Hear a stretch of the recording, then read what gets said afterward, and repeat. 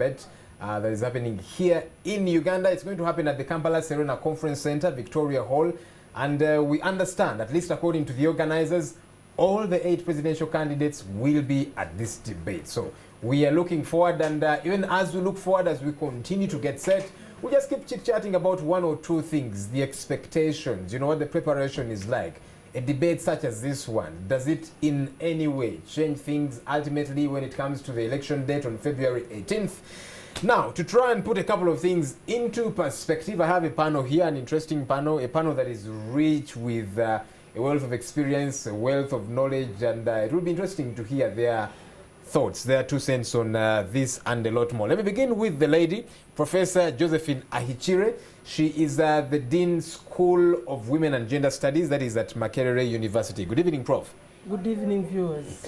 And then, of course, we have Julius Kapwepwe. He's not a new face here. He's the Programs Officer, Uganda Net Network. Julius, good evening. Good evening and good evening, viewers. And then Mr. Mwambusi and Devesa, somebody the other day was asking me whether you work here because they see you here quite a bit, which is a good thing. It's good to know you're adding value, but he's a political science don, he's a commentator, and a couple of other things. Good evening, Chief. Good evening to you and good evening you to the viewers. Let me begin with you, Mr. Ndebesa. A debate such as this one, do you see it being a game changer? And by game changing, I mean, what happens on February 18th?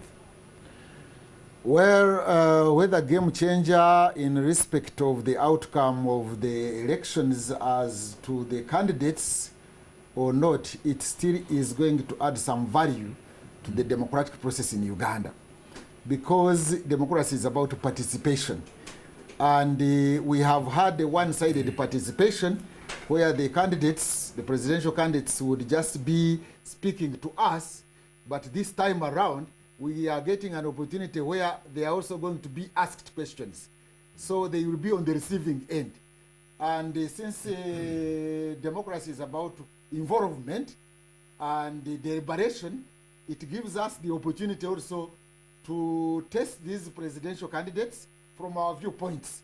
They have been inviting people to their venues. This time around, they are also going to be invited into other venues. And much more so, they are not going to be the ones to determine the rules of procedure. I think those organizers are going to determine the rules of procedure. So we want to see these candidates in an environment where they are in an invited space to test their emotional intelligence, to test their relational intelligence. Of course, most importantly, their cognitive intelligence, whether they understand these issues or not. But again, they are also going to give we are going to give them an opportunity to ask each other questions, to probe each other. And if all of them appear, there are those who have been mystified. I think this environment is going to demystify them, that they can also be on the same, they say, pedestal with the rest. So it could not necessarily lead to change as outcome of the voting, but it will definitely provide an opportunity whereby democracy is going to take a step ahead, at least some step forward, where presidential candidates can also be on the receiving end. Julius, when you look at the audience, the Ugandan audience, and of course we are going to have an online audience and a plethora of other people that will be watching this debate worldwide, but especially in Uganda, because that's where it matters. These are the voters here.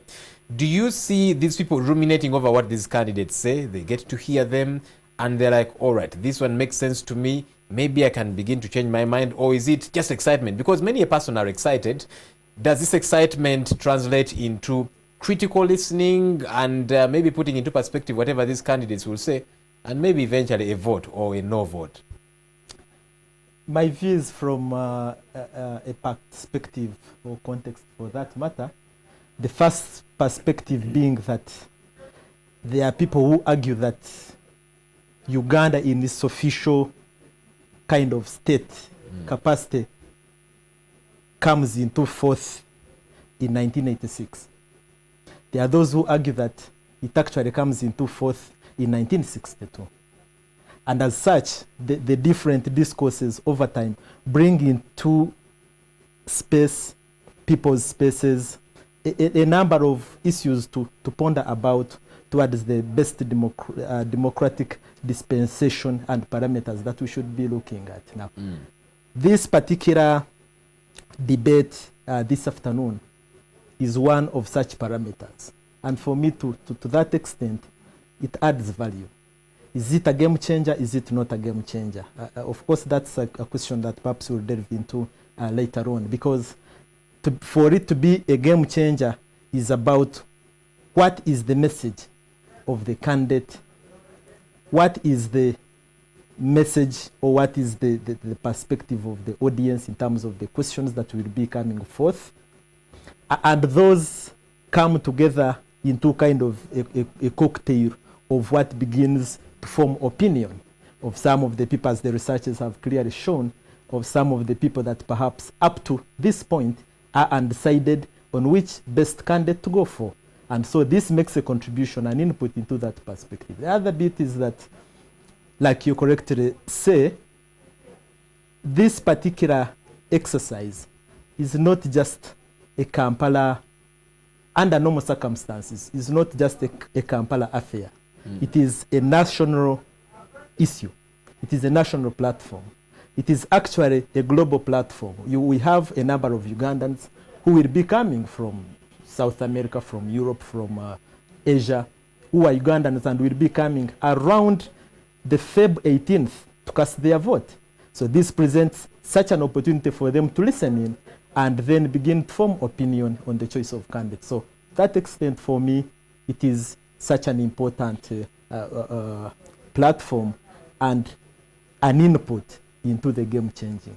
Professor Ichire, you're the Dean of the School of Women and Gender Studies. Do you see women picking interest in this debate? And I'll tell you why I asked that question. Truth be told, women much of the time, they are not as interested in political discourse, in political discussion such as this. If it's a political talk show, for example, you find that out of 10 callers, 8 are men, only 2 are women, you know, and that happens much of the time. Does a debate such as this one really resonate with them? And you know, there are more voters that are women than men. Yeah, thank you for that. I think that sometimes women are mystified. And if you say they are not interested in politics, just go to the villages and see who is at the rallies. Women are there at the rallies. They are there in their groups. They are there in meetings, meaning that they have an interest in what goes on in terms of the country's governance. But I think what we need to know is that over time, our kind of politics has really been masculine. You have this thing called I in our politics. I'll do this. If you don't do this, I'll do this. It is violent. It is masculine. Sometimes that turns away people who don't have that much power to actually engage in such politics. So in a way, you could be right that they don't seem to be interested, but you also need to look at the nature of the politics. In a way, if a rally is going to be violent, I'm not going to be there. If people are discussing individual agendas, if they are not putting policy agendas on board, I'm not going to call in to say this one is like this one is a wolf, this one is a cat. I will not be involved in that discussion. Mr. Ndebesa, the organizers of this debate have tried their very best to pick people from the different segments of society, as you might know it. We have politicians represented here, the diplomatic corps. We have borders represented at this debate. Among the 1,000 people that they picked to attend this debate, teachers, people from civil society and all. Is this audience, and I met some 2 people who were arguing over this. One was saying that this is just symbolism, that, you know, they're trying to show that everybody is well taken care of and so on.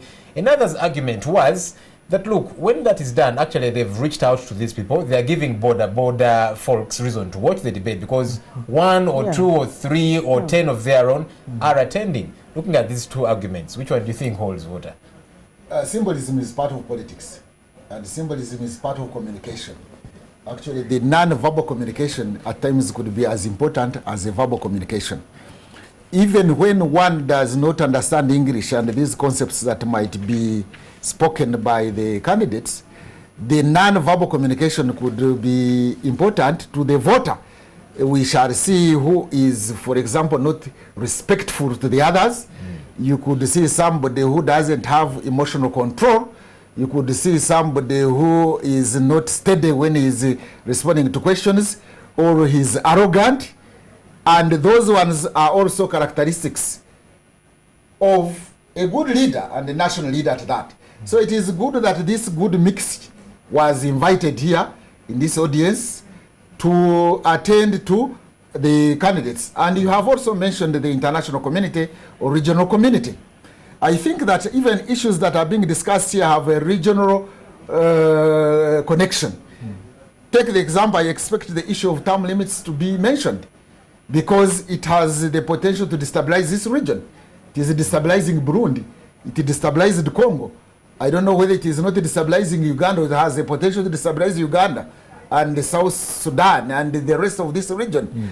They also need to listen into this one live in a debate where where candidates have the opportunity to ask each other, because even symbolically that the different candidates could come together and share the audience together is in itself very important. And I wish all candidates could turn up so that we have the opportunity to have all the candidates sharing a platform, sending a message that even the candidates are together, and therefore, please, if you have been thinking of killing your neighbor or your whatever, then you don't do that, because I saw candidates together. So symbolism in politics is very important, and that is why I would have expected all candidates to attend this debate today. Well, the organizers tell us that all the candidates have confirmed to attend. We'll continue this discussion in a bit, but for now, we'll just link to our reporter Suhail Mugabe, who is standing by at the Serena Conference Center, where the debate is going to happen starting 7 p.m. to give us an update of what that place is like, the preparations, etc., etc. Suhail Mugabe, good evening, and what update can you give us from where you are at?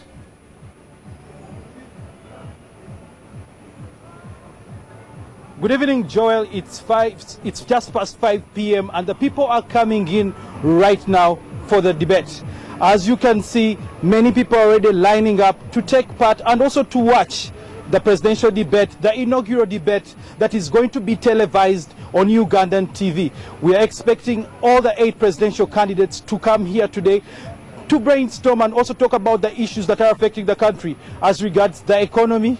Not only the economy, but also looking at the social welfare of the Ugandans as a whole, and also looking at the factors that are going to be doing with good governance and also the rule of law. Apparently, you can see that the red carpet is set, and we're expecting the presidential candidates to be coming in any minute. There's going to be a short cocktail session where the people are going to be interacting before the main debate, which is expected to kick off at exactly 7 p.m.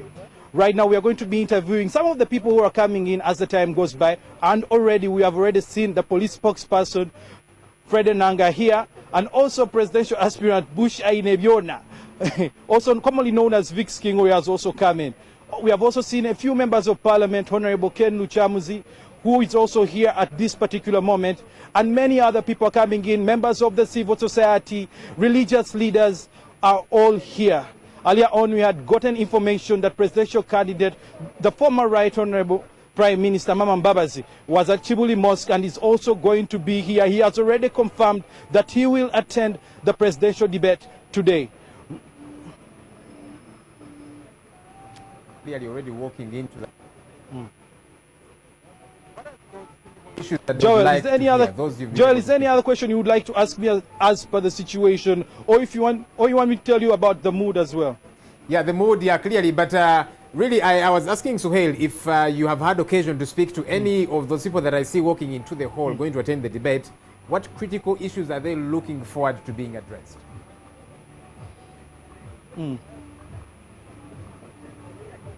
On the issue to do with the economy, there is the issue to do with youth unemployment. As we all know that here in Uganda, the issue of youth unemployment is one thing that is really affecting the youth. And as we all know again, the youth constitute the highest population. We expect that question to be asked. We are also looking at the Millennium Development Goals that had been set by the United Nations. We expect the people to ask the presidential candidates what they aim to achieve, and also Vision 2030. Where are we seeing Uganda in the next years to come, the next 15 years to come? If you're elected as the next president, what are you going to do for the Ugandans? That is what we're looking at this particular moment in time as regards the economy. But we're also going to look at the issues to do with social welfare. What are you going to do for the Ugandans as regards infrastructure development, medicine and food? So it is going to be quite an entertaining session, and we expect very many questions to be raised, not only by the people who are going to be in the debate and the moderators, but also the people who are there who are going to be participating on social media. We know that on Twitter, at UG Press Debate is the Twitter handle, and we also know that there's an official hashtag UG Debate 16. Thanks a bunch, Suhail Mugabe, for that update. Suhail Mugabe, who is standing by at the Serena Conference Center, where this debate is going to happen starting 7 p.m. We'll link back to him at some point to get an update of what will have happened between now and then. Many thanks, Suhail Mugabe. Pictures you see, those are live pictures coming in from the entrance of the Serena Conference Center, where the presidential debate is going to happen in the Victoria Hall. So there you are. We'll try and link back at some point. For now, let me get back to my panel here and we chit-chat over a couple of things. Julius, 3 critical issues are going to be debated over tonight. 1 is social service delivery, 2 is the national economy, and 3, the area of governance. Now, national economy, I know, is an area of your interest given your work background and so on. What do you want to hear? What do you look forward to hearing? Because I know that, well, some of the things they might address, some they might try and wriggle out of, but what do you look forward to hearing from these candidates? On the national economy aspects, for instance, there is a teething issue of unemployment, creation of jobs. And this is not just about the youth of Uganda. Yes, the youth, but beyond the youth as well. The issue of unemployment, which certainly comes through the strategies that a country like ours puts into place for productive investment, for beyond the perception that foreign direct investment, for instance, is the panacea for our own development here. And then with that we risk not looking at mobilization of our own local abilities here, including domestic mobilization of our resources here, including money that we can mobilize here domestically to finance our own national development. An example I could quickly give you is just take any case, for instance, in Teso in Karamoja. We've seen a lot of this, but also generally across the country. There are small, ordinary citizens groups called village savings and loan associations. You could say circles, but the small ones. And where people begin with just 100,000, in a space of 4 or 5 years, that kind of a small grouping has grown into millions. Meaning that if you have about 6 million, now you have the capacity to invest into a given enterprise. And maybe a given enterprise, say, rice packaging or milling, you do not have all the expert knowledge you need to run that kind of machinery, a Chinese perhaps made machinery or India. Therefore, you need to employ somebody who has been to school, for instance, with that technical capacity to run the machinery. You already have not only have you expanded the productive capacity of that kind of grouping that is putting their little monies together to grow, but also that you have created employment. So I would wish to see a candidate that ventures into that kind of, but also related to employment for me is really to take the discussion a little higher beyond merely having the so-called investors here and in some cases simply abusing our labor laws as a country, abusing our labor force as a country. We need, for instance, to open up to discussion for a minimum wage. And when we talk about the minimum wage, there are those who have argued that, you see, when you talk minimum wage, then you are scaring away investors. There is no scientific evidence to that effect. We, for instance, looked at United Kingdom as one of the many countries globally that has a minimum wage policy and applies it, implements it, of course implements it, there is no evidence that the growth or the lack of it, perhaps, in the case of the British economy, is because of the minimum wage. In fact, the minimum wage, when you look through the scientific studies that have been done, becomes a facilitator for advancement of the economy. If you have a certain labor force in your small farm somewhere, a factory or something else, and people have a minimum wage, not only do you increase their own safety, but also the productive and purchasing power capacity of those individuals and their respective households. If somebody has money upon which you can, buy an extra item, a mattress also, then you are encouraging the manufacturer of the mattresses on the other side to produce even more. And that has got a multiplier effect on the economy, and a positive multiplier effect on the economy. The mattress factory needs to use the electricity which is being generated at a cost. So that translates into overall economic advancement, as opposed to the current situation where, for instance, with no kinds of such laws, and also linked to the limited laws and application of the laws in some instances, of where people simply come here, generate money here, and chiffon it away back to their respective countries in the absence of the laws. So that is a big, that poses a big adverse effect on the economy. You make the money here, but it is simply repatriated 100%.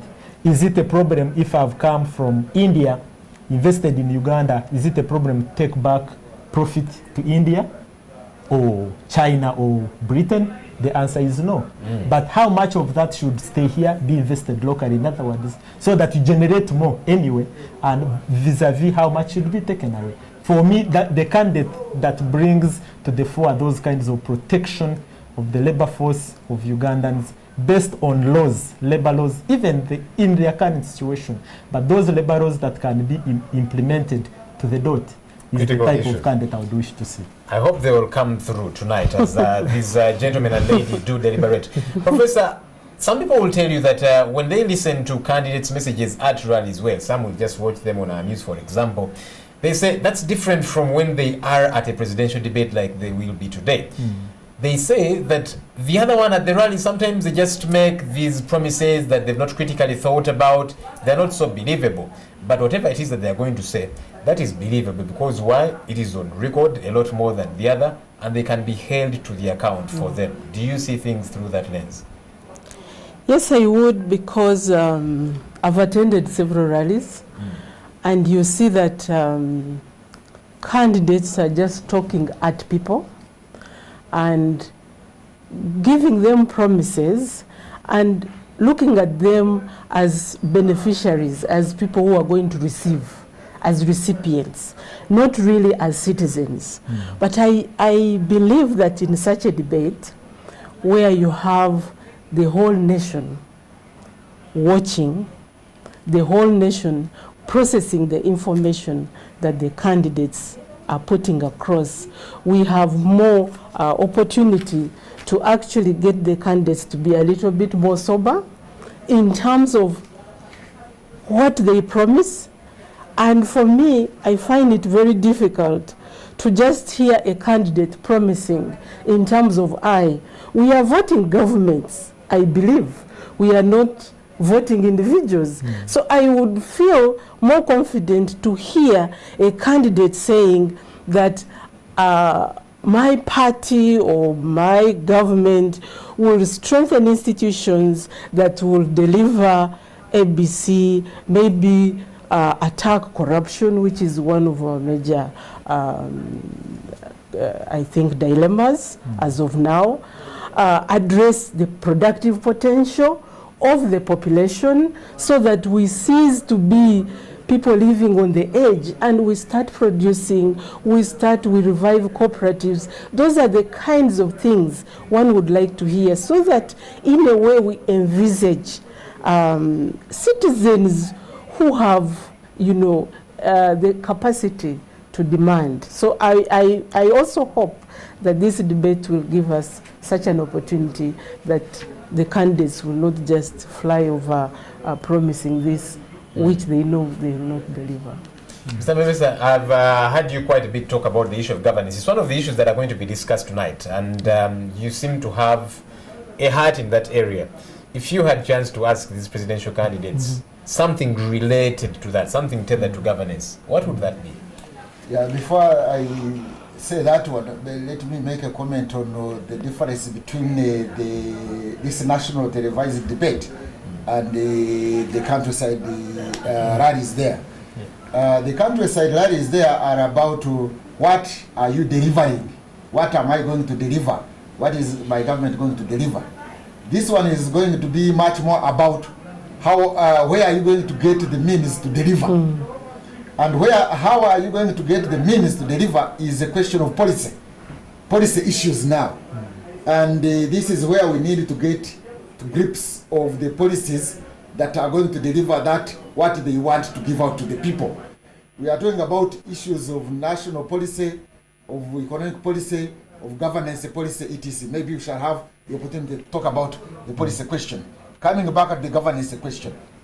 Whenever people are asked there, I have been listening, they normally say, we want water, we want circle money, we want fees reduced, we want this and that. And I could see that there is a big difference between the expectations of the people in the rural setting, the peasants, and the elites or the urbanites.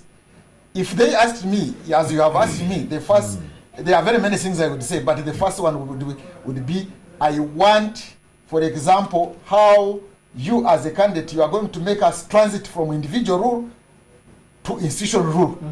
I would say, I want the question of term limits to be clearly spelled out. I want this political order, public order management bill. If you are, for example, candidate Besigye talks about giving power back to the people, but without elaborating how he's going to do it, and I imagine he would be talking about some of those satanic verses that are on our law books. In terms of governance, I would like to see access to justice. I mean, you have got a backlog of cases around. Access to justice are the issues that would be talked about, not delivering the goats and all that. We would be talking about issues of respect for the rule of law. That is what is expected at the national level. We would be talking about even international relations, but they say that one will be at another rally. We would be talking about issues of when they go there, they're asking for circle money. For me here, I would be talking about models of development. I would be talking about, in the past we have got the state-led model not delivering, it had problems. But even the market-led model has not delivered. If Uchumis could close, ShopRite is about to close, these private enterprises is about to close, and they have not delivered. What are you going to do? I would like to see how, for example, you are going to bring the state back, and how are you going to balance the state and the market so that they deliver. Those are the issues that we need to talk about at the national level. Issues even of environment. Those are the things that we need to be talked about at the national level. So policy issues which are going to deliver those handouts. Otherwise, if you simply say, we are going to do this, we are going to give you this, going to give you this, people don't have land. What is the policy on land? What is the policy on human rights so that these women and others can access land? To me, the promise, I have had many candidates promising, the issue of handouts have never developed a country anywhere in the world. We want issues of policy. If you are talking about these handouts of 10 shillings to be given to people, that's not the issue. The issue would be banks. The issue for the traders, let me give an example. The cost of doing business, electricity, can it be reduced? The cost of power, the cost of power, the energy, the cost of transport, the cost of capital. Those are the major issues through which then the other issues will be sparked off. All right. We'll just take a breather from this. We'll get back to this discussion, but we'll link back to our reporter Suhail Mugabi, who is standing by at the Serena Conference Center to bring us the latest from there. Suhail, what is the latest from where you are at?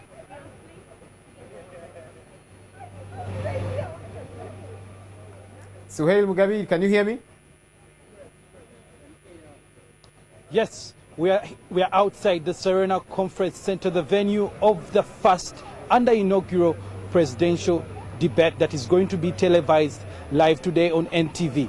And here, very many guests are coming in by the hour. As I'm speaking right now, there's one of the guests who has come to join us, Mr. Joseph Bosa, the Vice President of the Uganda People's Congress. Mr. Bosa, what do you expect from today's debate? Thank you very much.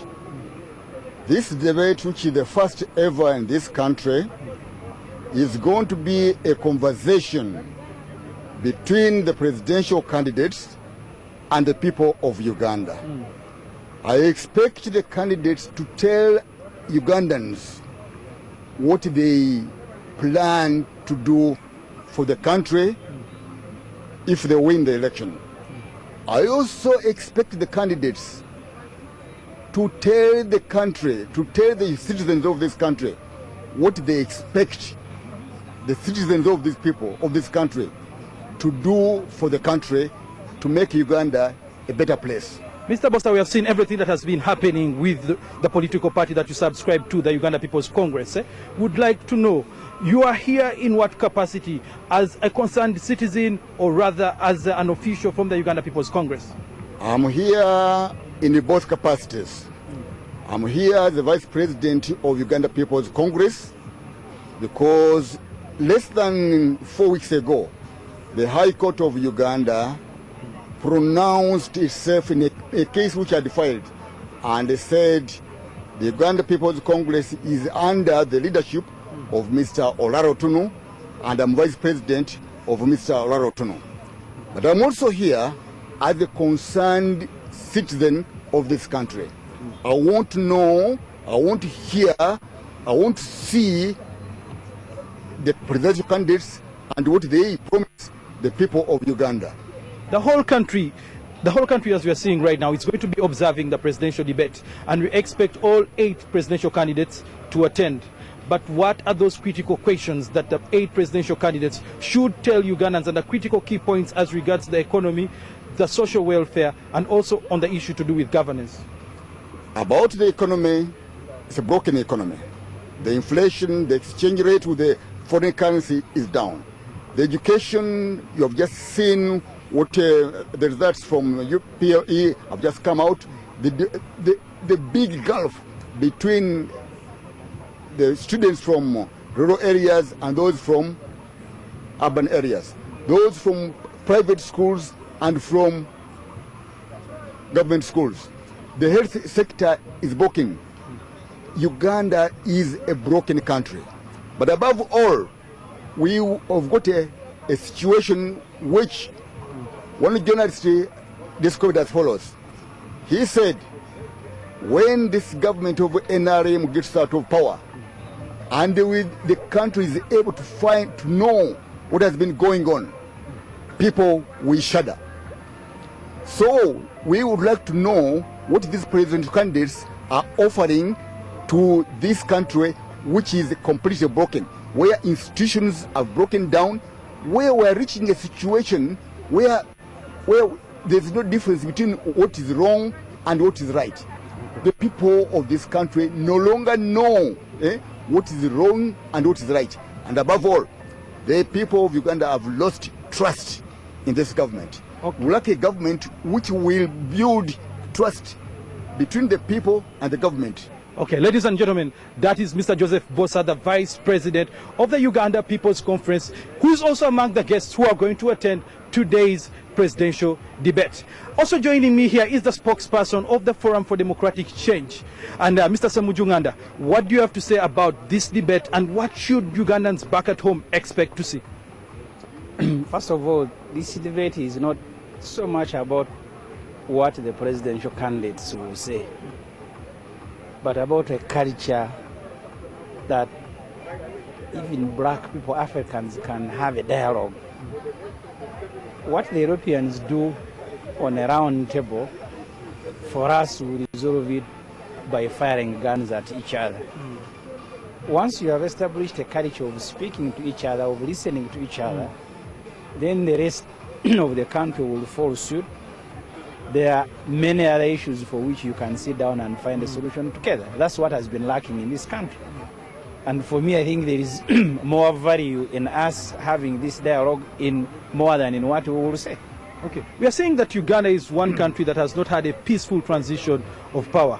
But now this debate is also the first time where we're going to see Ugandan presidential candidates coming together, standing on one particular platform, speaking their mind and also addressing the issues as they're being pointed out to them. What do you think of the political platform right now? You hope that this will not stop today, but it's a matter that we will repeat, from today onwards. Okay. Right now we also have Professor Vanashas Baryamureba, a presidential candidate who is also coming in right now to attend the presidential debate. You're the first presidential candidate, Professor Baryamureba has come. What should you tell us? It's a debate about the issues affecting this country. Yeah.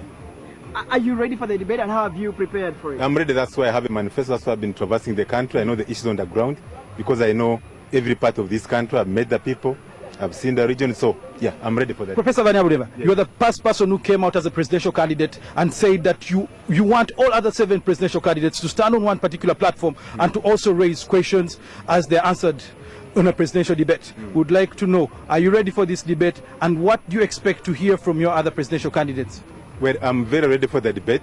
What I expect from them is addressing actually the national issues other than personal attacks. Yeah, so I'm very ready. Vanashas Baryamureba, Professor, President Joel Museveni is not coming. When you were in Soro, I think Katakwi, you said, well, if President Museveni doesn't come, then it doesn't make sense. So even if he sends a representative, I will not debate. And you are here. So what is your feeling in President Museveni's, saying he's not coming for the debate? No, first of all, I want to correct you. That is not what I said. I said if any candidate sends a representative, I not attend that debate because it says to be a presidential debate. But if a candidate misses the debate, that's fine. As long as we have 2 people at the very minimum, I'll attend that debate. And I also made it clear to my friend Kizabich and others that they should come to the debate. When Museveni is in the debate, then we shall be looking at the person who is the best candidate to be president of Uganda when you assess us according to the debate. But if Museveni is not there, then we're able to get the best opposition candidate, out of this debate. Yeah. This is the first televised presidential debate we are seeing in our country, Uganda. A country that has never seen a peaceful transition of power. What do you say about the democratic toll of the country as regards the debate and also as regards the electoral politics that we have in the country per now? You see, I'm here for that very, very reason. Because if you look at me, I'm just 47 years old. So I'm between 0 and 47 and 94. So I'm somebody who can cause a transition. You have to remember that in this very debate, we have 4 historicals, what we call the NRA Bush War heroes of 1986.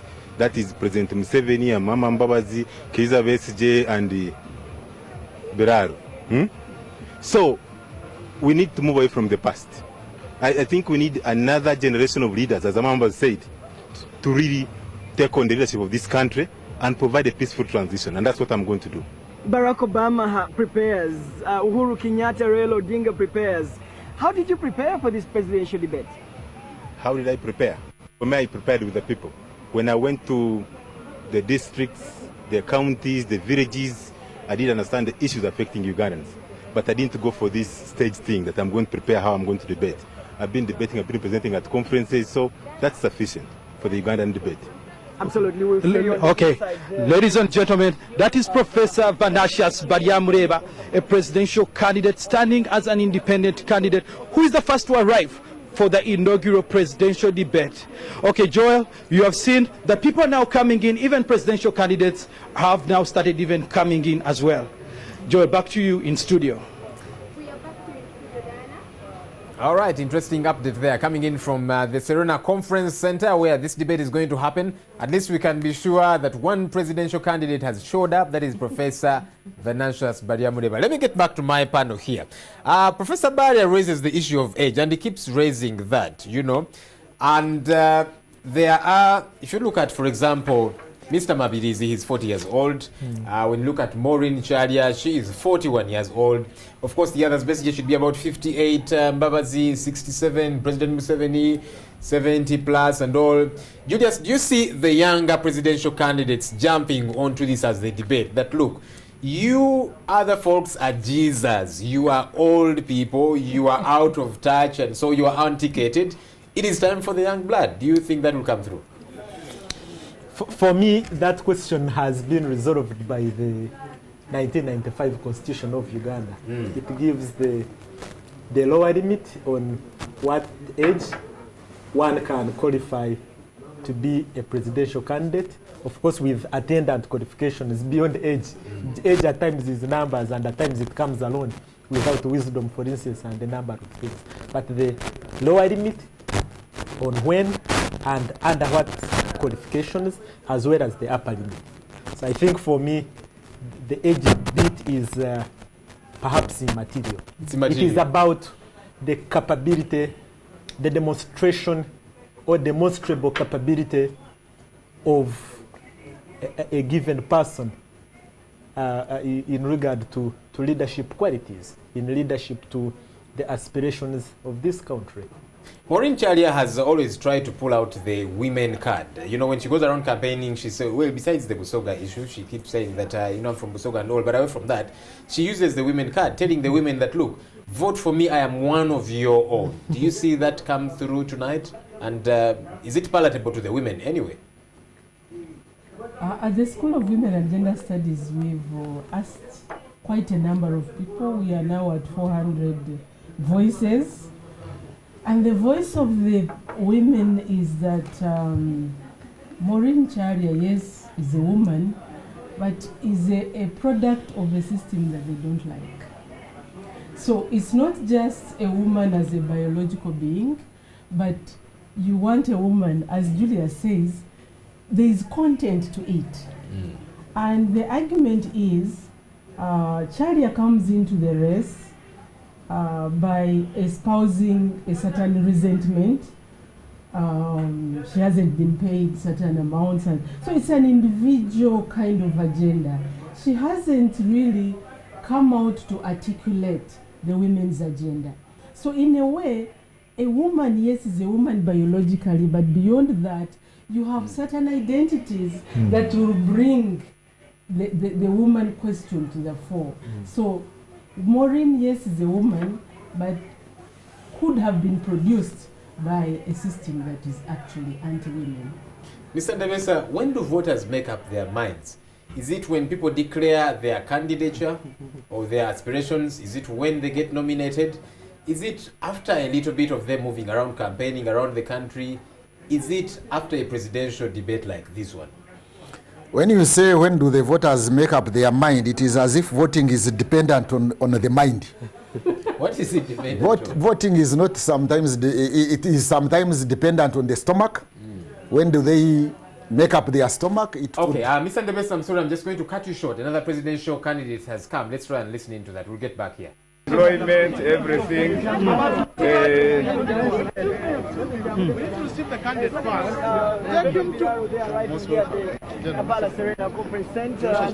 Here's Major General Benon Biraro, another presidential candidate who's coming in right now. We know that he's going to be here as we speak right now. And he's the second presidential candidate to arrive after Professor Albanasius Bariamureba. We expect him to be here to give us his other update and issues that he's going to be talking about as we talk. Well, here's fine, here's fine. You know that Retired Major General Benon Biraro, you are here for the presidential debate. You are the second presidential candidate to come here. What are we expecting to hear from you as a presidential candidate? You are expecting to hear from me my manifesto, which encompasses many things. I am going to tell the nation about the unity government that I hope to form, because we have been having a lot of trouble for the last 30 years under the movement system. So it is time to reorganize in the after this coming elections, and it's kind of a referendum. That's what, for peace or for conflict. So I am for peace. This is what I'm coming to tell Uganda. What presidential debates have been out there in the European countries and also in America as well, where we see that people tend to shy away from the issues and then they go to personal attacks. How are you planning to phrase your presidential debate today as you talk to some of your colleagues? No, I will respond to the questions as they come. That's all. If they are hostile, I would say don't be that bad. Certainly, Yes. we know that you come from an army background, and one of the questions that may pop up is the role of the army in the political process. What would be your view on that? No, when you retire, you become a civilian.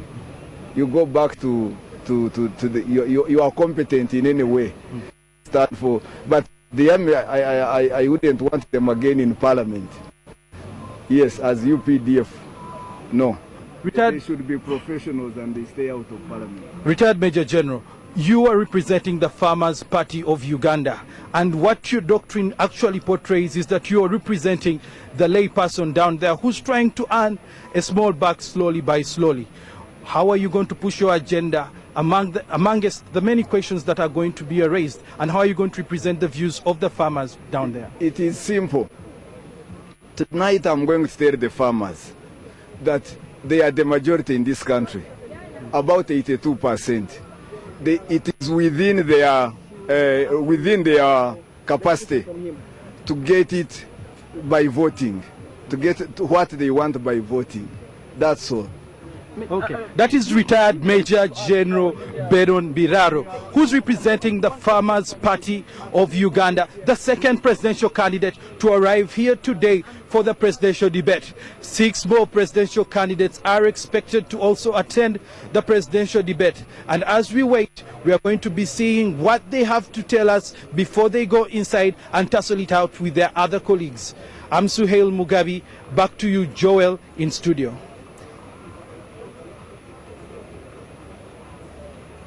All right, there you are. The countdown is on, and the second presidential candidate has arrived. Retired Major General Benon Biraro of the Farmers' Party of Uganda, a gentleman that prefers to call himself Mr. Maputo. We'll keep doing the countdown, and we see how things go. Mr. Ndebesa, I cut you short, and you were telling us about when you feel voters get to make up their minds about who to vote. I was just saying that what determines the voting characteristics or the voting behavior of the population out there. There are very many factors. One of them, it could be bribery. Another one, it could be fear. It is not what is on their mind, but yeah, it is on their mind. They are fearing. They are fearing the future. If the future is uncertain, their behavior, and that one may have been determined long ago because of that fear, unless that fear is removed. It could be their ethnic background or regional background. It can also determine their voting behavior. So there are very many their voting behavior. But when you say that one, you need to disaggregate it and see which group. I want to imagine that the elites, most of them may not have actually made up their mind, and a debate like that one can influence their voting behavior. But the people out there in the countryside, they may have made up their mind, or they may not have made up their mind, but this one may not also be the most important. What is most important is not even them making up their mind, but the way they are mobilized. You know, mobilization is not education. It's not civic empowerment. Mobilization is actually, as the name suggests, literally somebody lifting you to go and vote. So it will may be determined, the way they vote may not be their mind, but how they will be organized, mobilized, either through financial inducement or through some of the opinion leaders.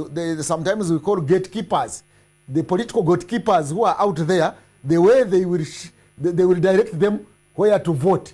That might determine how they will vote. So it is not so much the mind of Ugandans that determines their voting or their voting pattern, but it could be other factors other than their mind.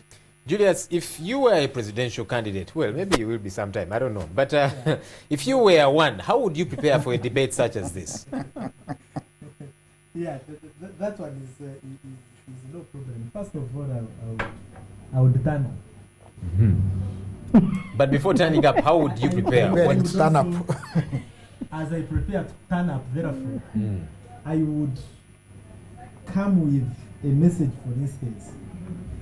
Look at the structure of our economy, look at the structure of our society. I clearly see, at least I've had an opportunity to move across Uganda. Uganda is an agricultural dependent country, directly on the farm and indirectly on the farm. Therefore, for me, the message I would have, for instance, is promising and delivering, and for that matter, promising to deliver a road like, say, the 229-kilometer road of which has been promised for a number of times now. Oruyo, Anaka, Buru, Achoribu, Musingo, Kitugu. You see, it's such a road that cuts across northern section of Uganda, and therefore opening up that kind of section for wider access and access of the agricultural related products, and generally opening up trade. And of course, that would be backed up by creating other attendant facilitators so that kind of facility is used. So for me, that's the kind of message that I would come with, and therefore would ask Ugandans as such to look out for those types of candidates that would deliver certain strategic projects that can facilitate the country to move to the next level. All right. Of course, that itself has to be linked with other attendant factors like the issue of land, the issue of inclusive access to finances for Ugandans to be able to do certain enterprises and go to the next level. All right, we'll get back to this discussion in a bit, but we just want to take a look at something. This is a story that we showed you a couple of days back, the history of presidential debates. How did they come to be? Eventually here in Uganda, we are going to have our very first, but let's take a look at this. You can't say if another one of these... This is what's wrong. I mean, this is what's wrong. Election debates on media started at party primary elections level in the United States of America. Remarkably, 1858 opened what would later be a prerequisite in US elections. Republican Abraham Lincoln and Democrat Stephen Douglas both vied for the Illinois Senate seat. The two politicians took on each other in a debate that had no moderator. Lincoln spoke first, Stephen next, then Lincoln, and then Stephen. The two held 7 debates in 7 towns. Stephen won the race. However, in 1860, the two men were nominated for the presidential race. They didn't debate again as expected. Lincoln won the race to become the 16th president of USA. Debates would not feature again until in 1940. Then Republican Wendy Wilkie insisted to debate with incumbent President Franklin Roosevelt, but Roosevelt refused. So, an incumbent ducking a debate is not a new thing. In 1948 and 1956, major parties continued to hold debates in their primaries until in 1960, when Democrat John Frederick Kennedy and Republican Richard Nixon accepted to participate in a live debate on WBBM TV. They had 2 other debates the same year, attracting about 69 million viewers each time they debated. I come out of the Democratic Party, which in this century has produced Woodrow Wilson and Franklin Roosevelt and Harry Truman, and which supported and sustained these programs which I've discussed tonight. Debates did not happen again until in 1976. Since then, although not a constitutional mandate that presidential candidates should debate, the practice became a ritual in US presidential elections. Research about such debates indicates that they mainly work well in the case of undecided voters. A candidate who stays away from such debates could miss opportunity to convince the undecided and win them over to his or her side. In February 2006, Uganda had the first presidential election debate, but it didn't meet the expectations of many. Museveni never showed up. He sent the then head of media center Robert Kabushenga to represent him. Likewise, FDC's Kizza Besigye sent Betty Kamya. DP's Sebana Kizito chose to proceed with his campaign trail in Adjumani. PDP's Abedi Bwanika and UPC's Miria Kalobote were the only candidates present to debate with representatives. Fast forward, there are 3 main contenders in the 2016 polls. Since the declaration by the former Prime Minister Mama Mbabazi to stand for the presidency, Political commentators have put it that he took some NRM supporters with him, leaving others undecided whether to support him or Museveni. It is these undecided voters that these candidates could seek to appeal to. This time still, Museveni has kept many guessing till the last minute whether he would attend or not after stating he had a busy schedule. However, he has not withdrawn formally. Besigye has also stated he will not attend a debate if Museveni stays away. Then we cannot have a debate alone.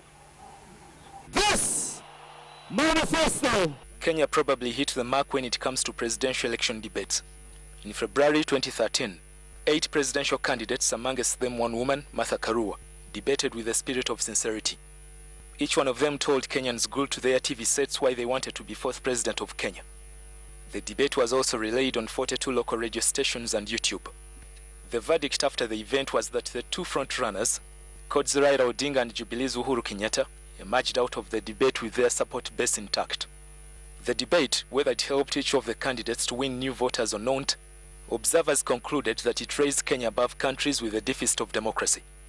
Last year in the UK, the organizers of a head-to-head debate, so close to the May 7th polls, also found themselves treated to a series of political acrobatics by Prime Minister David Cameron as he sought to avoid committing to the proposed TV debates. He eventually did and outperformed then Labour Party leader Eddie Miliband.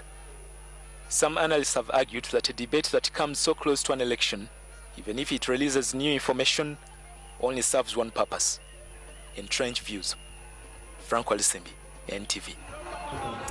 Interesting, looking at the history of presidential debates. We are happy that we are having a very first live TV debate. Let me get back to my panel. Professor, I know as somebody that has tutored for quite a bit of time, you lecture and so on.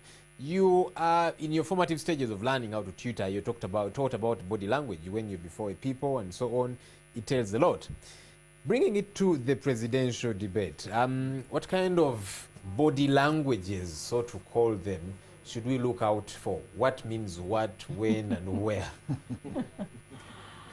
I think you can't predict and you can't preempt, but definitely you can tell the respectful body language as opposed to one that is dismissive, either to the moderator or to the audience, in terms of how they respond and how they treat the questions that they've been asked. You can also tell a person who is serious and a person who is in what we call katemba.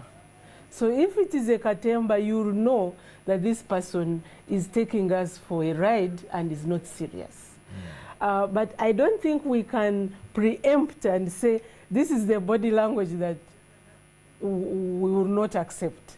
In a way, you have the normative values of respect, of a person being knowledgeable, a person having some level of honesty and integrity, and that therefore you use those as you look at the person to say, this is the kind of person that I would like to for a leader. Is it too important for viewers? Do you think we pay close attention to that? We do, we actually do. And sometimes we see our leaders having a violent disposition, and that worries us so much, because that means that it's a sort of do or die game, and the country is secondary to their individual agenda. So if you see that, you can know that a person can easily give in to violence, as opposed to a person who has the country as the first priority and therefore gives it the content it deserves. All right, another presidential candidate has arrived. That is Maureen Chalia. Let's see if we can listen in at some point. So far it is 2, and that is number 3. We have seen Professor Venatius Bariamuleba arrive, and all right, let's listen in.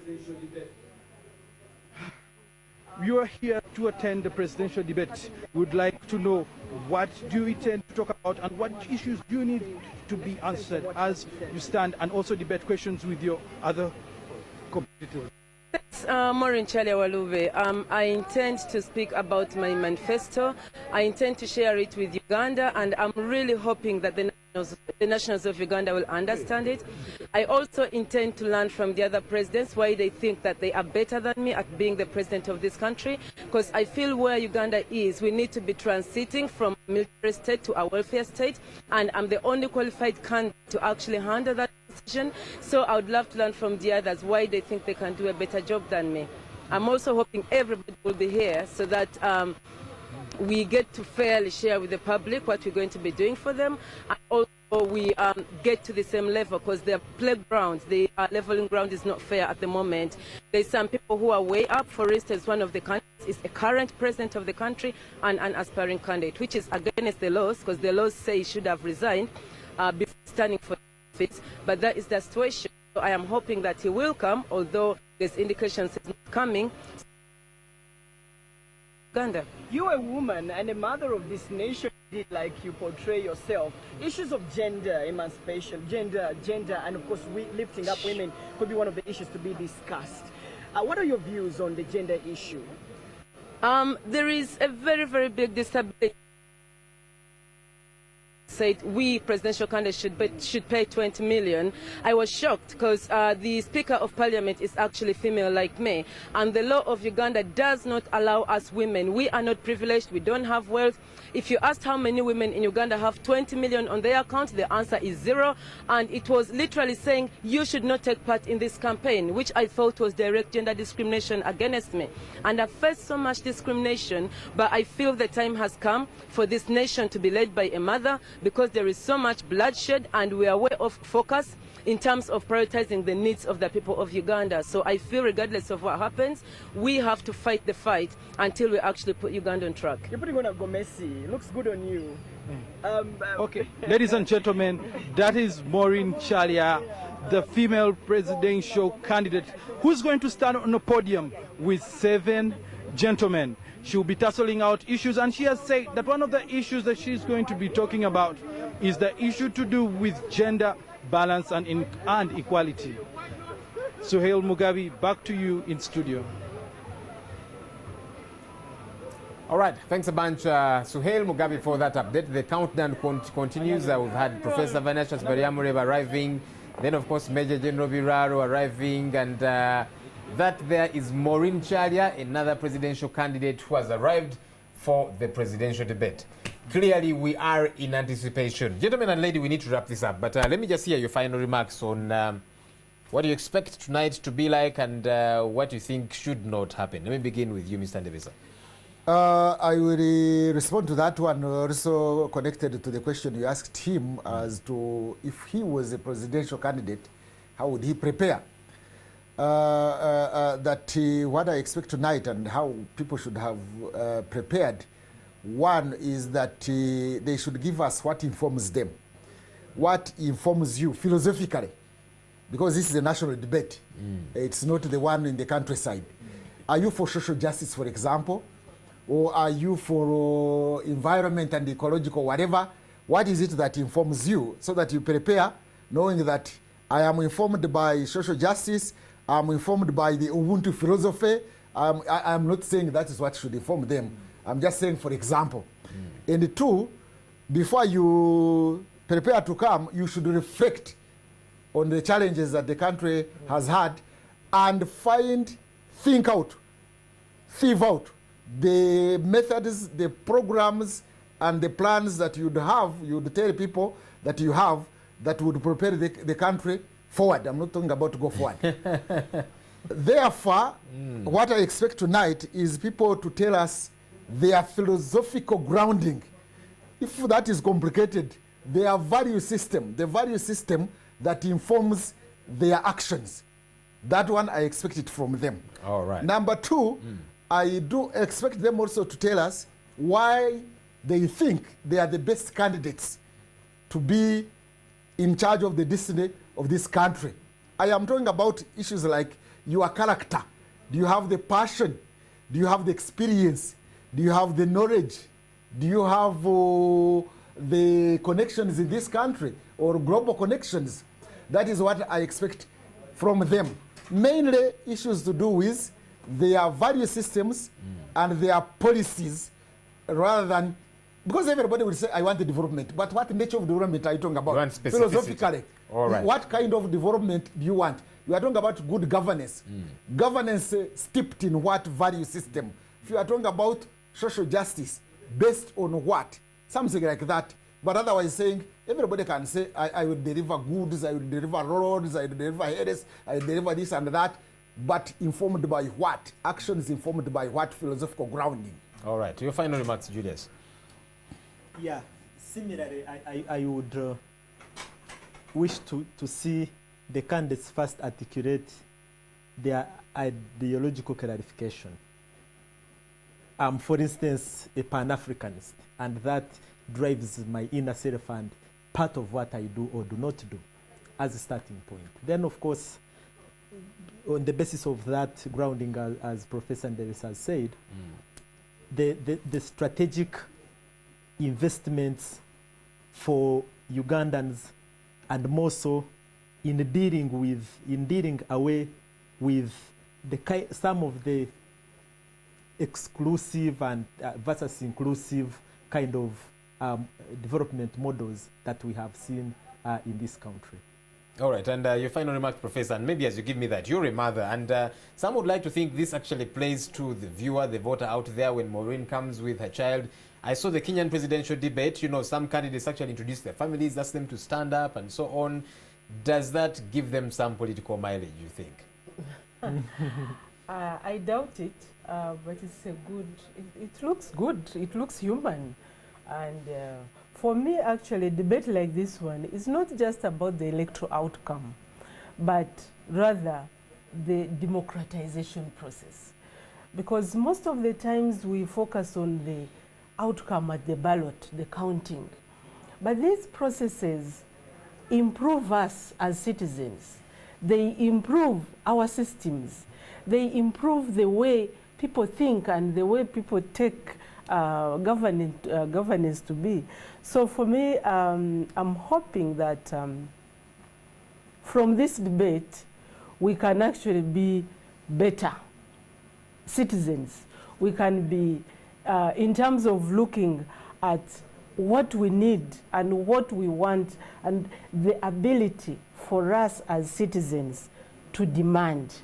When I saw my friend saying what I can do for them, I think Ugandans need to demand that honestly enough is enough about handouts. Handouts only debase people. In Mbale, people said, how can we be reduced to 1,000 shillings? You see, handouts debase citizens. They don't build them.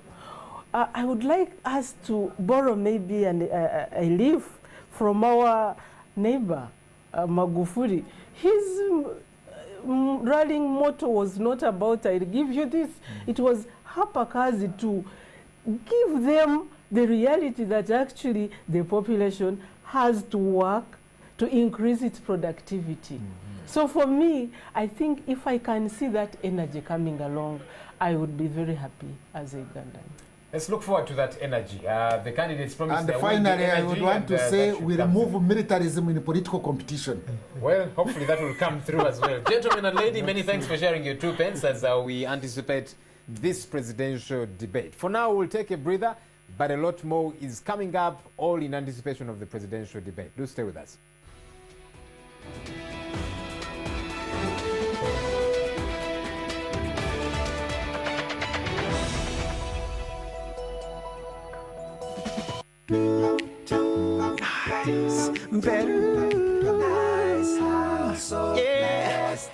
Make every moment a nice moment with nice, It's always been a part of me, a part of life, It is something nice to everybody's life. Nice House of Plastics. Make every moment a nice moment.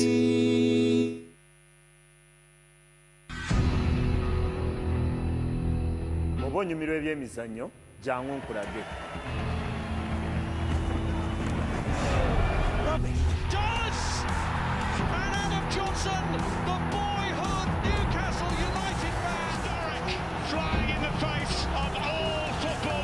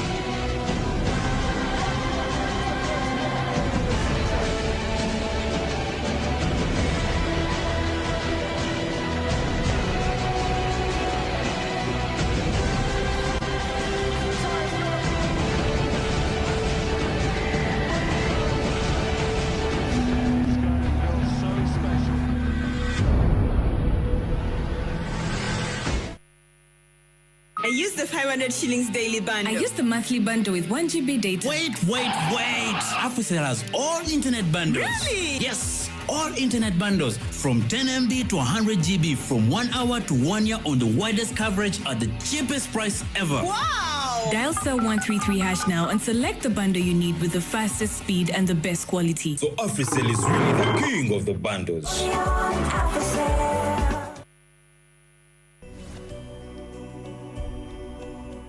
As a youth, let's participate in promoting peace, in participating in elections, in participating in giving advice where necessary, in listening to the candidates, vote wisely. Let's not see the selfish interests of the candidates. Let's see the candidates who can perform and deliberate to the service of this country. We think that as youth, let's not accept to be used, but let's be the people who are going to give a very good, wonderful result at the end of the day. Thank you so much.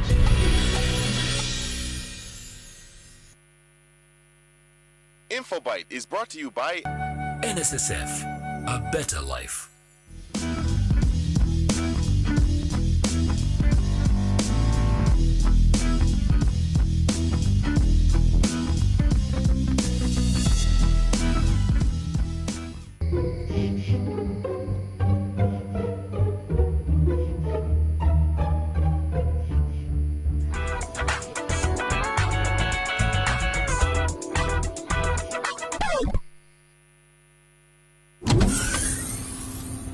Mountain Dew has always been for the extreme, yet that is still not enough. Being extreme is about taking it to the next level. That's exactly what's been done to the Mountain Dew pack. Now, introducing Mountain Dew in the new Extreme Grip Pack.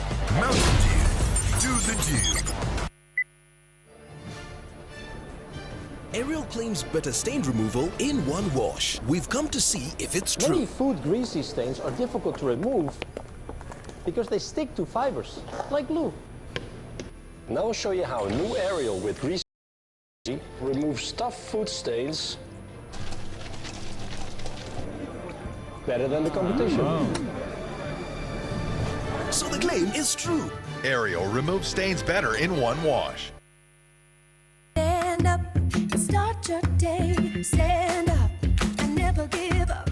But on those days I suddenly can't stand up. Make it change, time's up. No more petitions, stand up, stand up. Always absorbs in 1 second. No stick, no check. With this liquid locking trap. Stand up, no doubt, stand up. Stand up, can make a change. Stand up, reach high. Stay happy always. Santa Lucia's in my soul, got me singing. Tastes so good, feels like walking in heaven. Santa Lucia's always there when we need it. Come on, everybody, gotta taste it to believe it. Twist it, taste it, enjoy it. Twist it, taste it. Santa Lucia, you've got to taste it to believe it.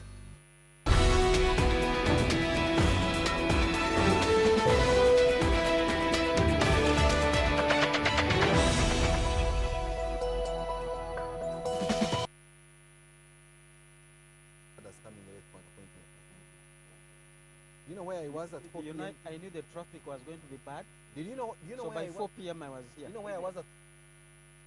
The boardroom.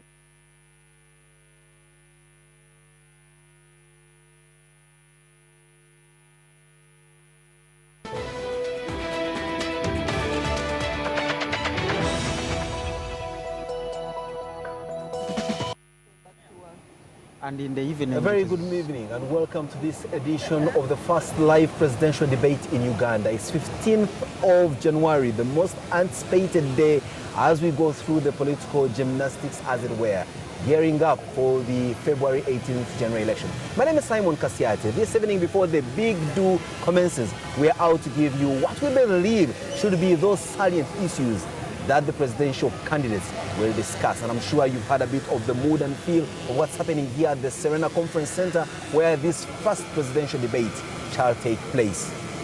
To give you a bit of what's happening, just bring you up to speed before I introduce the panelists with whom we'll have this discussion before the debate. 3 presidential candidates so far have arrived, and that's the only lady in the presidential race, Maureen Charia, who arrived not so long ago. Before that, we had the arrival of Major General Beron Biraro of the Farmers Party, and of course, Professor Vanessius Bariamureva. Now, let's not forget that the other confirmed presidential candidates for this debate, Mr. Mabirizi, the Honorable Amama Mbabazi, Dr. Kiza Besigye, are said to be on their way. Still, the news about whether President Museveni, the incumbent president, also presidential candidates representing the National Resistance Movement, will be coming, we have not yet a clue. Suffice to say, I have with me a lady and gentleman with whom we're going to have a conversation with regard to what the expectation should be with regard to the issues that should be discussed and nailed on the head by these presidential candidates in this debate. Of course, we know what the issues are that are afflicting us, but will they do justice to these issues? Irene Ikomu, you are the coordinator for Parliament Watch. Parliament Watch, I am told, is a non-governmental organization which, for all its intents and purposes, is like the word and name describes. Yes. You watch over Parliament. You have an eagle eyes over Parliament. You listen in, you write everything, and you then pass on that information to policy makers and all such. Good evening and welcome to this show. Thank you for having me. It's good to be here. As always, Fred Muhumza, doctor, you are a research and policy specialist, but I also know you as a quintessential economist. I know certainly you'll be most interested in seeing how the presidential candidates will nail the issue of the economy. I am going to be watching. I'm going to be actively involved with my mind, body, and soul. Tremendous. Starting with you, Irene, of course, as usual, sorry, it's ladies first, and I hope that the presidential candidates on the podium will do justice to the only lady on the podium for the debate. You are mainly very interested in issues governance. Just from an onset, what is your expectation with regard to the issue of governance? You believe, never mind the fact that we have a limited amount of time for this debate, that the issue of governance, which for the most part has bedeviled this country, will be given the justice it deserves? Well, I mean, I know we have very good moderators, and I know that definitely the questions of governance are going to come up, and hopefully the panelists will be able to do justice to governance in this country. You see, this particular debate is important because as a country, we've never had a peaceful transition. Yeah? Mm-hmm. And so when we're in a scenario where we have multiple panelists and we're having a debate on governance, one of the questions is, what does a peaceful transition look like for this country? Yeah? How do we debate that? How do we move around that? And when you look at the manifesto, so and I've had a chance to look at all the manifestos I've been able to access. I've had a chance to look at the NRM manifesto, the Go Forward manifesto, FDC manifesto, Professor Bariamureva's manifesto. And when you look at these manifestos, there are questions that are raised by non-ruling party manifestos about governance and transition. And Go Forward addresses this very, very intensely in their manifesto. Because I was about to ask, does the NRM manifesto pretend about transition? Do they even know what transition is? The NRM manifesto is very interesting because the NRM manifesto is like their slogan. It's about steady progress. It focuses on the achievements they have had and focuses on what areas they're going to improve without proposing any drastically new ideas. Handing over to Dr. Fred Muhumza, of course the NRM government will taunt itself for having put in place a steady macroeconomic environment in this country with steady economic growth, as we see from the rosy figures that are always announced every so often. Yet the opposition seems to think that economic growth, as per the figures that we see, does not necessarily translate into development. And they keep saying that this country may be growing economically, but there is no development per se. How much of that do you think is going to come out of that debate in terms of articulating exactly what these people mean? I think it's not just the opposition to mention that. Going down there, every presidential candidate has been amazed by what they have found, that the growth has not collated down to the common person. And economics is about people. It's not just about economics. It's about people in their daily lives. Can they access the health services? Can they access the education? But that is where the rubber meets the road. I love that. So when you talk about macroeconomic stability and the poor person cannot buy a dose of malaria, they cannot afford the 3 meals a day, the child cannot afford to walk to school and find a teacher in that class, that's not the economics you want to be talking about. So I want to hear them go beyond macroeconomic stability And I don't want any of the other candidates to come and be complaining about the debt, the exchange rate. People don't eat those things. What they eat is the real. Somebody is concerned down there. Even some people, we have people losing their land to land grabbers today. That is all economics. But Fred and Irene, one of the things that continues to puzzle me when we have these discussions is that candidates or political players are always quick to point out what the challenges or the problems are. They, in fact, many of them are so good at prescribing solutions, but they fall short of telling us how they will arrive at the solutions. What do you expect from the presidential candidates when they step on that podium to nail with regard to the issue of how? And let's start from the economic point before we go to the governance issue. I actually want to, you've just literally come up with a very good idea that I'm looking at. I'm a fan of African fires. You see them, they burn and you think everything is dead. Come back 2 weeks later, the grass is back. So I think people like quick assessments and they rush through, but they lack the passion that will actually analyze the real nitty-gritty issues that fix the problems. So it is easy to say, I will pay the teachers. Teachers don't come to school to earn a living, that's their side. The rest of us are looking at the service they are going to deliver. So how are you going to equip the teacher to actually do their work so that you are paying for value and the teacher is happy, later on not to remember the salary they earned, but look at this child and say, you see that consultant, you see that doctor, you see that pilot, I am the one who taught them in P3. The teacher has forgotten even what his salary level was, certainly, but he's proud to say, those are my people. So where is the passion of these presidential candidates in dealing with these issues? You don't just want to fix the health system. Every mother who dies in there, I want to see a passion. The thing that made President Obama cry when he was talking about gun violence. You know, you're talking about people killing each other, and he's so passionate he couldn't hold his tears. In Uganda, it's just another statistic. I don't want to see that anger. Perhaps this time you're looking forward to ensure to a situation where, with so much passion and candor, the presidential candidate perhaps breaks down in tears as they describe. Because it is passion that sustains your determination. Anger just takes you through, and you say, I'm angry with this kind of thing, but passion will see you go through the 100 days, the 2 years, the 5 years, and even when you come back to say, people, give me another 5 years, we will be saying, yes, you deserve it, because passion is still there. And Irene, the NRM government, just before you adjoin in there, has a multiplicity of governance institutions, or call them anti-corruption institutions. Of course, when you talk about the governance question, the most sticking malpractice is corruption. We've got the IGG, we've got the parliamentary committees that play an incredible oversight role, we've got the CID department in police, we've got, you know, everything, including a very versatile media that is out hunting for any loophole, any money that goes down the cracks. That is the how on how fighting corruption should be done. But sadly, the results don't speak to how much how is in place. How much how are you expecting from these presidential candidates? What else will they do more than what has already been done? Well, I mean, and it's interesting because when you do the analysis on corruption in this country, what we have should be enough to fight corruption. We have the right institutions, we have the right legal framework, but they're not working. I mean, and we've just had some of the biggest scandals. You know, you have the pension scam, you have the standard gauge railway, which has been evaluated to be $2 billion, but has been put at $8 billion. You know, that's, I think, the biggest scandal we have so far. And it's interesting that you find some commitment again in the manifestos by the other presidential candidates on corruption. So, for example, FDC goes back and restates that they want to withdraw property for people who are implicated, right? Now, Go Forward proposes that same thing, but goes forward, but goes further and says, goes further. Goes further in saying that anyone who is implicated in a corruption scandal must resign, which I think is interesting.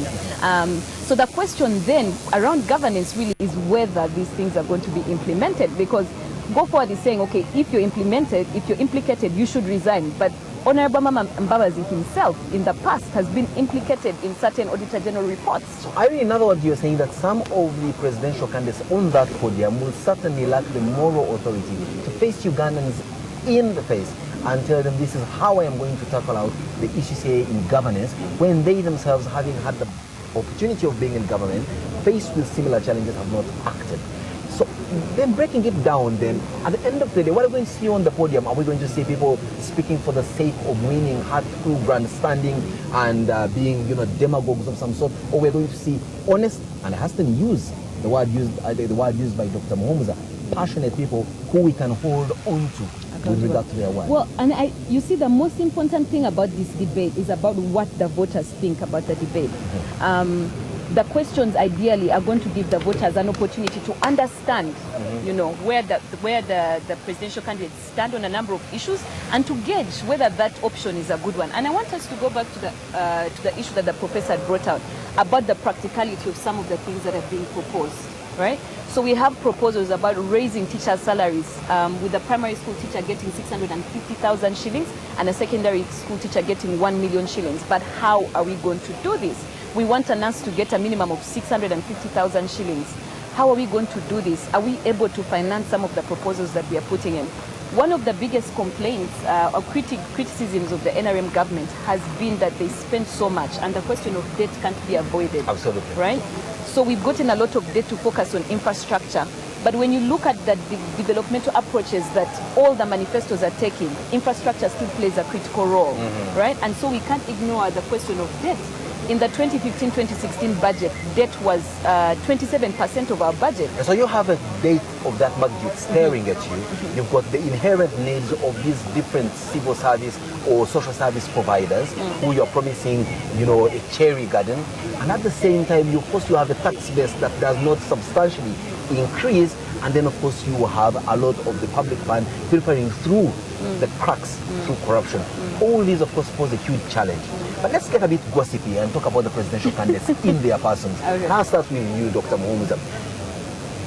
The viewers are anxiously waiting to see the presidential candidates in the iteration. But let's just take it from maybe a bit of an alphabet order. Amama Babasi. What's your expectation of him when he walks onto the stage and all that? What do you think will be that issue that is going to latch on, that is going to hold on and will catapult him, endear himself to the viewers, multitudes of them as they've gathered in their living room and other places where they're watching us? I think, as Irene has put it, there is a history on him within the movement, the good and the bad. He will want to dissociate himself from that history in his calm way that he has continued to portray over time and himself. So deep within his mind, he will I will just cut you short, Dr. Muhumuza, there, and link to my colleague Suhail Mugabe, who is welcoming the presidential candidate. I'm just told right about now, presidential candidate Mavirizi has arrived, and Suhail is on the red carpet to welcome him. Suhail? Only one thing, the ground is not leveled. You all know very well what is going on and what went wrong when I was in Busoga region. I was adopted, then the police released a report that I adopted myself. So, but you know very well our police, it is not a trustful police today. So all that took place, but I'm pushing on. I'm not quitting out. It's always a moment to prepare for the presidential debate. How did you prepare yourself? Are you ready to take on all the other presidential candidates? I'm very ready, but when you talk about the preparation and so forth, no, I did not have to prepare for this because my manifesto was generated from people, and that's what I'm going to present today. Okay. Today's presidential debate is going to be a mark that is going to solidify your status as a presidential candidate. What are you expecting to prove to Ugandans as you stand in front of them tonight? That's what you are yet to see. Thank you. Maybe... we certainly, I love getting the other aspect. Well, we're still providing you that pre-debate analysis coming to you from right outside the Serena Kampala Conference Center, which we're expecting 7 confirmed presidential candidates to slip out. So far, those arrived are Maureen Chalia, the only female in this race. We've seen the arrival of General Benon Biraro. We've also seen the arrival of Professor Baria. And now just arrived is Mavirizi. And I'm also informed from the look of things, Dr. Kiza Besije may also be joining the fray. From where I am able to see his handlers, but certainly that shall be provided to us by my colleague Suhail Mugabe, who is on the red carpet welcoming the different presidential candidates. Going back to my panelists, Irene Ikom, who is the coordinator of Parliament Watch, and Dr. Fred Muhumuza, a research analyst, but I know him better as an economist. We were just trying to be a bit gossipy about these presidential candidates, and you just told us about, you know, the suave and debonair style of Amama Mbabazi, how he will come around, you know, with the dignity that, you know, he carries himself around and all that. But Irene, we've heard Dr. Kizza Besigye, of course, previously saying he would not debate in this edition because the guy to whom he should be debating is not on the podium. Yesterday, that was a different story altogether. What do you expect that will be the first words he says to the cameras? An apology, or simply flashes the V sign and goes straight to business as usual? Well, I'm hoping he'll go straight to business as usual. He doesn't need to explain the change very much. Although I'm very glad that information was put out there that Winnie Byanyima influenced the change. You know, women are strong. However, I want to go back to what you were asking about the individual candidates. And for me, my big interest is in what I think their critical points will be. So, for example, when you look at it at a governance level and how to manage government, if I look at the top 3 candidates that we have leading in the polls, namely, that's NRM, Go Forward, and FDC. That Each of particular them, order or in no particular order? in no particular order, but everyone can judge from the polls that have been released. When you look at how they are proposing to handle governance, NRM is consolidating the structure that it has created through decentralization, through the RDC system and decentralizing power. Now, interestingly, what Go Forward proposes is a structure that's similar but improved at a sub-county level, right? And then FDC is proposing a more federal system of governance, which is what also Dr. Bariam Reba is proposing. So it's going to be interesting to see how they're going to debate that out. Both Bariam Reba, Kizza Besigye and Amama are proposing that we cut down the size of cabinet, we cut down the size of parliaments, in some cases to as low as 190 people in parliament, which would be interesting to see if that will actually get passed in the House of Parliament. Wow, that's quite very interesting. But of course, it's easier said when you are out of power to say, I will do the following things. Now, the challenge that the NRM faces, never mind the fact that they may not have an opportunity of podium space today, is that they are unable to articulate how they will continue their go forward with their steady progress, and they stand to be punched where it hurts the most. In your view, Dr. Muhumuza, do you think it was a golden opportunity let off for the NRM not to be part of this debate? Yeah, I think they have let an opportunity go to explain, because they might be saying, we are out there, we're still combing the votes. But already the elections close, the campaigning closes at 6. So wherever they are now, they can only be doing their backyard of tying up what happened in the day and maybe what will happen tomorrow. But even then, you are concentrating on one sub-county, possibly a small place. Here was an opportunity to reach out to the world. You know, being a president is not about the citizens. It is also about out there. This is an opportunity where you'll be speaking to the whole world, putting a matter to the record, a record of publicity, a record Sorry of to interrupt you, Dr. Muhumuza. When you talk about the whole world, the demographics don't speak to that essence. People who watch television, the multitudes of wonderful viewers and a lot of respect to them, perhaps according to the NRM are not a critical mass enough for them to spend their time away from their busy schedule to come here and critical on a podium. Is that something that holds water given your background as a researcher? True, as we are saying, because being a president, the ideas you want to put here, you also want to be speaking to the world. Because remember, the president, you are going to be with your peers at the UN. People want to hear what is going to be your position about regional security. That is very critical for the country as Uganda and also for Ugandans. But even those who are partnering with Uganda to keep away terrorism. So this is an opportunity for you to speak not just to a small village, but also to speak to the world. A message that will eventually, anyway, go to that small village as well, where you might pick some votes. I think this was a good opportunity that any one of them should have picked on, but also it's an opportunity to come and show that I believe in institutions, I believe in working with the others, and you can look them in the face a short distance away. I don't know when they last looked each other in the face. Yes, Dr. Muhumuza, sorry, I have to cut you short. I'm told Dr. Kizza Besigye, the presidential flag bearer for the Forum for Democratic Change, has arrived. And of course, I will have now to pass on the baton to my friend Suhail Mugabe, who's on the red carpet receiving the dignitaries as they arrive. Over to you to Suhail. There is not the first attempt to hold a debate. At every election that I have participated in, and as you know, it's quite a few, there has been an attempt to have a debate of this kind, which has always fallen through because Mr. Museveni has not, favored having a direct engagement with other candidates. So it would have been a surprise if he had come.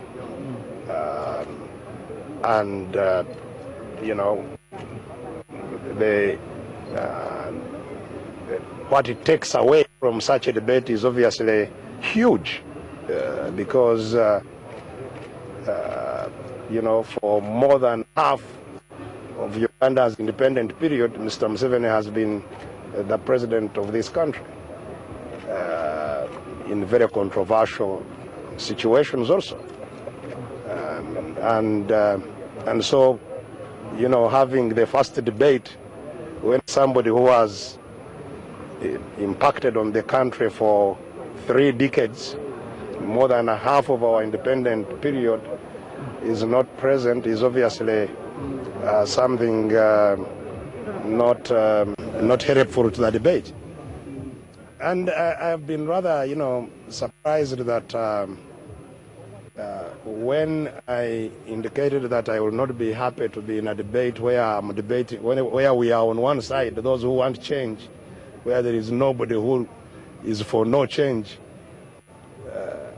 I got surprised that many people were commenting on my eagerness to have a debate with the other side, rather than people focusing on somebody who is our public servant. Mr. Museveni is our public servant. He has an obligation, he has a duty to account to the people of Uganda. It's not just a choice for him to come or not to come. If people of Uganda want him, he should avail himself.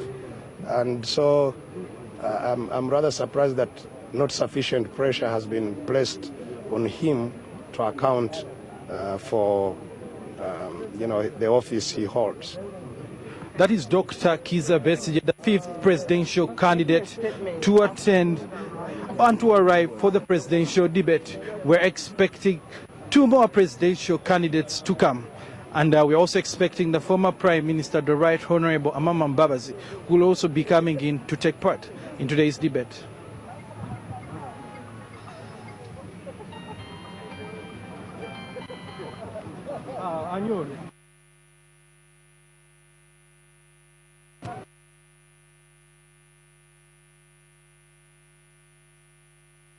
Arrived for the presidential debate. We are seeing the presidential candidate, former Prime Minister, Right Honorable Amama Mbabazi, of Go Forward here. Your Excellency, talk to the nation. Your Excellency, talk to the nation. Former Prime Minister, Right Honorable Amama Mbabazi, has arrived here for the presidential debate. He's quite in a jolly mood. Yes, it's good to have you for the presidential debate, but can we have you with this background? It will look much better right But here. people give space. I request Justice you to Ogola give is space. here to Yeah. Bishop, can we have Justice Ogola? Your Excellency, you're not going to leave us. Let's go here and speak to the nation. You guys are waiting. No. Justice Ogola is here to receive him formally, and then we'll hand him over to you. Okay. Right on. Really? You want to hand me over? No. Oh, I will not. I will not do that. Excuse me. I thought I was a free man. Not now. Seems I'm in captivity. I have the holding room. Bananas, actually, go on.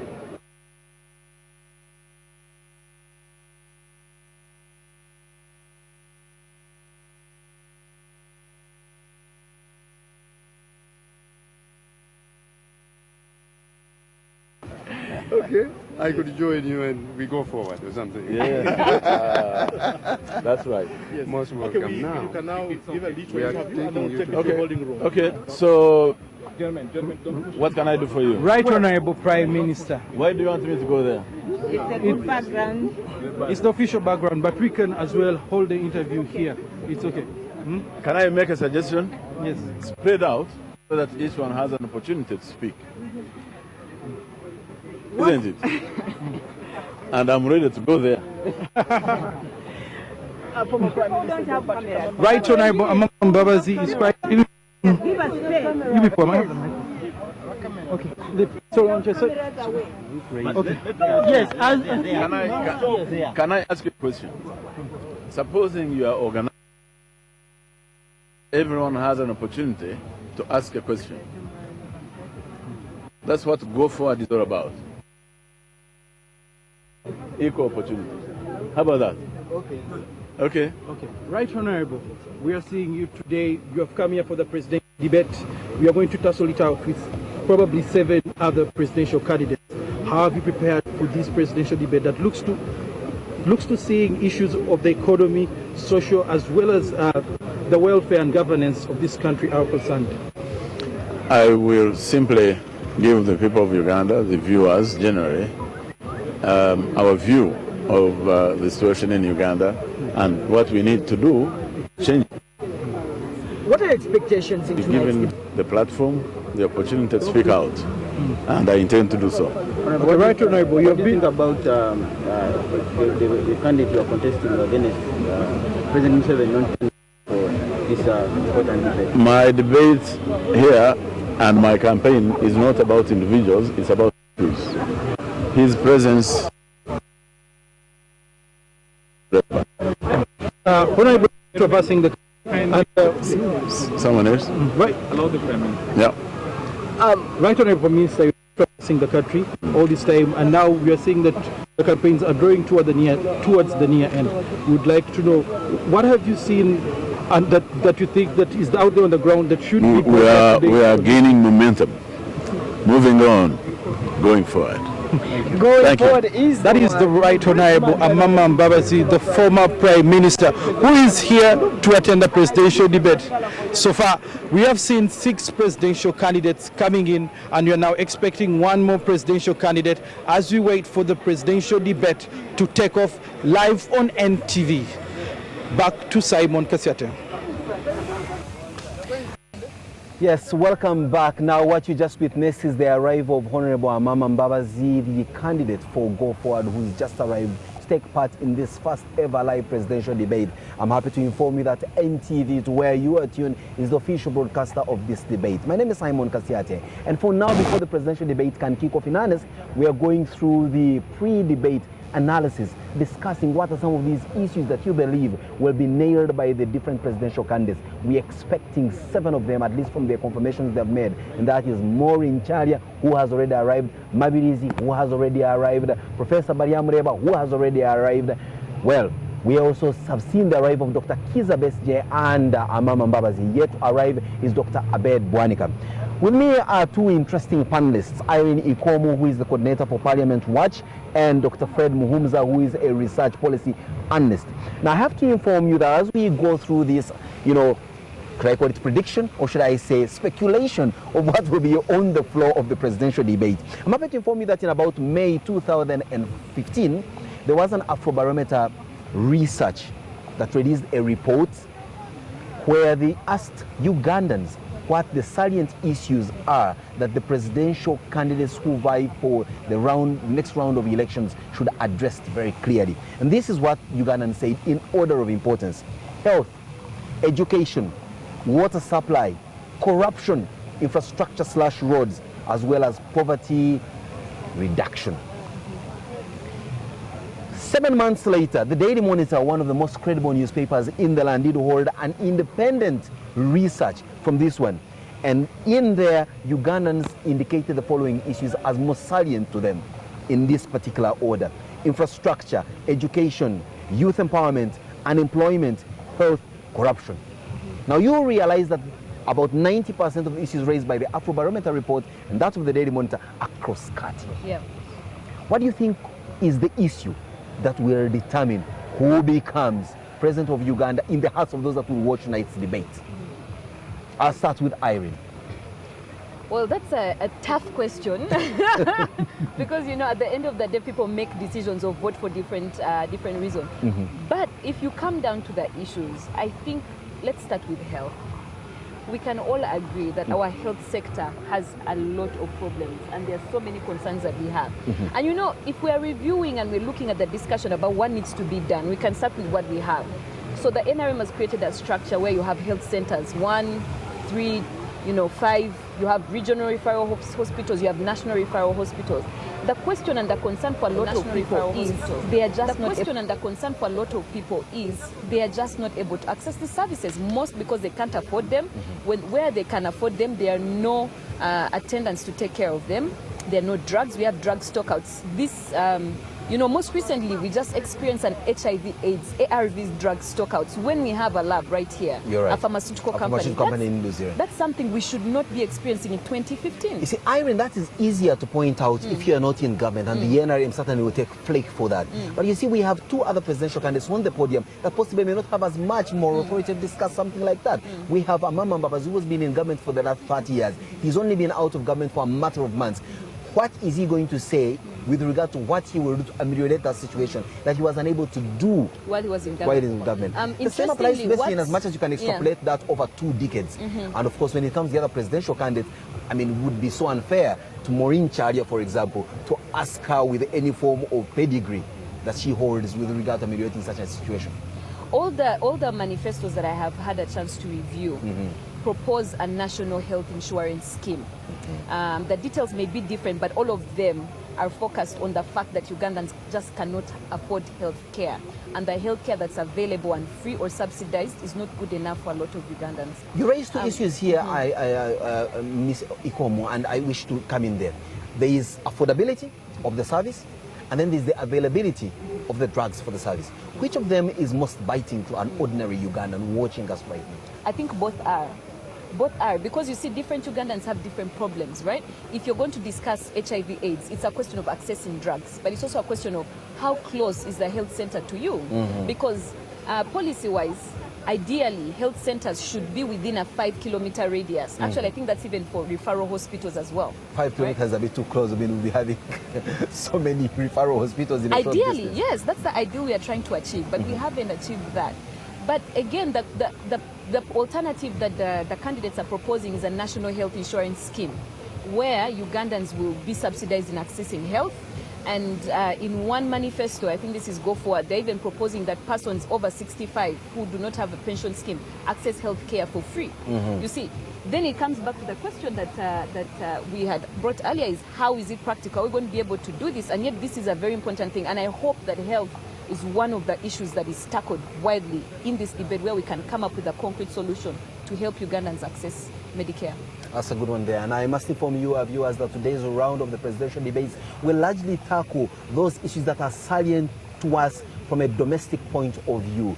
Colleagues Alan Kasuja and Nancy Kachungira will be taking the candidates through the rounds of discussing matters domestic to Uganda. Another presidential debate has been confirmed, God willing, for the 10th of February this year, where then we'll now be discussing each candidate's foreign policy and how they intend to relate with other countries in the region and on the global scene. But getting down to you with regard to the salient issues that Ugandans did point out in the 2 different reports and researches carried out within 6 months of each other, the Afrobarometer report and that of the Daily Monitor. Let me pick out for you youth unemployment and poverty reduction. We are sitting on a time bomb called the youth. From demographic reports and especially from the Uganda National Bureau of Statistics, we are told that over half of this country is a youthful population, but over 73% is the unemployment rate within the youth. That is a worrying situation. But how are these presidential candidates, in your view, going to allay our fear that this time bomb will not explode the next 5 years? I think I'd see, and I hope the presidential candidates this evening do not get into that same mistake of exactly looking at the problem and you want to target it. I always use the illustration of medicine. When you have a wound on the leg, they'll still turn to your back to inject the antibiotic there. Not right at the center. Not right at the center of where. So when you look at all these things, and that's why they have continued what they did 6 months ago, came back the same way. But these are the same problems we dealt with in Amin's time, in Obote's time. Why have they persisted for this long and they are the same old age problems? Now, Napoleon, 2 centuries ago today, 1815, said men don't fix the future of nations, institutions do. So I don't want to hear any candidate beginning to say, I will resolve unemployment. I will. I will resolve this. What are you going to do about these institutions?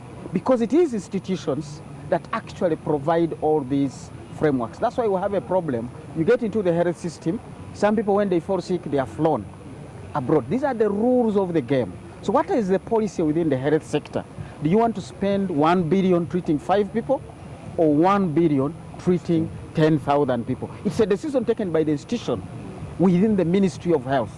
It could have decided to invest in health center 3s where everybody goes. So as long as the institutions are weak, these problems are going to persist even for the next 2 centuries. Dr. Mumuza, if I get you right, you are in other words saying that institutions do exist. What is lacking is their enfranchisement. They are we actually have shells of institutions. Because it is one thing, as we said, the anti-corruption court. Very good judges. Inspectorate of the Government. Inspectorate of Government, very good people there. Of Public Prosecution. Yes, but what rules have they been given to operate in? There was a time when IG, I think it was CID, who was going after a PS of a ministry, and then all of a sudden he didn't proceed. The PS has come back into office. Now, those are the institutions we are talking about. She exists, the institution exists, but you have set rules in a way that there are certain players on the pitch who can't get a red card, while others can't even come on the pitch, they'll always be on the bench. Others are not even citizens, that when they fall sick, they can die there. But when another citizen falls sick, he's going to be flown out at state expense. Now, those are the institutions we are saying, what are you going to do? Because at the end of the day, the Minister of Health had said 15 years ago, every Ugandan should be within 5 kilometers of a health facility. And I remember challenging that because at that point, I was beginning to analyze government policy. I said a health facility can as well be 30 kilometers. I don't mind walking the 30, but come back with a service. I don't want to walk 5 and find there is no health worker, there are no medicines. No basic medicine. If you do not have money to spread out all these things, and then they have nothing, because health service can as well be delivered under a tree. I remember when the NRM came in, early in the 86, they said immunization for all. It was being done under trees. It was being done, but it was done. Polio was kicked out of this country. 6 killer diseases went out. So can we find out what is core to the delivering of a service? Begin with what service do I want? Come back. I want to hear these candidates speak to what they are going to do with these institutions. And as I said, that will help us from not even focusing on them as individuals, because we'll begin to see a brighter future. Not every Ugandan gets to see the president, but we actually get to see the results. Amin may have been a bad man.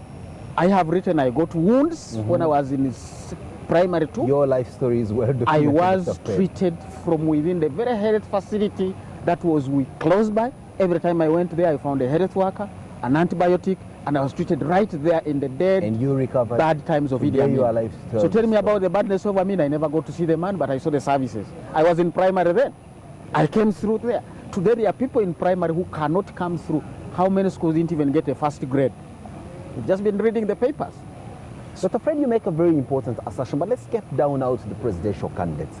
The 7 of them as will be on that podium. Perhaps an 8th one could possibly shock us and show up. Who knows, we're still holding. I said Ron up here, so he might come in. Who knows, we're still holding. I said Ron up here, so he might come in. Technologically. He moves by helicopter, certainly not by drone. The viewers are seated with what you call nail-biting anticipation. But let's be honest about this, Irene. Are they waiting to see what magic bullet is going to come out of the shotgun of said Mabirizi? Or is it an issue of let's wait and see how Kizza Besigye will eyeball Mbabazi and tell him, you tormented me from 2001, you tormented me in 2006, you tormented me in 2011, you continue to torment me up to 2010. And I'm surprised we are standing on the same side saying, look, we have one common problem, and that's President Museveni. You think that is what is, for the most part, keeping us on the tips of our fingers? Or possibly that grand idea that may come from the usually extremely brilliant Abed Bwanika, whose manifesto makes very good reading. How he would certainly convince us that he will do what he says in there, is a story that he may have to justify on the floor.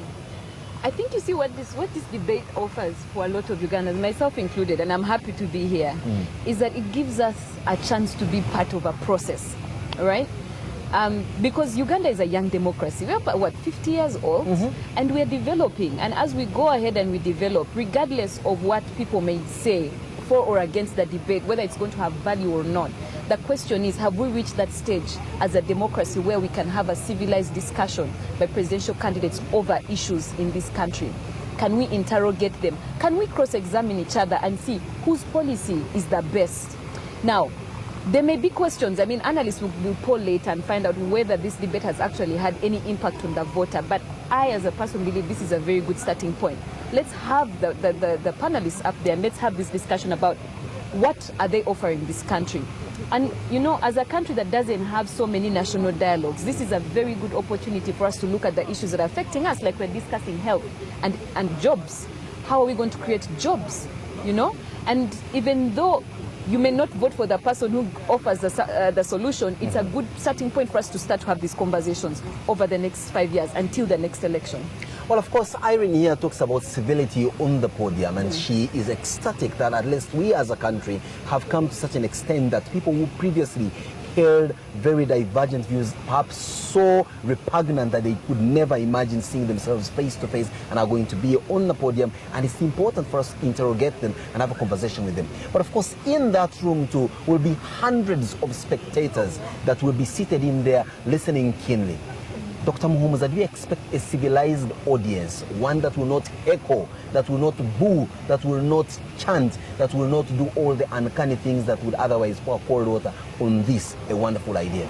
This is an important thing to look at, because from our economic history of reviewing the development of nations, people thought it was natural resources, people thought it was infrastructure. Eventually we have crystallized to one thing. It's about knowledge and ideas. Absolutely. Knowledge and ideas come out of debates like this in a civilized way, where even a student is able to educate his professor, and the professor says, I think you have a point in there. But it takes one to listen to another. Somebody I read somewhere told me, even listen to a fool, because you cannot conclude that he's a fool unless he has said his story. So I don't expect any heckling. Even if you don't like the idea, let the person bring it out. The world will judge. So a civilized community that is going to generate knowledge and ideas that will take Uganda to the next level begins with this kind of debate, where you allow the protagonists to move together. Antagonists. I think some people have displayed this. Maviris and Chari have been working together. We keep wondering how they are going to form a government if one beats the other. But you know, they are looking at, we have ideas to put to these people. So I want people to come here. And as you said earlier, I don't want the message to be referring to Mbaba and say, you did this to me, you did this to me. No, those days are gone. Let's read that historical record, put it on the table and say, we have dead bodies in this mortuary. But the beauty about medicine is they don't look at a mortuary as a dead end. They learn from it. Absolutely. So how can we learn from history? You can even extend the hand and say, by the way, remember the other time? When was the last time we shook hands? Can we go forward? I'm looking at you. I will even give you this consult. I want ideas. Dr. Muhumuza, I will have now turned to my colleague Suhail Mugabe, who's receiving the presidential candidates on the red carpet. I am reliably informed that Dr. Abed Bwanika, a now three-time presidential candidate, is on the red carpet, just arrived for this epic first live presidential debate on TV. Over to you, Suhail.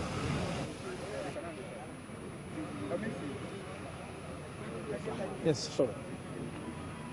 Presidential candidate Dr. Abedi Bwanika has also finally arrived for the presidential debate. Dr. Abed Bwanika is running for the third time for the presidency, and he's here to articulate some of the issues with his other people who are standing against him. Doctor, good evening and welcome to the debate. What do you have for the people out there to see, and what are you ready to tell them today? No, the people of Uganda have been waiting for this debate for the first time, when the presidential candidates are sitting together and deliberating on the most important issues of this nation. I'm very ready. I have my manifesto, I have my program, and the people of Uganda should be ready to listen. Okay, Dr. Abedi Bwanika, we are seeing that the incumbent and also presidential candidate Yoweri Museveni is not attending today's presidential debate. What do you have to say about this particular issue? And the people of Uganda have been waiting for the 8 presidential candidates to hear from them. Then, after advice, they save time, and I think is within which he can make his way to the Selena. Yeah. There are so many issues that are affecting the Ugandans, issues to do with governance, rule of law, the economy, as well as the social well-being of the general people. What is your agenda on these issues, and how are you going to tussle it out ahead of your other opponents in this presidential debate? I think the biggest challenge of this nation is our small economy. With an economy of 27 billion, we cannot create jobs, we cannot, improve the incomes of our people, and that's where my stake is. I'm going to tell the people of Uganda how we can improve our economy, how we can expand our economy and improve our imports and create jobs, provide the services that they need.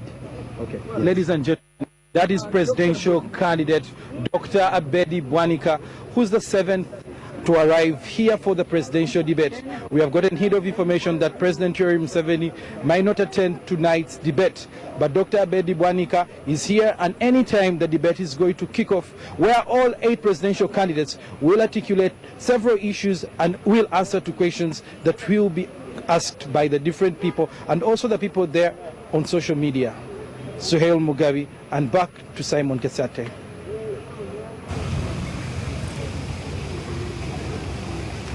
Welcome back. Now, we just witnessed the arrival of Dr. Abedi Bwanika, 3-time presidential candidate, just arriving for this first live Uganda presidential debate live on NTV official broadcaster. And of course, my name is Simon Kasiate. We are having a discussion pre-debate. What are we expecting to see on that podium? We are all in nail-biting anticipation and seated on our tippy toes waiting to see the presidential candidates. I'm happy to inform you that the following presidential candidates have so far arrived for this debate. Just arriving is Dr. Abedi Bwanika. You just witnessed that on your screen. Before him was the arrival of Amama Mbabazi, the go-forward presidential candidate. Before him was Dr. Kizza Besigye, who is here all suave and debonair in a wonderful tailor-made suit. And of course, before that, we saw the arrival of General Benon Biraro, and before him was the arrival of Maureen Charia. We did see the arrival of Mr. Mabirizi. And of course, the first presidential candidate to arrive, as you'd expect of a teacher, was Professor Vanessius Bariamureba. With me for this discussion, pre-debate analysis, is Irene Komu. You are the coordinator for Parliament Watch, and Dr. Fred Muhumuza, who is a research and policy analyst. But of course, like I say, I prefer to call you an economist because you break down these very complex macroeconomic issues, the basics, to which I best understand. Now, the panelists would certainly have one quintessential question to the candidates. Oh, sorry, put the panelists. The moderators will have one quintessential question to the candidates. And they will ask, if I may presume, why do you want to be president of Uganda? Why do you think you are the best person of the job? Now let's play mock. You are Irene Charia, you are Mabirizi, and I put it to you, I'm Alan. You want to be president of Uganda. Why do you think you're the best person at the job? So as Maureen Charia, it's important for me to be president of Uganda because it's 2016 and this country in all its 52 years of independence has never had a female president. So as a country that respects human rights, has been at the forefront of affirmative action and especially putting women in leadership positions politically, economically, socially, it's important that we have a woman president. We've had a female vice president. We've never had a female president. And this is not the first time a woman is running for president. This is the 3rd time we're having a female candidate. Therefore, 3rd time should be the strike. Let's have a woman. But someone will say that we are only 53 years old of independence and political activity. We are looking at a country like the US, which has had over 2 centuries of active political engagements, and yet they have not achieved this realization. Would it be too much to ask of you to say that now is the time for a woman president for Uganda? But also asking us to compare ourselves with the US is a bit too much. You see, the thing about democracy is that you make what works for you. We don't have to fit within the description of what the US does, because if we are following the US, then we are going to start to ask for guns as well and look at gun rights in this country, which would not be practical. So as a country here, when you look at Uganda's track record on affirmative action, there are certain areas where we have performed better than the US because of affirmative action in making sure that women are in political leadership.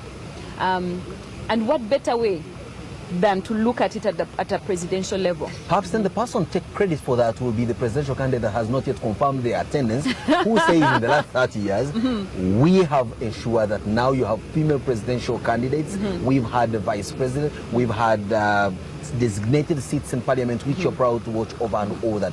So, and before we can get down to the mock response of Mabirizi on why he thinks he's the best president, don't you think that some of the discussions and the articulation of points that will be made on that podium, even though the NRM will be conspicuously absent, may feed into the rhetoric of putting the thumbs up for the NRM and say, look, maybe this is because the NRM has been here and possibly we elect them to go forward? Well, you see, NRM does make a very good argument on steady progress. They have achieved a lot, right? But this is a democracy, and it's up for anyone who wants to be a president of this country to come up and stand and say, this is the alternative that I'm going to propose. And when you do look at the different manifestos and the different discussions from the different presidential candidates, each and every one of them has questioned how the NRM has run certain sectors of this country and wants to improve those sectors. Specifically, the critical issues that citizens find, like health. Each and every manifesto I've read has criticized how health has been handled and proposes alternative. Education has been the alternatives that have been proposed. Even in terms of job creation and infrastructure, approaches are much different. Even in the governance structure of how they handle the civil service is very different. So in other words, what if I get it right from you is that the NRM enjoys the fact that they have laid the bed, they've laid the bedrock. Perhaps what has happened is the implementation, whatever else has gone on in between, but certainly they create a good foundation for any one of these 7 presidential candidates to catapult themselves and this country to the heights that we all want. Mabirizi, and I'm putting that in inverted commas. For you, Dr. Fred, you have listened to him campaign, perhaps. You possibly have read his manifesto, if at all he has any. What do you think he will respond to such a question? Why do you want to be president, and why do you think you're the best person for the job?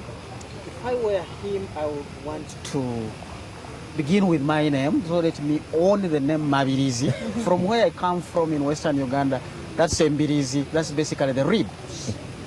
So I would begin by saying I want to protect the sensitive organs that hold life together. Like the ribs protect the heart, the lungs, all of those kinds of things. You have problems with this. So I want to come in and protect where the real life of the country is. The second thing I would want to do, I imagine, he's possibly in his 40s or 50s. I want to bridge the gap between the old. So I'm here to send away the old, let them go into advisory boards. Those in the 70s, even the Bible says after 70, you are literally on God's bonus. But then... And I must interject here and say that Mabirizi is the youngest candidate on that stage. Exactly. He's 40 years of age, 1 year younger than Maureen Charia. At least that's the official statistic that we have. So that's what I would want to bridge and say to you guys, I'm sending the other guys into where they will advise us, but I'm also in touch with the youth to prepare the journey for them, because they are the cream of this country where we headed. So I would want to say I'm going to be in touch with the other side and the other side and bring them together to build the nation. Why do I want to come that, and how do I want to do that? Energy is important, but also understanding the dynamics of working with a team and putting a government in place that is not tainted by history, where you have all these historicals, people saying we fought, we deserve to have. Now, there are these young people who have come into the world. They also have their own ambitions. And this is why I don't want people to be referring to America 200 years ago. You don't tell the young people, me, I built my house when I was 50. That was your time. If a young person wants to have an opportunity and by 30, they are done with their wedding, they are done with their houses, they are done with their cars, it's okay. So don't refer to, we don't have to wait. So you want to give the younger people hope, you want to give them ambition, you want to give them opportunities. And this is what people want from government. What we have done wrongly here is to put economics into politics. So everyone wants to go into politics to eat. Yet politics is supposed to feed into the economics, because every other person is part of an economic system. I don't have to be part of the political system to survive in this country. I want to be gladly part of the economic system. So what I'm looking forward from my leaders would be that we are empowering them, because remember, electing a president is giving him monopoly over power, monopoly over coercion. So how are you going to use this generalized power to you to generally empower the general public? That's what I would come out to do, that I want your power concentrated in me so that I will put place systems so that I don't become the general, you become the general with that power and empowered network of systems that will enable you to say, I dreamt I wanted to put a facility there, and you go and put it there. I dreamt I want to go to this school, and you can go to that school. Indeed. Today, so many children can't go to the school they would want to go to. Deep from our villages, we went to the schools we wanted, just because it just depended on you writing on the paper. Indeed. Now you hear even Bodo will be leaving some children who have 4, quite a sad and debacle. taking on children who have 11, because some lists are going to be coming in from other. That's not equality. Let's get down to the demographic of the people watching us today, not just on TV, but the whole country. For the most part, you have majority of Ugandans having either not been born by 1986, or if they were, infants. And I'll give myself as a personal example. I'm class P1, 1986 is when I walked into P1. And when we got in there, we were taught that we are leaders of tomorrow. I am now an adult male with 3 children. I'm still told I'm the leader of tomorrow. But also importantly, I have no idea what previous regimes were like. Yes. I hear it in folklore that there were a time when beer was served once in Kampala on Sundays in the afternoon at the Sheraton Gardens, and all you did was ask for beer and never cared about the brand. I have grown up knowing that I can walk up to any roadside pub, ask for my favorite beer, a Bell Lager, and I would drink it and get myself the satisfaction. So when I have a debate like this one of presidential candidates, what I'm looking at as a young person is not so much the rhetoric of this is how bad the situation used to be with previous regimes. What I'm expecting to see perhaps is an election that will serve as a referendum on the 30 years of the NRM. Now you tell me, what are the chances that I will be convinced by the 2 top contenders who are on that podium, Amambas and Dr. Kizza Besigye, yet they have been part of this regime, which now today stands on the pedestal with all the floodlights onto them. They either have made it or they have failed us. Well, you know, I've had the benefit of reading manifestos, and I keep saying this because you have to set time aside to actually go through them. But you see, this debate will make it easier for people, right, who are watching, those who haven't had the chance to read this manifesto, to actually listen to what these guys have to offer. So, for example, as a young person, for me, a critical issue has been the question of employment. There are people I graduated with who haven't yet gotten jobs, right? And I've looked at the approach that the NRM government has. Not that they performed worse than you. No. Not that they weren't serious in school. No. But they simply haven't met the opportunity. Because there are no jobs. You know, the jobs are just not enough. And so for me, an important question that must be answered in this debate is, how are we going to create jobs? Because universities are churning out more graduates. Absolutely. You see, but we are not creating enough jobs. Those you graduated with who have not had jobs have gone back to university to pursue a bigger master so that they can become more qualified. And they get qualified and still there's no job. Yes, and yet when you look at surveys that have East African surveys that have done, the manpower surveys that have been done, studies have shown that Ugandans are the least employable. So we do have a problem with jobs. Now, when you look at what the different candidates are offering, the incumbent, of course, is saying, look, we just need more foreign direct investment. We need more industries here. We need more investors. We'll create jobs in that regard. And NRM is claiming to have provided 2.5 million jobs in the last 5 years. I tried to verify that, but I couldn't find a source to verify it. Yours is one of them, maybe. Maybe. When you look at the alternatives that are being proposed, I'm still not satisfied that the alternatives that are being proposed by the other candidates are going to create jobs. So, for example, Dr. Kizza Besigye is also putting emphasis on tertiary education, which is not new. NRM is doing that as well. Go Forward is also saying, well, you know, we're going to do tertiary institutions as well. And he's committing, in fact, as well. Yes, that's covered in tertiary. And Go Forward, Amambas is committing to create, I think, 5 million jobs in the space of 5 years. It's an ambitious task. The question is how. And as an individual, I'm not satisfied, and I'm hoping that the moderators can interrogate them a lot. There's an interesting proposal, actually, by Dr. Bara Mireba to change the education system. You know, his background is in education. The kind of education that we have is just to create job seekers, not job creators. Exactly. So he has an interesting proposal, which I hope the citizens watching can think about. He wants, first of all, to change the curriculum and overhaul it. and then reduce primary education to 6 years rather than 7. And then secondary education, you have O level, so the 4 years. Now, after the 4 years, what he proposes is that we should have the alternative of either going to A level or going to a tertiary institution, and you do 3 years. And when you finish that, you get a diploma, then you can go to the university. At so the it's risk of sounding like his campaign agent, I certainly will turn over as we wind up, because the presidential debate is starting in a couple of minutes. I have just been informed that the stage is ready. The presidential candidates have wiped the sweat off their long journeys from where they are coming from. And of course, the duo of Alan and Nancy cannot just wait to get on the podium and moderate it for you. But as we conclude on this pre-debate analysis, of course, a debate like this one is going to last for the next 3 hours with 6 gentlemen and 1 lady on the podium and 2 incredible moderators. I have the sense that it's going to be limited in terms of scope and structure. Yes. In your view, how do you think we're going to pull it off in such a manner that all the presidential candidates will have equitable answer to the question to be asked, without the moderators being accused after this debate of having favored one against the other, or even being accused of what Amore is accused of, speaking longer than the moderator than the guests do? I think they have been given the rules of the game, 3 minutes for a response. They already know, so when they get a question, they need to know, what must I say about this question? Don't begin to build the rapport and the tempo and all. I want to thank the donors for organizing this. I want to get straight to the point. If we are saying it's about jobs, one side of it is about the skills that people have, but the other bigger side of it is about the opportunities. But also remember, the people who employ these people employ them for all sorts of diversities. Our education system is not even just about the years. The years will be very good, but also how many people do we need for agriculture?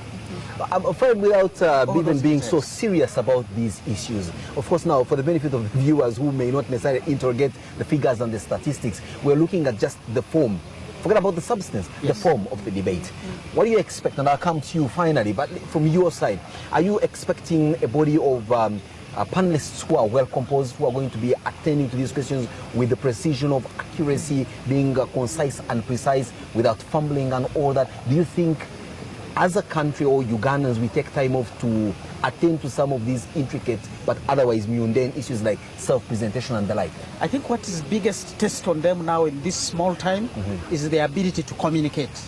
So it shouldn't be themselves. They should know who is watching out there, what message do they want to give out to the Ugandans. This is going to be watched on YouTube for a long time to come. It's going to remain on this media. The clips will be there.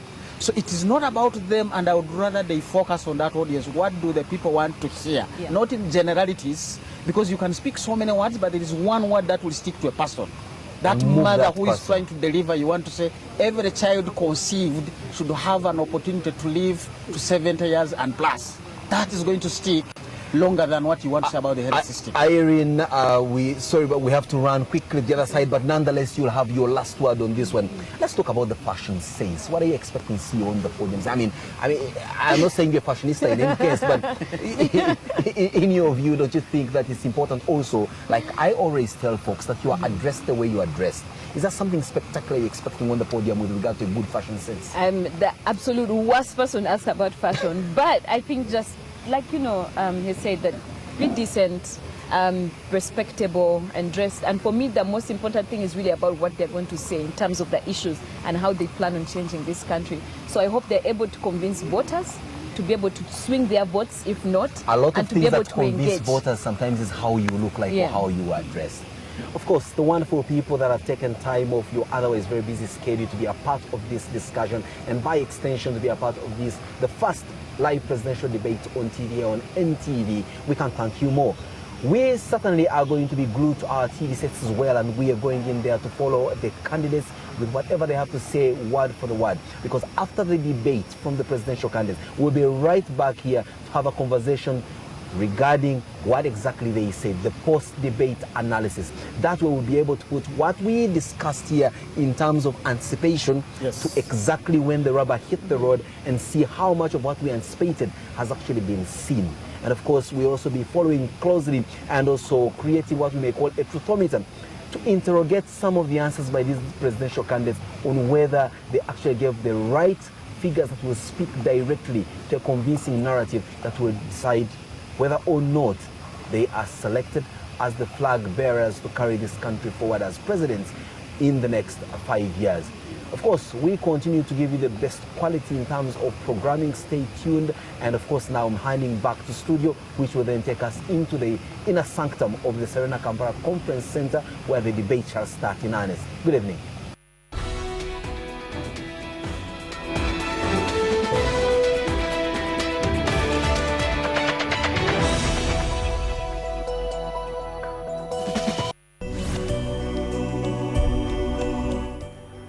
As Ugandans, we must ensure that we open up a carpet where our children will walk in peace and tranquility, and that the time that they will spend here in Uganda, even after we are gone, will be a peaceful time. So our responsibility, one, we need to go out and vote for leaders who will help to advance the cause of goodness and the cause of development and prosperity. Two, we need to ensure that the platform is clear for our children and our children's children. May God bless you.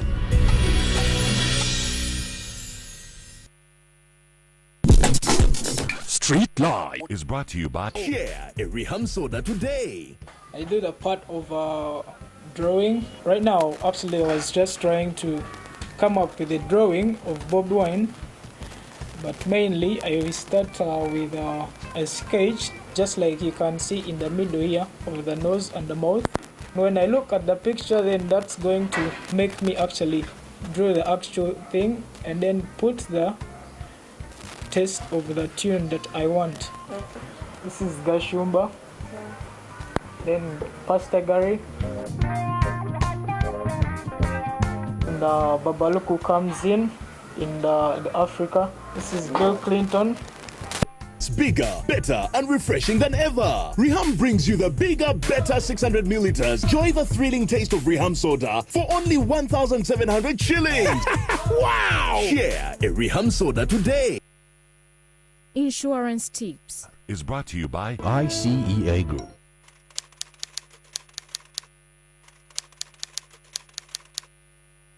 First of all, when there's an accident, call your insurance company for guidance.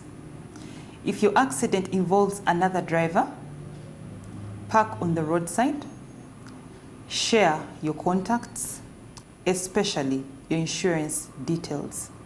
Call both your insurers and they'll guide you accordingly. We will be there with you when it all starts. There with you as you see them through school. With you when you first ignite your dream car. There to encourage you through your investments. There with you to experience the joy of buying your own home. There to reassure you when you retire. We will be there with you in all your life's changing moments. Movit no best relaxers like no other. Oh, oh, retouch your hair with Movit no best. It strengthens and conditions. Oh, oh, leaving your hair smooth and silky and looking so healthy. After every hair retouch, wash well with Movit Neutralizing Hair Shampoo, then apply Movit Leave-In. Always remember to put Movit Setting Lotion before going to the dryer. For a healthy scalp and a good hair shine, use Movit Avocado Oil. Our pride is your beautiful hair. They're all winners! With Movit No Best, you can also be a winner! Movit, all day confidence. Are you ready for true 4G action, explosive online gaming, or fast movie action all night? Get ready! Real movie action and online action starts at midnight with our night bundles. Get an unlimited experience for the whole month at only 79,900 shillings, or buy a night-only bundle of 1 GB at 2,500 shillings only, and blast from midnight to 7 a.m. with true 4G internet. Dial *132# to buy a bundle. Vodafone, power to you. Santa Lucia's in my soul, got me singing. Tastes so good, it feels like walking in heaven. Santa Lucia's always there when we need it. Come on everybody, gotta taste it to believe it. Twist it, taste it,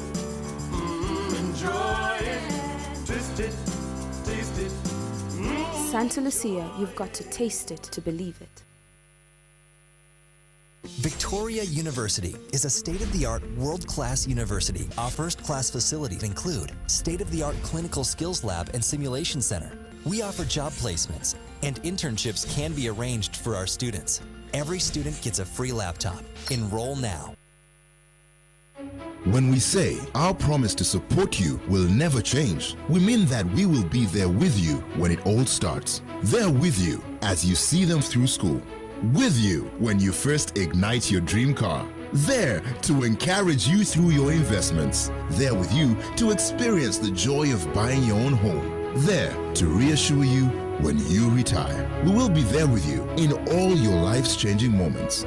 At ICA Group, we believe in promises that last a lifetime. That is why our insurance, pensions, and investment solutions are tailored to support you through life's changing moments.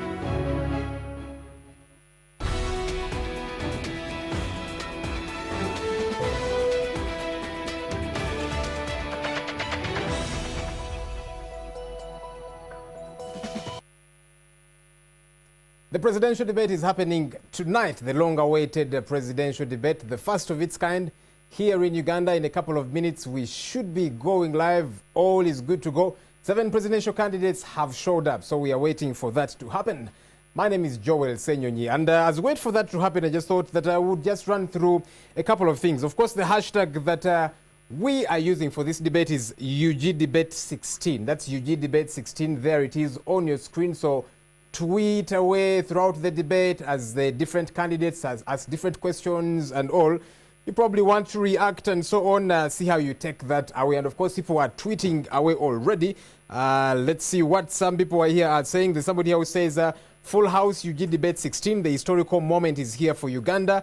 Opportunity to move to civility in politics. That's coming in from Sarah Birete. And another one here says, it's 7:25 p.m. Still waiting for the start of the presidential debate. That's coming in from Yugaman01.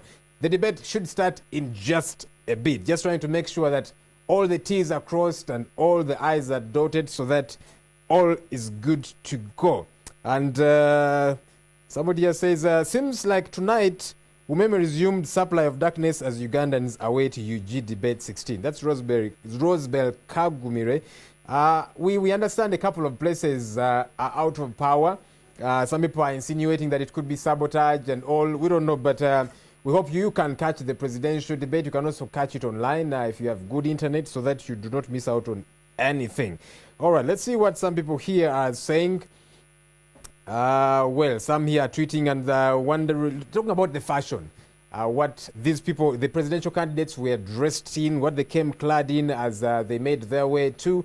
The whole 7 of them are here already, like we are saying. The first to make it through was Professor Baria Mureba, and then came a plethora of others.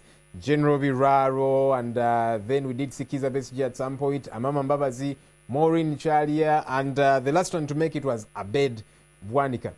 We are still expecting to see His Excellency the President, candidate Museveni, make it for the debate. For now, we want to cross over to the Victoria Hall. Those are what you see there. Those are live pictures coming in from the Serena Conference Center, where the live presidential debate is going to be coming in from. And getting set there is the Watoto Kids Choir. They're going to do us the honors of singing the national anthem as a start to the presidential debate, so look out for that. Of course, the national anthem and then the East African anthem. I checked out those kids earlier on. They looked good to go, doing their final rehearsals, and they're waiting to be a part of this historic moment. Obviously, because they too are leaders of tomorrow, so that's very important. Somebody tweets and says, presidential candidates each allocated a whooping 20 minutes to air their manifestos. Well, they seem to be asking a question. Of course, at the start, each of them will be asked, to say 1 or 2 things about their manifesto.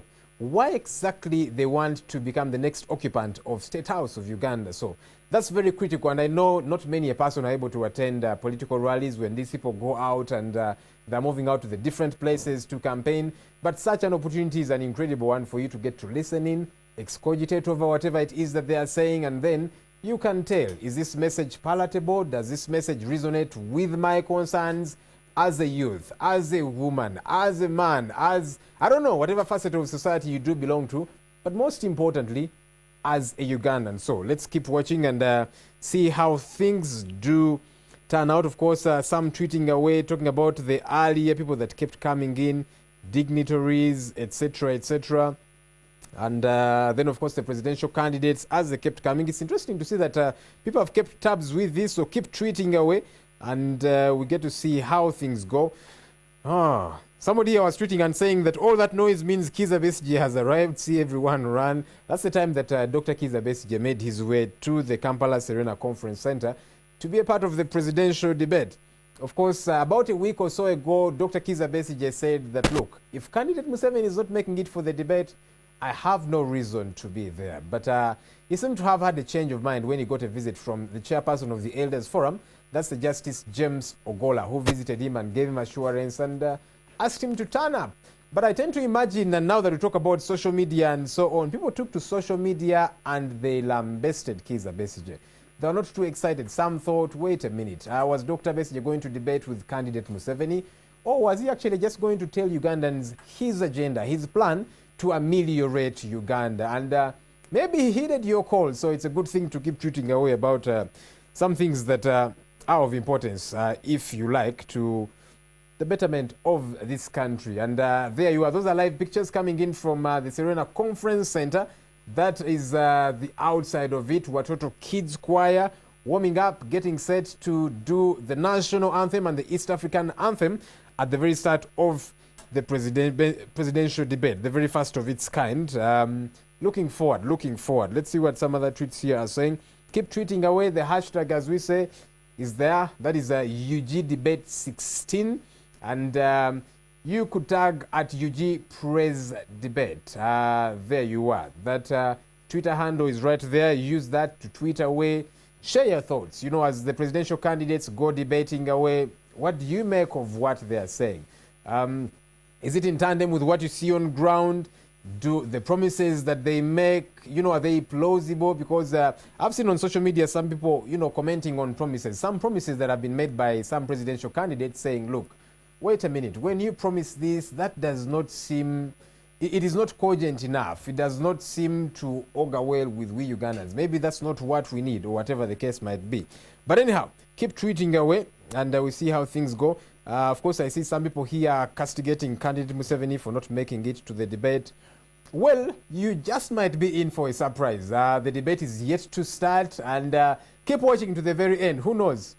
We just might get a surprise. Yeah, so keep your fingers crossed, and we get to see how things go. Yeah, of course, some people here complaining a bit about the start of the debate. The debate should start in a bit. We understand the organizers are just trying to make sure that everything is good to go. That, you know, all the T's are crossed, all the I's are dotted. So that's very important. All right, even as we keep looking at what you are tweeting and saying, we just want to show you a couple of clips. Well, there's been a lot as a build-up to the presidential debate, a couple of issues that Ugandans are concerned about, what they would want presidential candidates and resultantly the president of this country to address, things to do with education, etc., etc. Let's show you this. Uganda has made significant efforts to take health services near the people. This is through the policy of having a health center 3 with a maternity ward and a laboratory in every sub-county manned by a clinical officer with capacity to diagnose common diseases. A health center 3 at sub-county level serves a population within a radius of 5 kilometers. At the constituency level, there is a health center 4 with 2 doctors and 50 staff, plus a theatre, in addition to a general hospital at the district and a regional referral hospital. Today, Uganda's health infrastructure stands at 156 hospitals, both government and private, 193 health center 4s, 930 health center 3s, health center 2 at about 2,790. Although the chronic problem of mismanagement and theft of drugs in government health facilities still lingers on, government supplies medicines and drugs to all health center 3s and 4s every 2 months. However, sometimes drugs and medicine stocks run out, especially at the end of the 2-month cycle. Health is one of the sectors with high government expenditure. This financial year, 2015-2016, the sector was allocated 1.27 trillion shilling. Uganda's health indicators show some improvement. Reduction in maternal mortality from 435 to 100,000 in 2010 to 360 per 100,000 live births in 2015. Reduction in infant mortality from 76 per 1,000 in 2010 to 44 per 1,000 live births in 2015. Improved accessibility by the population to health facilities, which is now at 75% within 5 km reach. Improved immunization coverage for children, which now stands at 95%. Improved staffing levels in the health sector, with approximately 10,000 health workers recruited into the primary health services or health centers. 2,151 health workers recruited in the regional and national healthcare systems. Improved remuneration of health workers, a retention allowance of 1.5 million shillings, total pay 2.5 million shillings, is given to all medical officers in health center force. National immunization coverage has improved from 56% to 95% in 2015. Since 2011, the government has distributed 28 million treated mosquito nets, thus achieving a universal net coverage, 1 net per 2 people. Malaria prevalence has reduced from 40% to 20%, and malaria-related deaths have also reduced. The number of patients on life-saving ARVs has been increased from 800,000 to 1.4 million, thus achieving the target of 90% of all HIV-positive people. However, health worker to population ratio in Uganda is 1 to 1,298, way below the recommended World Health Organization guidelines of 1 to 439. Improved life expectancy to 58 years from 51 years in 2009. There you are. Issues that are of concern, issues that are pivotal. Of course, tonight, 3 critical issues are going to be addressed as the entire presidential debate does go on. 1 is social service delivery, 2, the national economy, and then 3, the question of governance. So as the debate does go on, as the moderators do put questions to these presidential candidates, as they pettifog, amongst themselves, because at some point, the candidates will actually have, an opportune moment to, quiz each other and ask each other questions. Well, maybe some will punch holes in the policies of another, and so on and so forth. So those are the 3 critical areas that are going to be focused on tonight. Social service delivery, national economy, and governance are critical areas that are of concern to many Ugandan out there. So even as you keep tweeting away, you could let us know what you would want to hear from these presidential candidates about these 3 critical areas: the question of governance, the question of the national economy, and then, of course, that other issue of social service delivery. Those are images, live images coming in from the Serena Conference Center, where this debate is meant to happen. All is good and home to go, and any moment from now we'll be crossing over. Let's just see what some people here are saying and tweeting and giving their feedback regarding this presidential debate. Somebody here says that maybe the organizers should provide a projector to at least telecast the presidential debate to the crowd that does not have invitations and are standing outside Serena Hotel. This would reduce commotion with police. Now, what's interesting is that a good number of people actually showed up expecting to make their way to the Victoria Hall, but only 1,000 people were invited by the organizers. That's Interreligious Council of Uganda and the Elders Forum of Uganda. Those are the 2 bodies, if you like, that are behind the presidential debate 2016. So 1,000 invites were put out there, and that means if you don't have a card, unfortunately, you cannot make it to the hall. But just recline at home, and hopefully you do have power and watch NTV.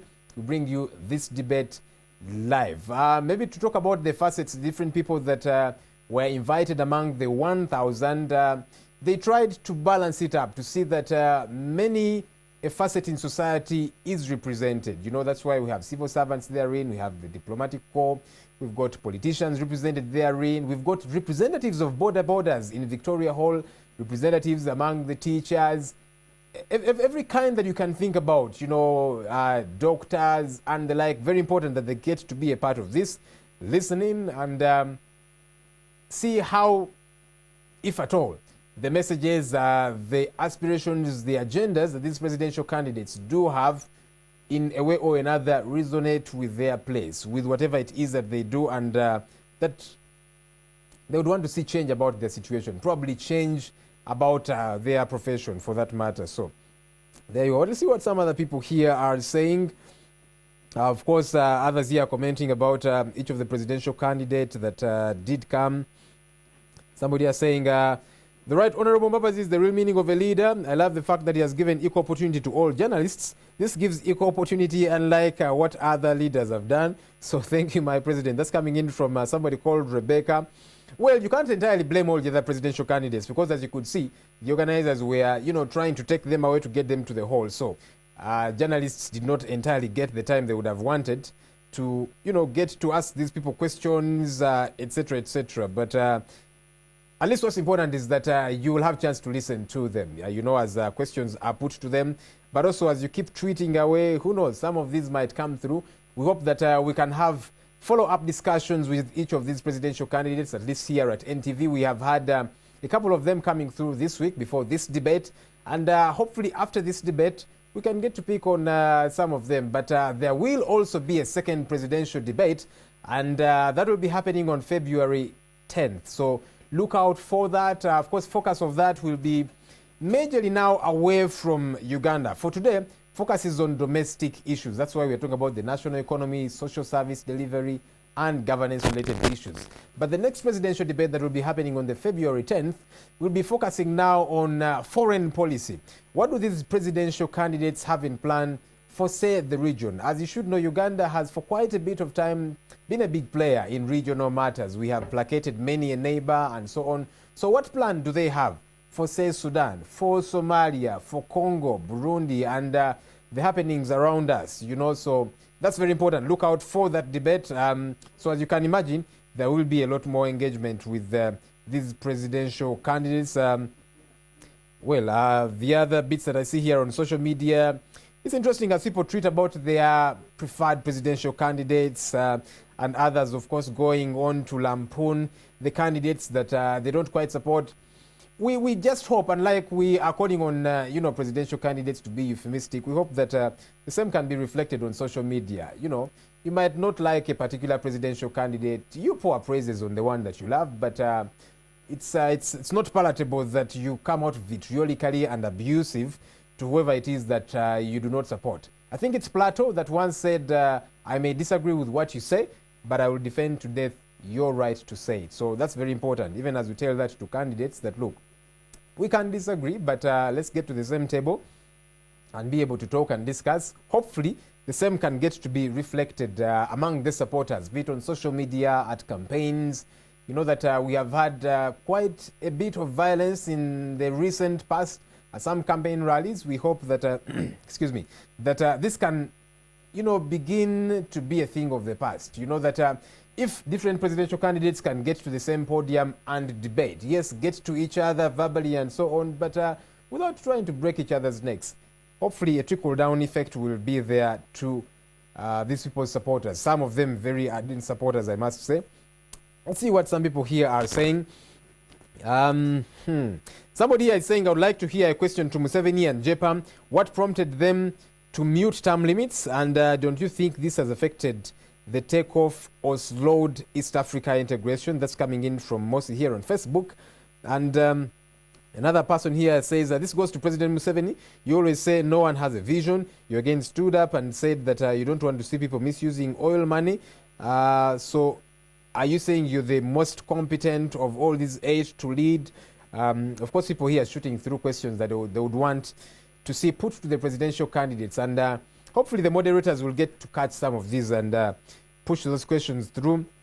Somebody is saying, what can all presidential candidates tell the citizens in the sweetest way that they will do to improve these issues mentioned below? Corruption, health, education, infrastructure, as all these are problems severely affecting the citizens. That's coming in from somebody called Kelvin Enjo. Another person says, why Mbabazi delayed to speak for Uganda, that works for everyone, yet things had fallen apart. These are questions that people would want to see presidential candidates answer. So that's what they are pushing through here. There's a Ronnie Ronald who is saying, my question to JPAM, when I was still young, I used to hear about that you had embezzled government money, but if you're voted into power, won't you repeat the same issues that you used to do? That's a question coming in here from somebody called Ronnie. Another puts a question to Venatius Bariamure, but this is a question that they would want this presidential candidate to answer. They say, how do you intend to transform the mindset of youth from being job seekers to job creators, and what platforms will you put in place to ensure this? That's a critical question, because as you know, one of Uganda's biggest predicaments, if you like, is the question of unemployment, regardless of whichever political divide you do fall on. And you know, as I read this, I keep seeing that coming through. People would want to see presidential candidates come out as cogently as they possibly can on the question of unemployment. What is their plan? What do they hope to do to make sure that young people are employed, and not just employed, but they are where they are suitably working? Because you know that even those that are employed, some of them are underemployed, etc., etc. There are issues. So that's a question that people would want to see presidential candidates answer. Then Charles puts a question to Museveni. Your stronghold lies in the hands of the poor, the ignorant, and the illiterate, and not the intellectuals. Why are you in much love with the illiterate and the ignorant? Well, we hope that candidate Museveni makes it so that he can answer a question such as that one.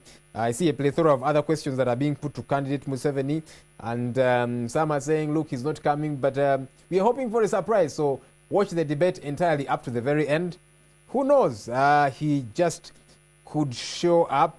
And then an Isaac still asking President Museveni here, candidate Museveni for that matter, what is candidate Museveni planning for Uganda if elected again? That's a question coming in from Isaac. And still to candidate Museveni, a good number of them are to him. Sentamo Gabriel says this goes to Museveni, building schools, hospitals, schools in a compulsory, making it compulsory to pay school fees, etc., etc. Well, to do with the education sector, a good number of them. Keep tweeting away. The hashtag is UGDebate16, and you can tag at UGPresDebate. We now want to cross over to Serena Conference Center, to the Victoria Hall, where all the action is going to happen. I can imagine you are itching to wait and see how things happen. We are good to go. Let's cross over now.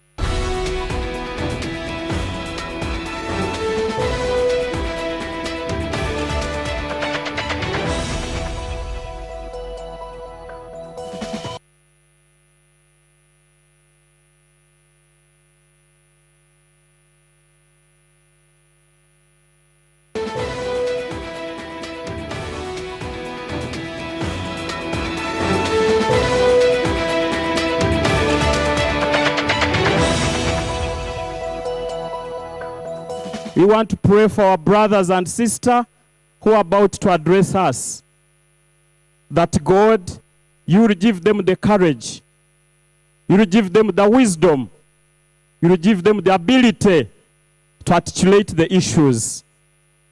Father, we pray that you will protect us for the time we shall be here. And God, at the end of the day, as we come close to the general election, we shall elect people wisely. I pray all this trusting in the name of your Son and our Savior, Jesus Christ. Amen.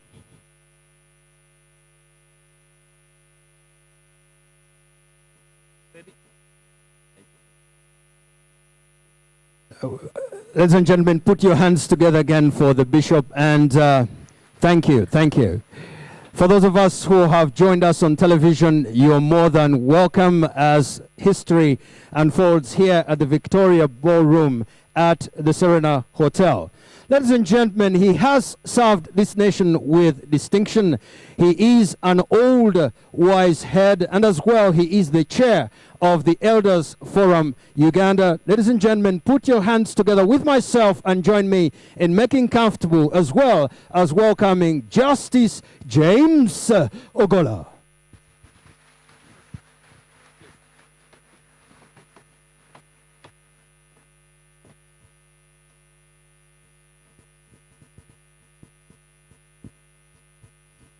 Today is the day. Welcome all to this debate of the Jubilee.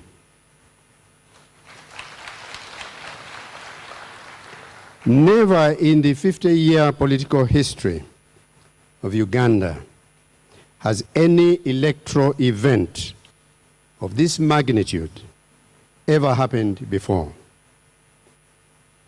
With this presidential debate, we turn the corner from the old politics of the mundane to the new statesmanship of the future.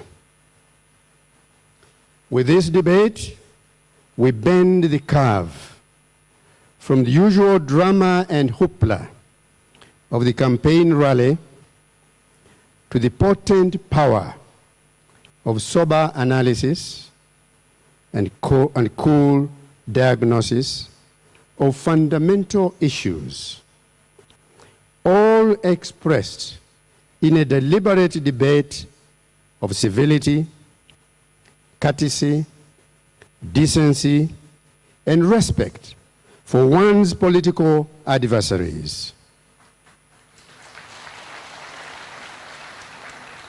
And also the appreciation of competing political creeds and dogmas.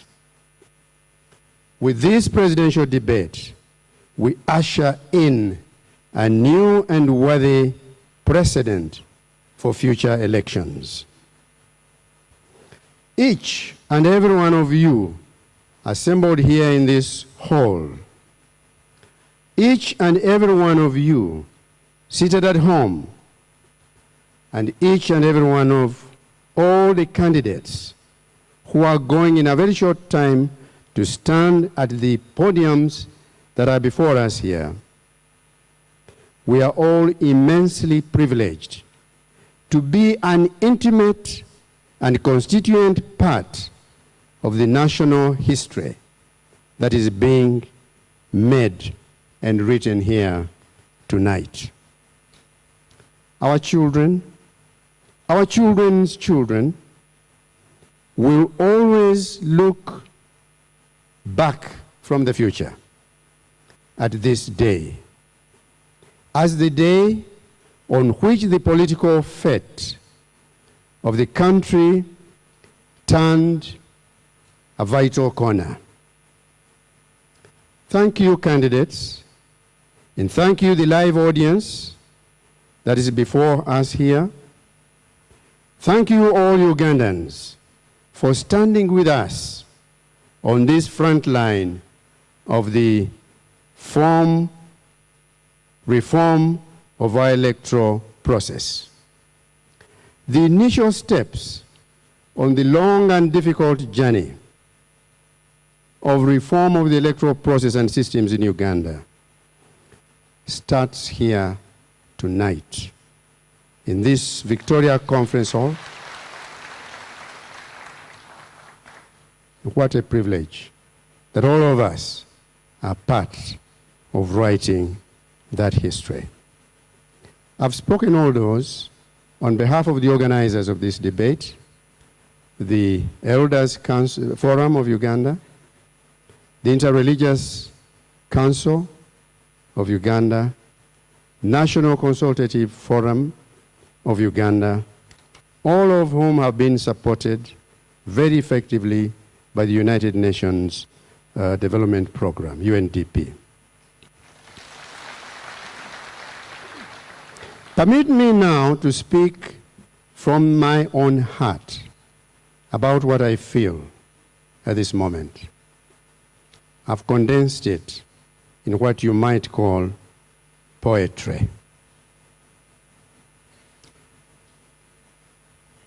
The heading is "The Debate is the Thing." The debate is the thing. Candidates decked in their rainbow of colors, speaking the speech of rhetoric, dissecting the discourse of oratory, displaying the skills of eloquence, portraying the politics of persuasion, all ready to compete in the marketplace of ideas. The debate is the thing. Electors tuned on the ear, intent to listen.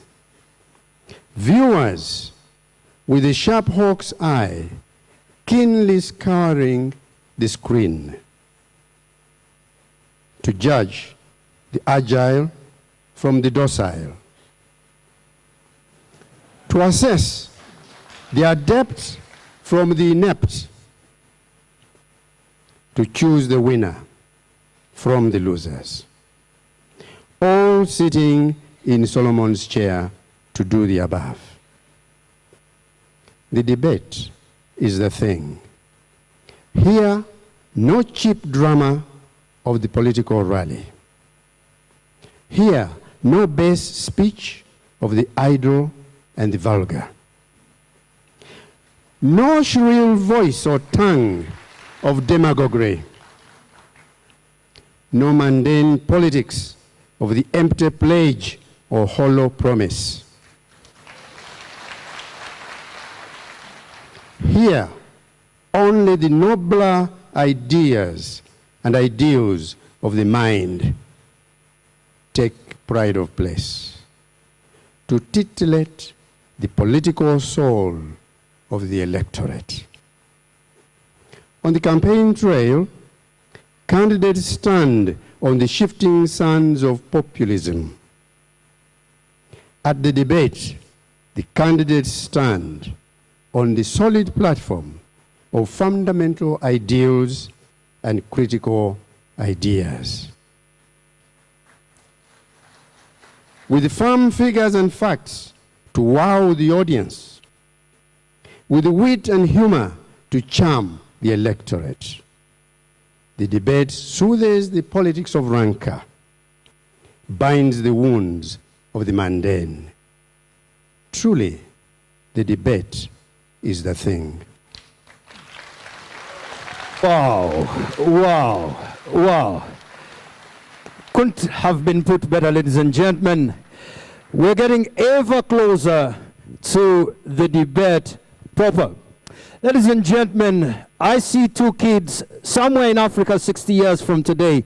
One saying, my grandfather was the moderator, and another responding, no, my grandmother was a moderator too.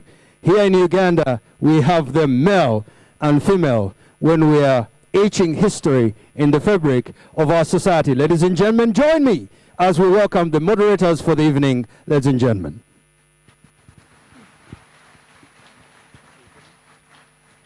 Thank you very much. The moment of truth has arrived. Good evening and welcome to the Uganda Presidential Debate 2016, coming to you live from the Serena Kampala Conference Center. Tonight, history will be made in this very hall, and we're privileged to be here to witness that. I'm Nancy Kachingira, along with my co-moderator, Alan Kasuja, and tonight we will get 8 presidential candidates coming here to hopefully give the answers to the questions that you want the most. Now, we will start with some ground rules. The event will follow a format and code of conduct that has been agreed to by the candidates. There will be 2-minute opening and closing statements from each candidate, and in between, a series of questions focused on 3 main themes. Those are governance, the economy, and social services. Each candidate will have 2 minutes to respond, and 30-second rebuttals will be permitted. We will then have a general discussion until we move on to the next segment. A timer has been made available to assist in adhering to those time limits, and a buzzer will go off when each candidate has 15 seconds left. Candidates are, of course, expected to engage each other with respect, or at the very least, civility. The audience here in the hall has also agreed to be polite and attentive. No heckling or outbursts, please. Of course, those of you at home are not so constrained and may respond as you wish. As Alan welcomes the candidates right now. Ladies and gentlemen, let's welcome our first candidate. The first candidate for me to introduce is supposed to be President Museveni. He's not here at the moment. So the first candidate to get on stage, ladies and gentlemen, is Professor Venantius Bariamureba.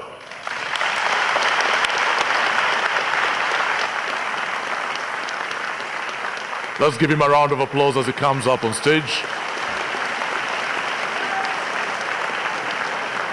After Professor Bariamureba, the next candidate is the only female candidate in this contest. Her name, ladies and gentlemen, is Maureen Charia.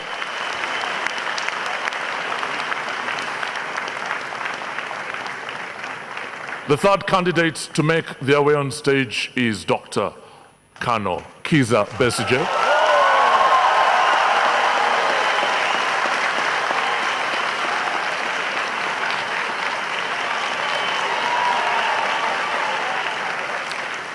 Joseph Mabirizi is the next candidate to come on stage.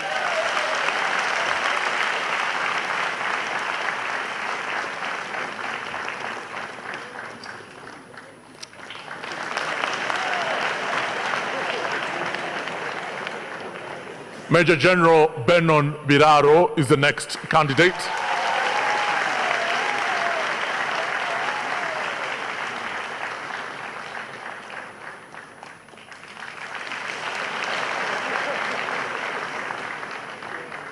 The Right Honorable Amama Mbabazi is the next candidate.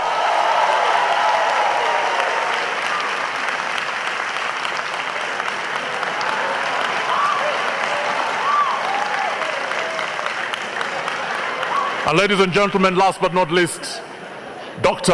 Abed Bwanika.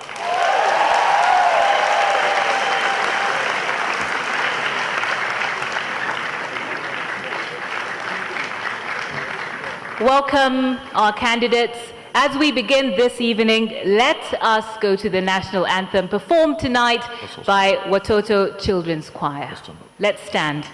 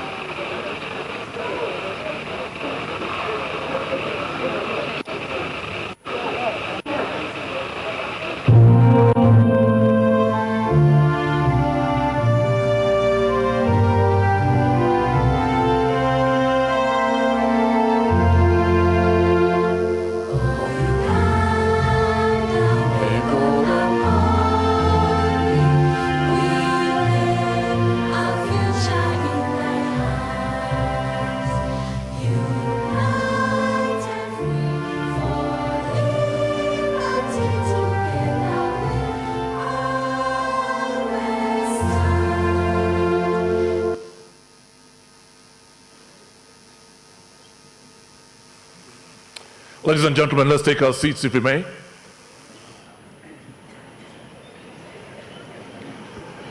And at this point, we invite the candidates to take your various positions if you may as well. Thank you very much for showing up today. Let's give them a round of applause as they do that.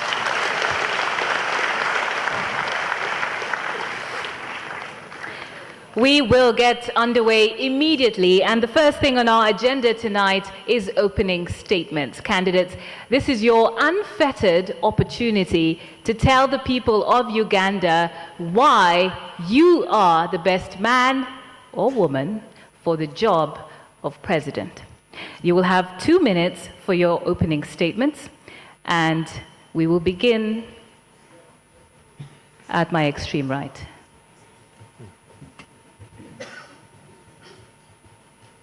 I think it's fine. You can just speak. Fine. Yes. Hello, hello. Okay. Yes, my name is Venantius Bariamureba. I hold a PhD in computer science and I'm a professor of computer science. I'm running for president of this country, and the issue is that why am I the best candidate? Why am I the best candidate? I've been in the education sector for a very long time. And one of the sectors that requires fixing in this country is the education sector. And I feel when I look around, I'm the only person who can fix it. When you look at the health sector, it's also ailing. And education and health are related because the human resource that drives the health sector. I've been training people from universities and other institutions. They are all unemployed. They are all they're in a state of hopelessness. And I said I cannot remain in academic institutions, have to come out and create jobs for them. But most importantly, actually I'm next to the current president. I'm a candidate for transition. I stand for smooth transition. And if I'm 47 years old, I stand in between those who are 0 and 94. So I believe that I can actually provide a smooth transition in this country. Having said that, I have a very good manifesto that is based on the 12 issues and have come up with strategies in that manifesto. I've also come up with a budgetary framework that can actually guide the ministries, departments, and agencies when I become president this year to actually revise their plans, revise their business plans, their strategic plans, and be able to come up with good plans okay, thank you very much.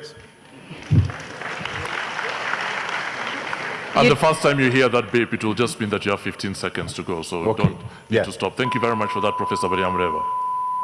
Next, Maureen Charia, ladies and gentlemen. Thanks so much. I'm called Maureen Charia Walube. I'm not going to say I'm the best candidate because I believe all my brothers standing here are good enough to be presidents to this country. But I have the best solutions for Uganda. I'm multi-skilled. I have very many education backgrounds. I'm a lawyer in the background. I'm an international social worker. I have worked both in Uganda as a national leader, a presidential aide and advisor, and I've also worked at the international level in the United Kingdom as a community champion and mobilizer. The reasons I came to stand for presidency and why I feel you only have me is because Uganda has, over the last 115 years, not sat down to solve our problems. Uganda went wrong at the foundation in 1900 in the Uganda Agreement, where every single section of Uganda was forced by the Uganda and the British to come under Uganda. We have never sat as a country to talk about it. There is a lot of bloodshed which has happened. We still continue killing ourselves. As a matter of fact, I've gone around the country. There is more tear gas at every single police post than there is medicine in any single hospital because this war is ongoing and it hasn't stopped. Trust me, I'm a mother, I'm a princess in Busoga, and my heel is love. I have infected all these people with love. As you can see in this race, yes, we have to say harsh things, but we do love each other. And rest assured that whoever goes through as president here, you will not see the end of us because we are willing to take Uganda forward. So I call upon you as a nation, please choose me as your mother. But I am very, very happy with whatever choice you make, and we'll work with everybody. Thank you. Thank you. Let's go to our next candidate, Dr. Kiza Besige. Thank you. Thank you very much. A very good evening to all of you out here and those who are tuned in outside there. Very glad to be in this presidential debate, the very first one of its kind in our country. I thank the organizers. Couldn't have been an easy feat. And I'm glad that they are taking a cue from the debate that we've had as Forum for Democratic Change, who were the very first to have this kind of debate in this country. Ladies and gentlemen, we are having this debate in a very unique context because we are seeking to choose a leader for our country where no leader of this country since independence has entered our state house without using the force of guns. And that must be very frightening for all those who live in this country and those who we are raising in our country. That we are now 54 years as an independent country without ever having a president entering State House out of the will of the people of Uganda and the free choice to lift that person into that office. So ladies and gentlemen, even as we celebrate this momentous occasion of this debate, I think the background of our politics ought not to be lost onto us, that we need a transition. And I'm offering two things. One, a liberation agenda, and two, a transformation agenda. It is what the country needs. Mr. Joseph Mabirizi. Praise the Lord. Good evening. My name is Elton Joseph Mabirizi, a father and an engineer by profession, and an investor, someone who has invested a lot in schools. All the candidates are having good manifesto, I may say that. We have those ones who are standing for member of parliament, they have manifestos, the councillors and others. But the most important thing is the question how. So I have the best approach towards whatever we want to do for our nation. So the question how, I have the best approach. Every candidate at any level, he wants to do something for Ugandans. They have plans for building schools, roads, fighting corruption, and so forth. But the reason is, how are you going to do them? So I have the best approach towards how to overcome whatever is going on. I managed to convince the 23 presidential aspirants who picked the nomination forms. So today, I'm here to convince the 7 the 7 and others to join me. So, thank you very much. Thank you. Major General Benon Biraro. Yes, my name is Major General Benon Biraro Buta. I am president standing in as candidate of the Farmers Party of Uganda. We have a very big task. But let me first thank God for this occasion and thank the organizers for the only level ground in this campaign. Please clap for them. We are coming in at a time when the politics of this country is very polarized. Mark the words of some candidates, very, very polarized. And it has not been polarized very now. It's been over the last 15 years. So this 2016 elections is kind of a referendum for peace or for conflict. And this is where I come in. I am coming in on the side of peace.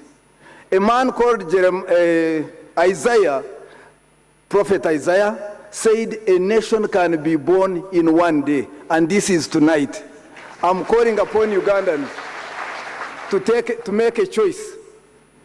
And in that choice, the choice I want to lead is a unity government. After a lot has happened behind, in the military we used to do reorganization.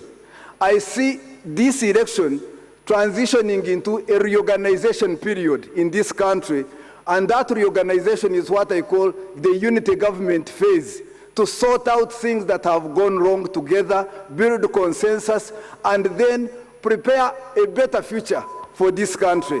This is what I'm seeing, and this is what I have come to do. Ugandans, make that choice. Make the choice on the side of peace, make the side by taking the only peaceful party. The Right Honorable Mama Mbabazi.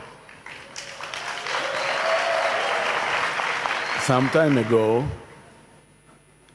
and in fact, throughout my campaign trail in Uganda, I have put this question to Ugandans.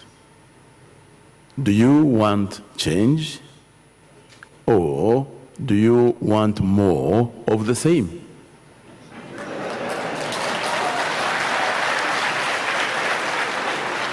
This is the question for you, every one of you, whether you are here in this audience or watching television or listening on radio or via the internet. That is the critical question I want you to answer today. Uganda, at this moment, faces many challenges. 83% of our youth are unemployed, the highest figure in Uganda. 83% unemployed. The other day, there was a news report of a man who, because he could not afford the fee of $150,000 for his wife to deliver in a health care center, he actually used a knife to cut the wife. And she died, and of course, the son died as well. 86% of our children this week failed to get a grade in primary schools. They could not even be graded because of the quality of our education. The situation in Uganda is so bad that clearly we have to make a choice. Do you want change, or do you want more of the same? Thank you. The final opening statement from Dr. Abed Bwanika. Thank you so much. Salutation to the organizers of this wonderful occasion and the people of the great nation of Uganda. Leadership at presidential level is about envisioning for a nation. It's about drawing roadmaps to how the nation must reach the desired destinations. And tonight, I've come with those roadmaps. Leadership at a presidential level is about identifying the challenges of a nation and coming up with solutions on how to mitigate these challenges. I've come with a proper diagnosis, and I've come with a proper treatment to help solve the problems of this nation. My drive are those people down there in the countryside who have been living in hope the last 30 years, who have been living in hope the last 54 years of our independence, but nothing has come their way. They go to the hospitals, they meet no drugs there, yet those who govern, they board planes and fly to South Africa for treatment. I stand on the side of those Ugandans in the countryside, the farmers, the ordinary people who have been praying and believing that one day someone will come with a program to help them move as a nation, to help them come out of poverty. And that candidate is Dr. Bed Bwanika. Ladies and gentlemen, thank you very much for those opening remarks. A very quick observation: there are 5 of you out of the 8 candidates, including President Museveni, that are from Western Uganda. I don't see anybody from Northern Uganda. There's one woman representing majority of the population of this country. So these are just a few observations about what is obvious right now. I'm going to start with you, Professor Bariamreba, to get a few things out of the way right now. You know, you managed a university, started up another university. How do you even think that that qualifies you to run a country? Oh. Thank you very much. You know, when you run a university, you can run a country. At Mackay University, I gained experience, executive experience. You have a Senate, which is the parliament. You have management, which is like cabinet. And you're managing over 50,000 students. You're managing over 10,000 staff. You get a lot of experience. But I didn't only do that. I've been chairing several boards, executive boards. That's what we do in cabinet. I've been planning for this country. I've been influencing public policy. So when you look at me, I look at the role of a president. As per our constitution. But to come back, so you've run out of time, but I'm seeing it's 30 seconds. It's 30 seconds rebuttal based on the question. Trying to no, get this. Your screen was deceiving me. It was saying 2 minutes. Oh. In which case, I will give you 10 more seconds to wind up then, as a consolation. So a president is supposed to be the chief executive officer of our constitution. That is Article 99, Clause 1, and have enough executive experience. Thank you very much. All right. Thank you very much. And just for the sake of clarity, again, I think I do apologize to you, Professor Bariamreba, because my clock was confusing me as well. I think you are right in saying that you had 2 minutes. So if you wish to continue, you may continue with your submission. Sorry? Yes. You want me to start again? Yes, no, if you want to continue. Yes. Yes, I do apologize. Repeat the question and then I answer you. No, again, it was just a question around what qualifies you, if you think that running universities and setting them up is really sufficient experience for you to The experience I have is not about running a university only, but the university I've been running and the university I've run are actually big institutions. I've also been running big organizations as the chairperson of the board. I've also been influencing public policy in all places in this country. So when you look at what is required of a president, you require to have executive power, because that's what the Constitution talks about, that you are going to be the head of the executive. And so with that, I'm best suited to lead this country. Thank you very much. All right, thank you. As we continue to explore this issue of electability under governance, Ms. Chalia, you ran for the Ginger Woman MP seat in 2011 on an FDC ticket. You worked for President Museveni and the NRM government after agreeing not to contest your electoral loss in the courts. You promised to campaign for a DP candidate in the current race for the seat and are now running as an independent presidential candidate while jointly campaigning with Joseph Mabirizi, the candidate of the Independence Coalition. So how do you respond to people who might see this quite long and arduous journey as a sign of someone who is unreliable and unprincipled? Thanks so much for that question. First and foremost, I'm not a politician. I'm a social worker, more of a social worker than a politician. So when I set out to work for this country in 2007, I was working quietly. The lady who brought international calling down in this country, I put a force on MTN and Airtel, and just brought in low international calling at 500, they went down. I have been working underground all those years. I didn't need to come to the front line. I came to the front line because there was extreme poverty in my region, which is Busoga region, and that is why I stood for Woman Member of Parliament. Yes, I went to court, yes, I won, but no, I did not say in court that I was living. The question is, does this point to you as being a little wishy-washy? Okay, can I please answer the question? Yeah. When I worked in Busoga, the first thing I did was a research, which is online. If you enter my name, you can get it. I realized the issues of the people in that region. And after that, I came back to my boss, the president of this country, presented my report and presented the solution. And instead of addressing the problem, I was actually suppressed and oppressed. And I'm sorry, but you're telling us why you moved and not what that says about you. The question is, when you make decisions like that, how can you tell people that this is what I stand for? Why should they believe you when you say that this is what you believe? Let me take you a moment backwards. I went to court in December 2011. On the 29th of December 2011, I was dying for my life. I was actually in coma. I practically went in coma for 2 days. When I came back, I was too ill. I could not continue with politics. All right, I'm sorry. I think that perhaps we're not really getting to the bottom of the reason I asked that question, but thank you. We'll move on. Dr. Kiza Besigye, I'm pleasantly surprised that you're here, to be honest with you, because you had withdrawn from this debate. You had said that if President Museveni did not show up, you're not going to show up. This to me suggests that this is about you and Museveni. And you are making your entire campaign about Museveni.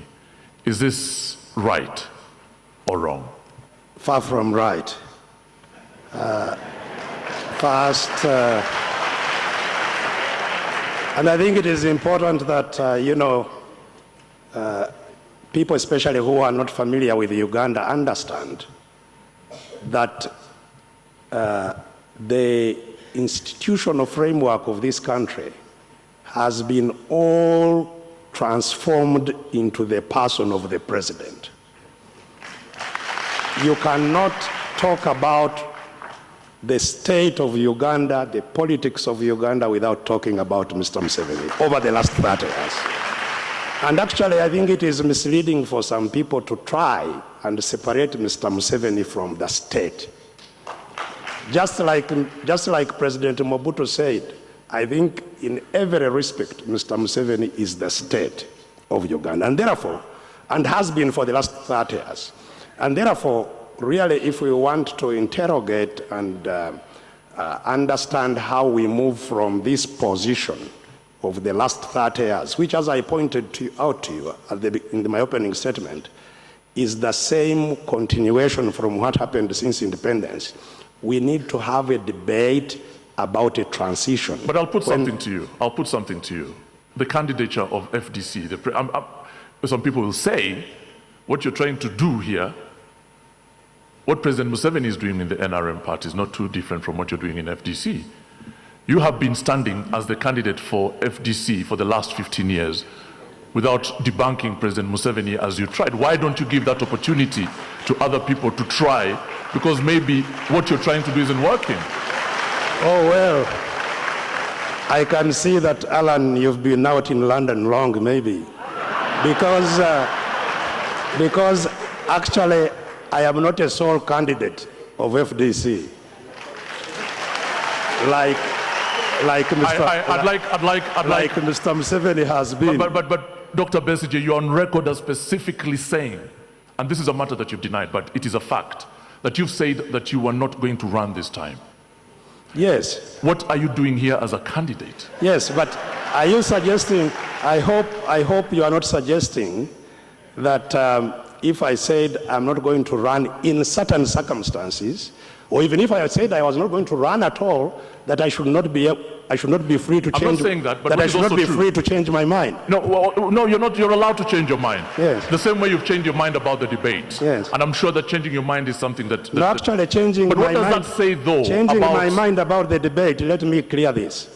First of all, I met with Justice Ogola yesterday in Mbale, and he confirmed to me that, to the best of his knowledge, Mr. Museveni would be here. So you made it about Mr. Museveni and again? Justice Ogola is here. So I came here expecting indeed that Mr. Museveni is here, and I am truly disappointed. I am truly disappointed that he's not here, because unlike me, Mr. Museveni is our servant. We pay him. He has been our leader of this country for 30 years. He has a responsibility. It's not just a courtesy. He has a responsibility to be here and to account to the country. Thank you. Mr. Mabirizi, at 40 years old, you are the youngest candidate in this race. Do you think you have a real chance of winning? And if this election doesn't go the way you want it, are you willing to work with any of the other candidates on the stage or not on the stage? I don't think that I can lose these elections. I'm representing this generation. This generation is full of youth. And I started this journey 10 years ago. I sat down and made a critical analysis about what was going on. And many of the youth who are going to vote for the first time, I'm the very person who mobilized them to register. So there isn't any way I can talk about my losing and whatever. So I must go through. Have you featured in any polls that have been conducted as a leading candidate? Come again? You said that you don't think that you can lose. I'm just wondering if you have seen any polls or other sort of evidence that might indicate that indeed you cannot lose. Here the indicators are, all the youth are ready to vote for me. So those are the indicators which show that I can't lose. The second one, Uganda, every part of Uganda is yearning for change. And I'm the real fundamental change for Uganda. All others, they have served with the government. I have never served with the government. All others, they pass through bush. I have never been in the bush. So I'm representing this generation. There isn't any way how I can fail to go through. Thank you.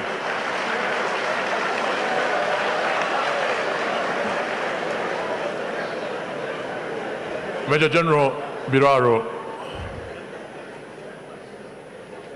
why should Ugandans change from one soldier to another?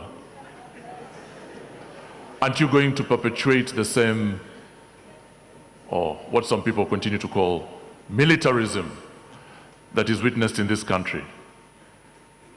For the last 30 years, the soldier that has been in charge has lived at State House. The soldier that you have seen has lived in Karamoja, in Soroti, in Kitgum, in all the districts of Uganda with the people. If there is anybody here who intimately knows the feelings of Ugandans, the yearning for change, the frustration of anybody that has not been served well by this regime, this is General Biraro. Are you saying that even as a soldier, this regime did not serve you well? It did not. I wouldn't be here. I wouldn't be here. Long ago, I told them, I said, you are getting off the track. I went to the bush 24 years old. We wanted to see proper democracy. We wanted to see things that would change this nation to the right direction. I have a list of things that I have been seeing, and I will talk about them later on, that have gone wrong across this nation. The direction, political direction, the misuse even of the security forces. This, I have seen it, and I must come to correct it. Here's the thing, Dr. Kiza Besigye, the Right Honorable Mama Mbabazi, Major General Biraro, President Yoweri Museveni, all have a history of the bush. Yes. Are you bush people, if I may, and I say that with respect, are you in any way feeling a sense of entitlement? Do you feel that this is your thing and therefore we are owed this opportunity to run this country? No, I feel a sense of disappointment. What took us there has not been fulfilled. That's what brings me. Two, while in the bush, there was a lot of studying. And I know many more bushmen will be coming in other time. I have seen what it was. We studied, we did the theorizing, we went through it, blood, water, sweat, everything. When we came here, it was like the proverbial, the journey of the Israel children crossing the Red Sea, and all of a sudden the leader saying, oh, the direction to Canaan is here, pointing to where you have come from. And that's what I didn't want. Okay, finally, before I let you go. Yes, yes. Do you think the army should remain in parliament? No. Thank you very much. No. Honorable Mbabazi, you have said just a few minutes ago, you've asked actually whether people want things to change or stay the same.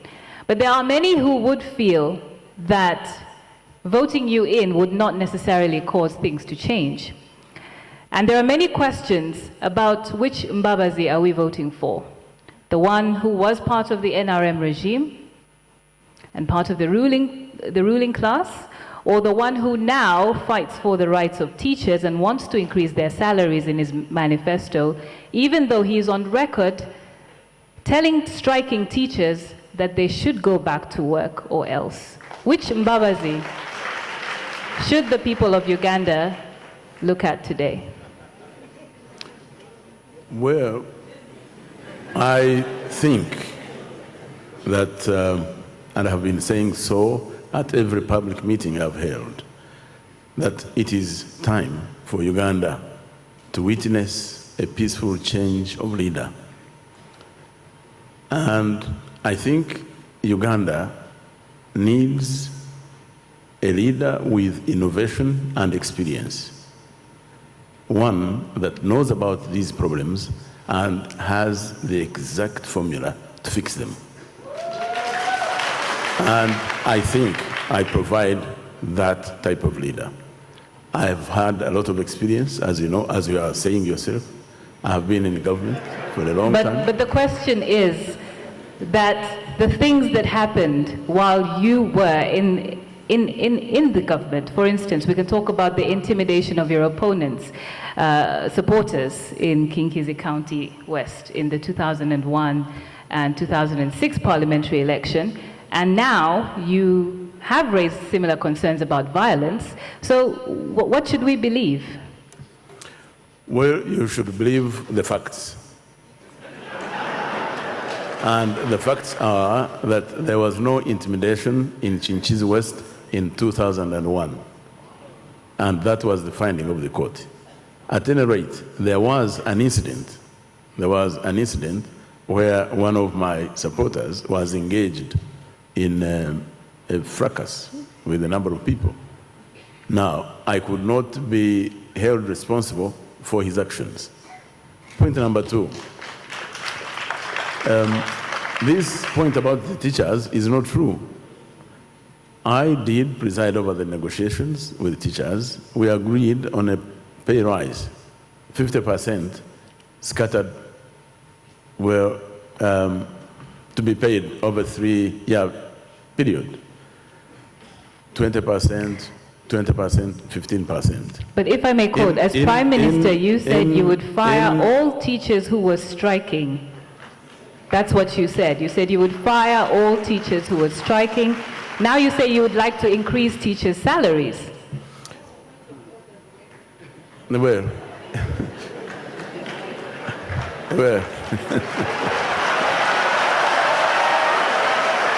Please continue. You know, I was waiting for the point of order. This is not parliament. Please go ahead. Thank you.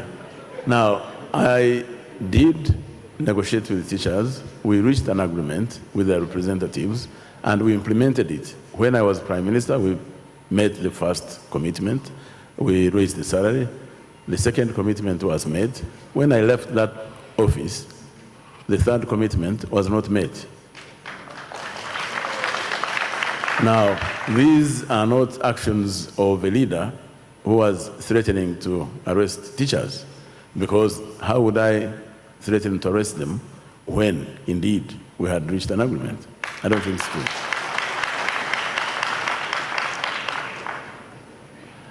Abed Bwanika, I wonder why you're still running for presidency. You've made it, some people will say, some sort of career to come in and run for office, unless otherwise. Because why are you still running? You got about 50,000 votes before, and prior to that, that was a decline from about 60,000 votes the time before that. And what point are you trying to make? Thank you so much. First of all, I'm surprised that you asked that question. If you look around in this nation, you'll find reasons good enough for a person like me. I've asked you for your reasons, though. I'm giving you a reason. If you look around this nation, I've said the reason why I keep coming, they are my people in the village, whom the likes of my friend here, Amama, have been promising things which have never happened. The people who have been waiting in the countryside,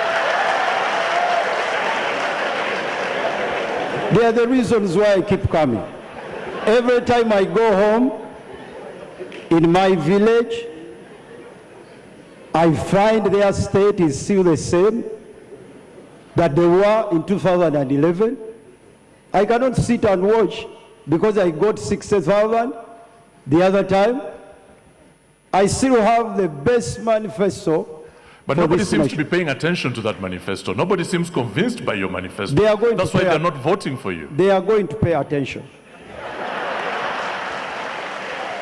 They are going to pay attention. If the conditions of the people of Uganda improved, I will not come again.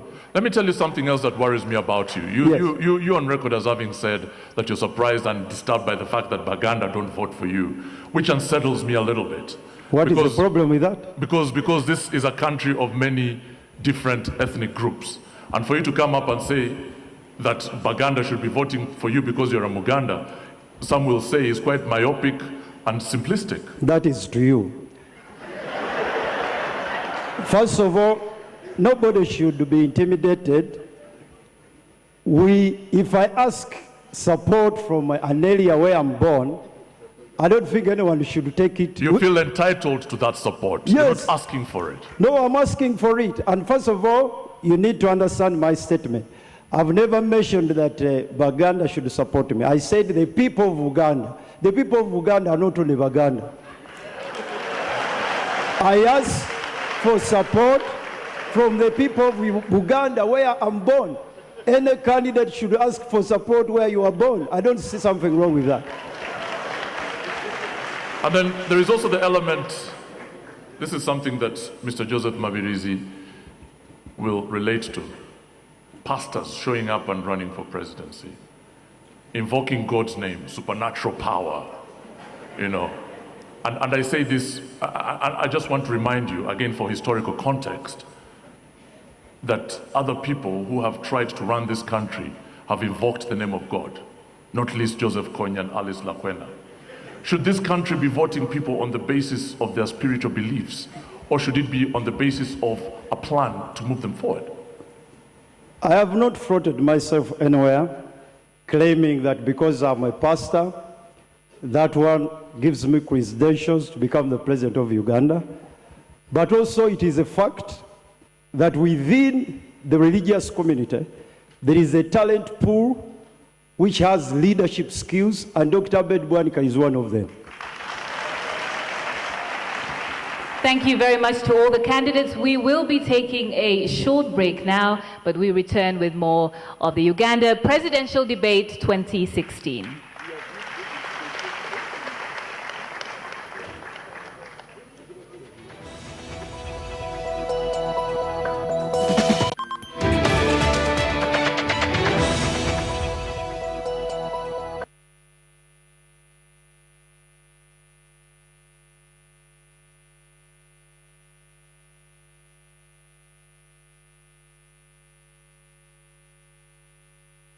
Mommy, how old were you when you got a boyfriend? Pamela, what kind of question is that?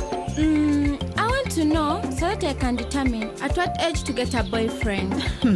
I think you need to forget about boyfriends for now and focus on who you want to be in future. Having a boyfriend exposes you to the risk of teenage pregnancy. Once you have a baby, you may drop out of school and not complete your education. As a parent, you are a trusted source of information for your child.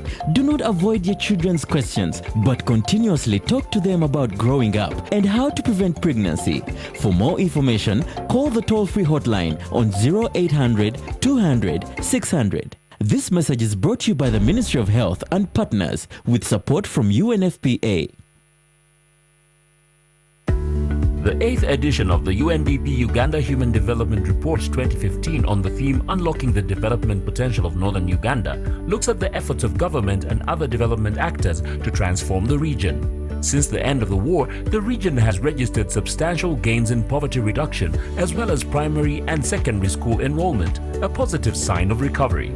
The report proposes a shift of attention from recovery to a new era of enhanced productivity, enlarged capabilities and choices, as well as transformative interventions. It emphasizes big step investments in areas such as infrastructure, agriculture and extractives to fast-track transformation. Empowering the youth and women to engage in decision-making and prompting social justice will also be key. This message is brought to you by the United Nations Development Programme. Read more about the report from their website www.ug.undp.org.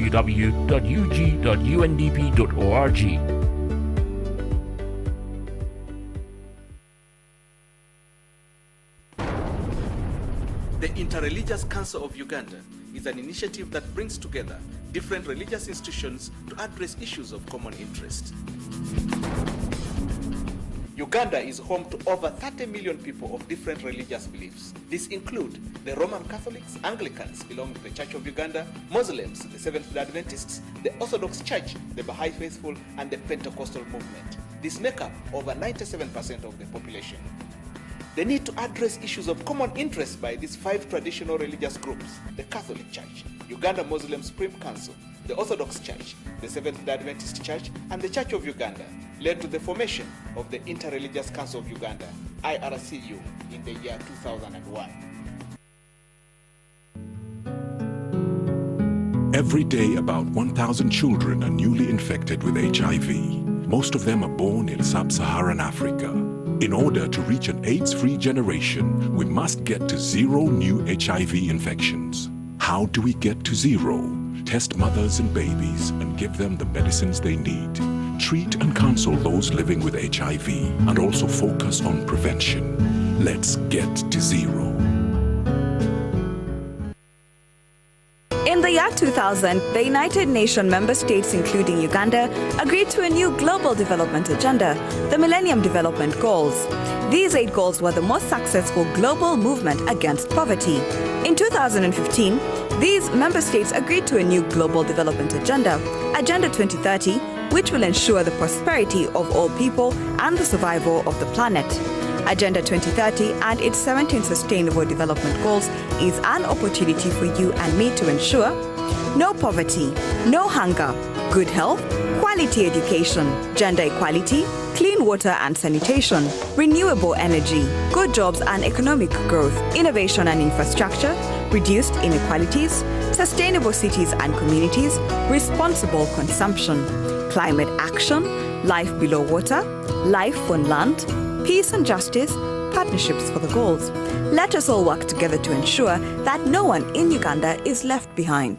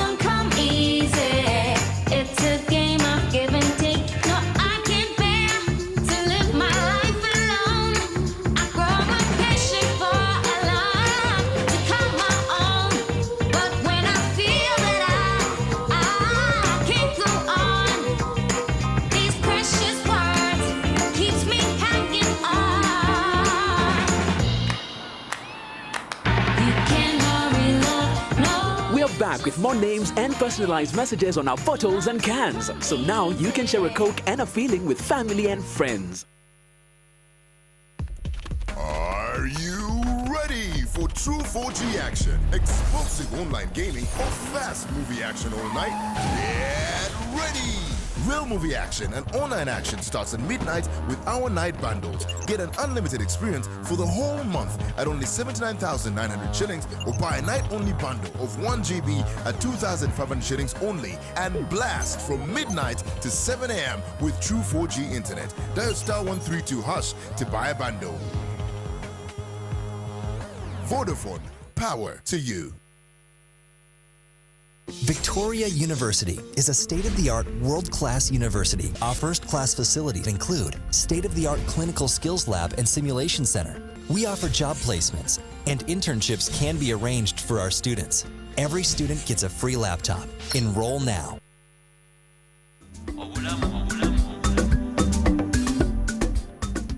Hello, I'm Dr. Alice Mugira.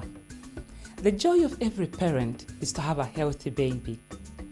But did you know that every day, 25 babies get infected with HIV from their mothers during pregnancy, at birth, and breastfeeding?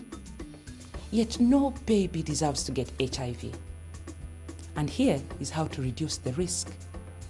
As soon as you know you're pregnant, go and get tested for HIV with your partner. If your test is negative, find out from the health worker about how to stay HIV negative.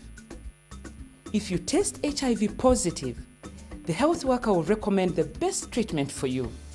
Make sure you follow the treatment to reduce the risk of passing the virus to your baby.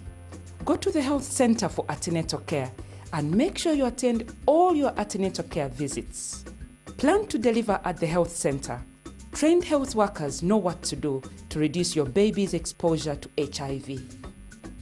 After your baby is born, make sure you return to the health center with your baby for regular checkup and monitoring. And while there, remember to ask the health worker about family planning or child spacing to prevent unplanned pregnancies. Take charge of the baby's life and yours. Stand out and have an HIV-free baby.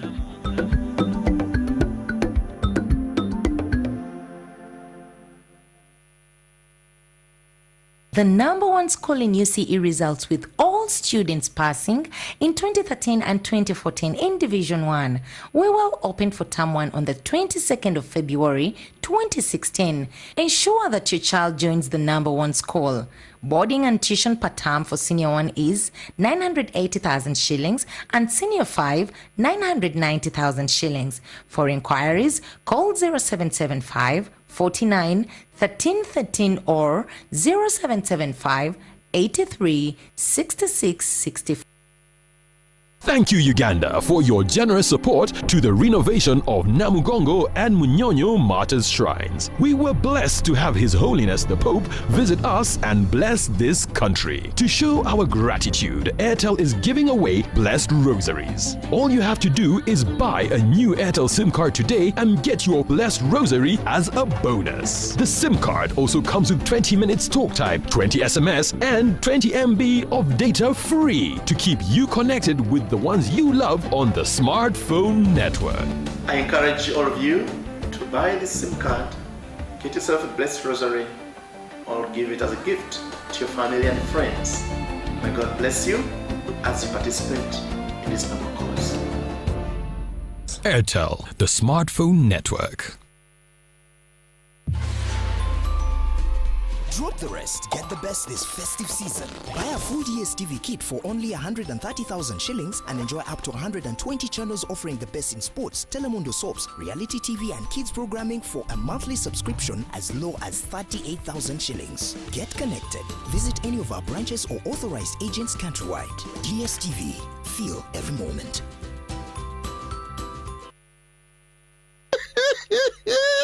Why are you laughing? Because he pays 3 shillings per second. And how much are you paying? A bit less than his 3. With a AfriCell, you can pay much less than both of them. With the Tokota 500 bundle, you pay less than half a shilling per second. What? Yes, less than half a shilling per second. All you have to do is dial *134# and select Tokota from the king of the bundles. Kampala Parent School is located along Lugogo Bypass in Naguru. We offer your children a high-quality education in a holistic, all-around learning environment. We have highly qualified teachers, well-stocked libraries, science labs, computer rooms with smart boards, home economics labs, a swimming pool, and a daycare center. Registration for 2016 is open. Apply now. For more information, call us on 0752 711 911. Kampala Parent School. We struggle for the future. The challenges that come with the sudden loss of a loved one can be quite daunting. Paying for the funeral, looking after mourners, it all gets harder in such times. Taking out the UAP Sunset Plus funeral plan at only $3,000 per month will help you ease this burden. This plan guarantees a lump sum cash payment within 48 hours to allow for a dignified send-off for loved ones, dependents, employees, or members of circles and associations. For more information, call UAP Live on 0414-332-870 or visit us on the 6th floor, UAP Nakawa Business Park. Traveling? Not easy. Using MTN Mobile Money? Easy. MTN Mobile Money, making life easier. Download the My MTN Mobile Money app or dial *165# to use MTN Mobile Money today. It's so easy. MTN, everywhere you go. This is Olam reporter. We're at a construction site today. I'm sure you're wondering what we're doing here. I've been told of a guy who has a secret of success. Come, let's go. Hey, Sibu, how did you do it? How is your love life? Naona network mwana. Amatira. She's my princess, the one and only.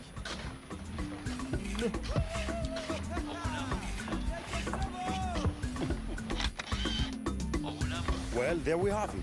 Gayoyo Sassirimo. What about you? Do you have more than one sexual partner? Take charge of your life. Get off the sexual network to reduce the risk of HIV.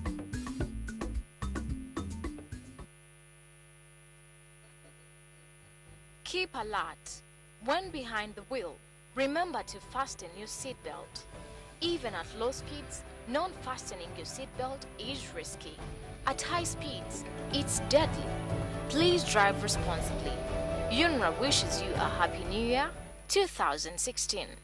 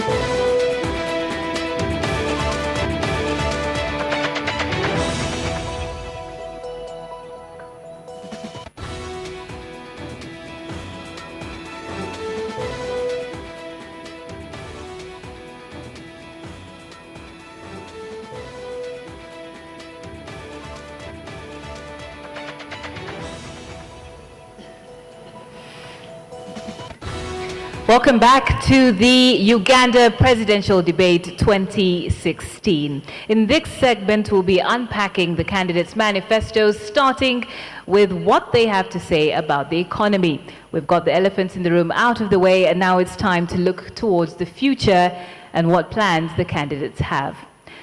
We will start with the question of debt. Uganda currently owns about $6 billion in debt, and the debt to GDP ratio has been growing every year since 2008. We'd like to hear from each candidate what plans you have to deal with this. We'll start with you, Professor Barriamureba. How much time? 2 minutes. I hope it is strictly 2 minutes. Thank you very much. When it comes to debt management, the issue of debt, I would like to look at controlling public expenditure. That will help us save some money and service the debts. I would like to look at controlling the issue of acquiring more debts. I would like to look at the issue of public service reform, because that also will bring down the money we are spending as government. We can use some of that money to repay the debt. The other issue is to expand the economic activities, supporting the private sector. And one of the areas that we need to focus on is an agricultural policy, where we increase agricultural production.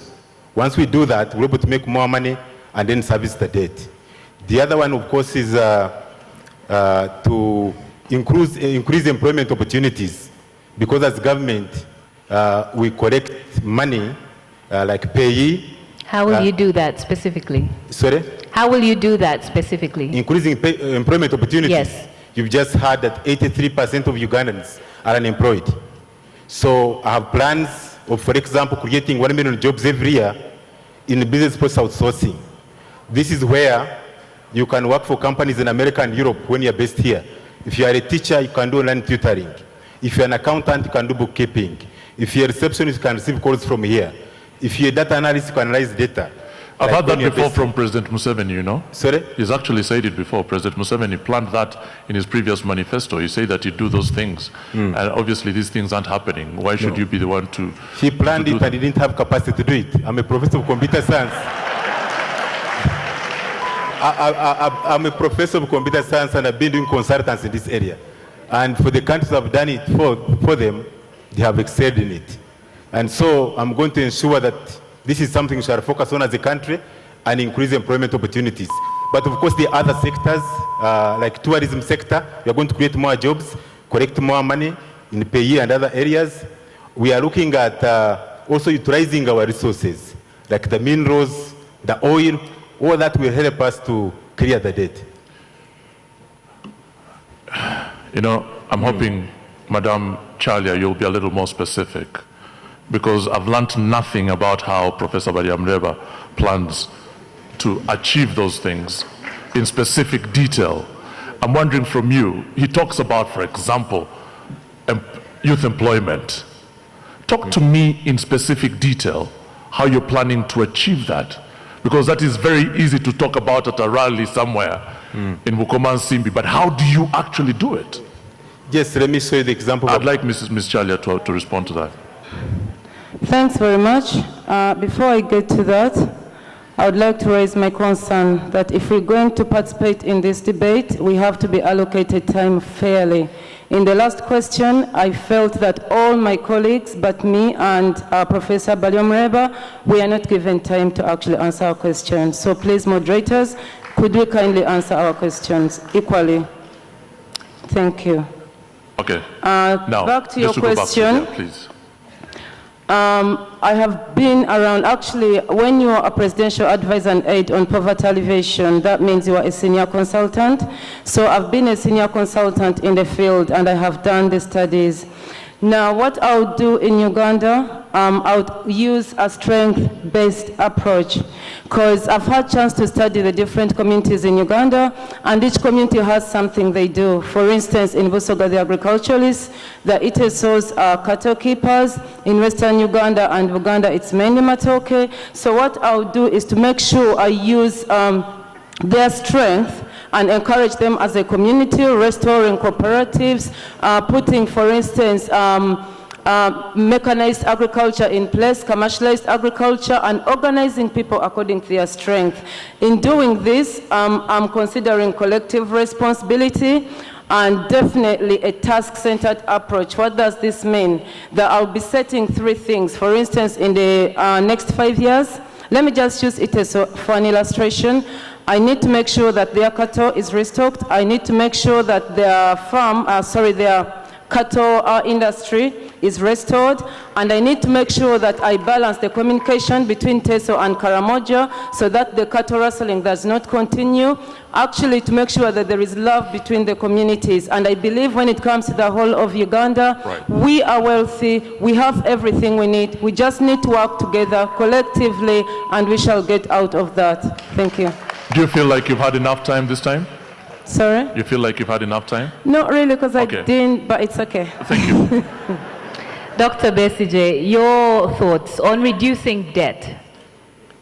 Yes, thank you very much. And I think the debt question is a very, very serious one for our country because not long ago, our debt was actually forgiven almost entirely.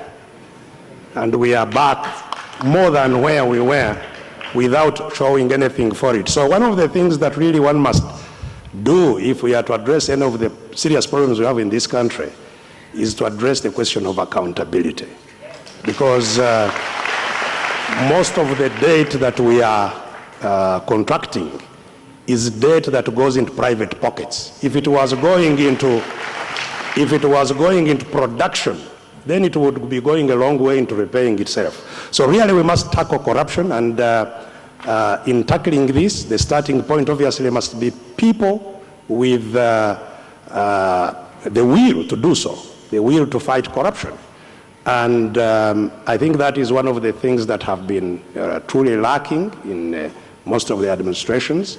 It's something that I would offer indeed, a will to fight. What is the will to fight? What does that even mean? The will is the commitment. The commitment. But how do you implement a will to fight? How do you do that? Well, by doing what you are supposed to do. Yeah, but still you're not answering. Because what does doing what you're supposed to do is what civil servants think they do every day in this country. How do you implement the will that you're talking about? How? The will is not implemented. The will is effected. How? Is effected by doing what you commit yourself to do. If you wake up in the morning saying, I'm going to do A, B, C, D, and you don't do it, then you have no will to do what you want to do. So one judges the will by what our experience, and this is why in these elections it's important that the electorate indeed interrogates the candidates' backgrounds, whether they have been able to do what they commit to do, or whether they just talk and don't do what they commit to do. So that is, a will is judged by performance of what you intend to do. But secondly, beyond the will, quite obviously, it's important that we focus on the laws that relate to management of corruption, the dealing with corruption, and we have specific suggestions to strengthen the laws that relate to corruption, improving transparency, improving the following of what leaders acquire in office and so on. We have specific proposals in that area. The third area, of course, is strengthening the institutions themselves that deal with corruption, to make them more independent, to make them more competent, to resource them, so that they are able to do what they intend to do. And corruption, as I have said, is only one area. But beyond corruption, the question of debt must be solved by increasing productivity and reducing consumption. And increasing productivity is one area. I'm afraid you're out of time. There was a little more time because Alan had a rebuttal. Yeah. But we'll have to move on to the next candidate now. Mr. Mabirizi, what are your thoughts on reducing debt? Thank you, moderators. Allow me to read the People's Manifesto, the People's Voice. This is what Ugandans say about the national debt. This manifesto was generated from people of Uganda. So this is what they say. We prefer that you speak to us. I'm reading the People's Voice.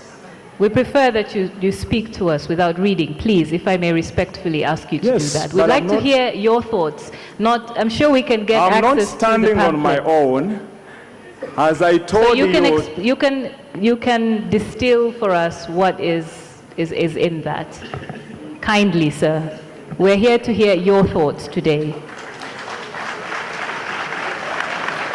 The current government is borrowing money without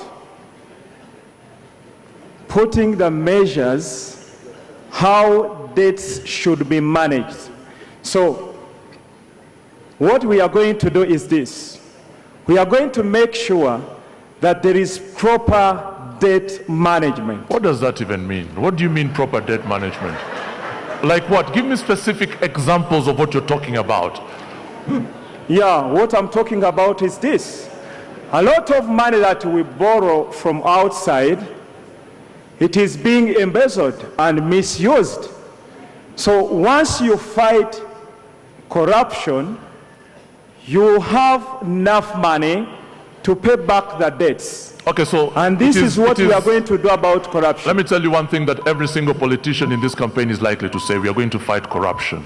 That is a But standard how? statement. So I'm really interested in hearing how you are going to fight it. But Ugandans are interested. I'm saying so I'm interested in hearing. That question. Why don't you allow me to answer the question about the debt? So what are you going to do specifically to fight corruption? Number one, it's about debt management.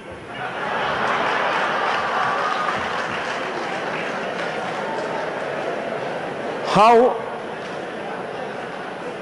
are you handling the money you've borrowed from outside? That's number one. Then a lot of money is being misused. That's why I'm saying, in order to pay the debt, you need to deal away with corruption. Thank you very much, sir. I'm fighting corruption. I have the best approach.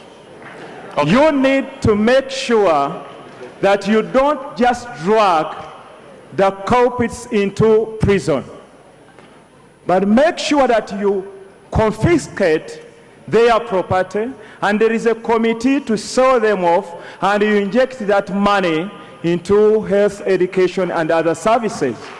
Okay. Number two, those much. people must be denied any government job for at least 15 years. Thank you, sir. I'm afraid that's our time there. Let's hear from you, Major General Biraro.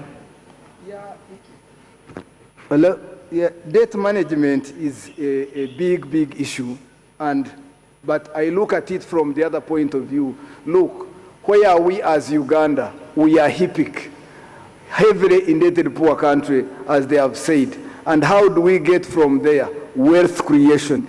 3 trillion to agriculture following the Maputo Declaration. 3 trillion. So that every district is an export zone of some kind. That must be done. Secondly, I am looking at tourism. Just about that. Export zone of some kind, exporting to who? How do you export from those districts to wherever you're proposing? Exporting to who? You are asking? I am seriously asking you that because you have districts, you have problems with infrastructure, we have no airline, we barely have a functional railway system. So where do these things that you're talking about? I get you now. Exporting is to outside countries, to the buyers. But my point was, we have had so many districts as units, political units, but they are not economic units. They are sucking from the central government. Not to use So I am saying zoning must ensure that every district becomes an economic unit. And that will happen with that, because when I devote 33 trillion, on average, each district is going to receive 30 billion from central government to invest in agriculture. That's number one. Number two, I went to France. France is the first tourist country in the world. And they have 60 million people, they receive 80 million tourists every year. I am going to work hard so that Uganda can receive 10 million. That would be giving us $8 billion income, much more than even oil can do that. And that's what, three, the question of human in the long run, our human resource capacity. I'm working seriously on that, so that productivity, because when you compare us, the development index in the region, I'm afraid that's as much time as Alan took from you. Thank you very much. Let's go to Honorable Mbabazi. We are on the subject of debt reduction. Your thoughts?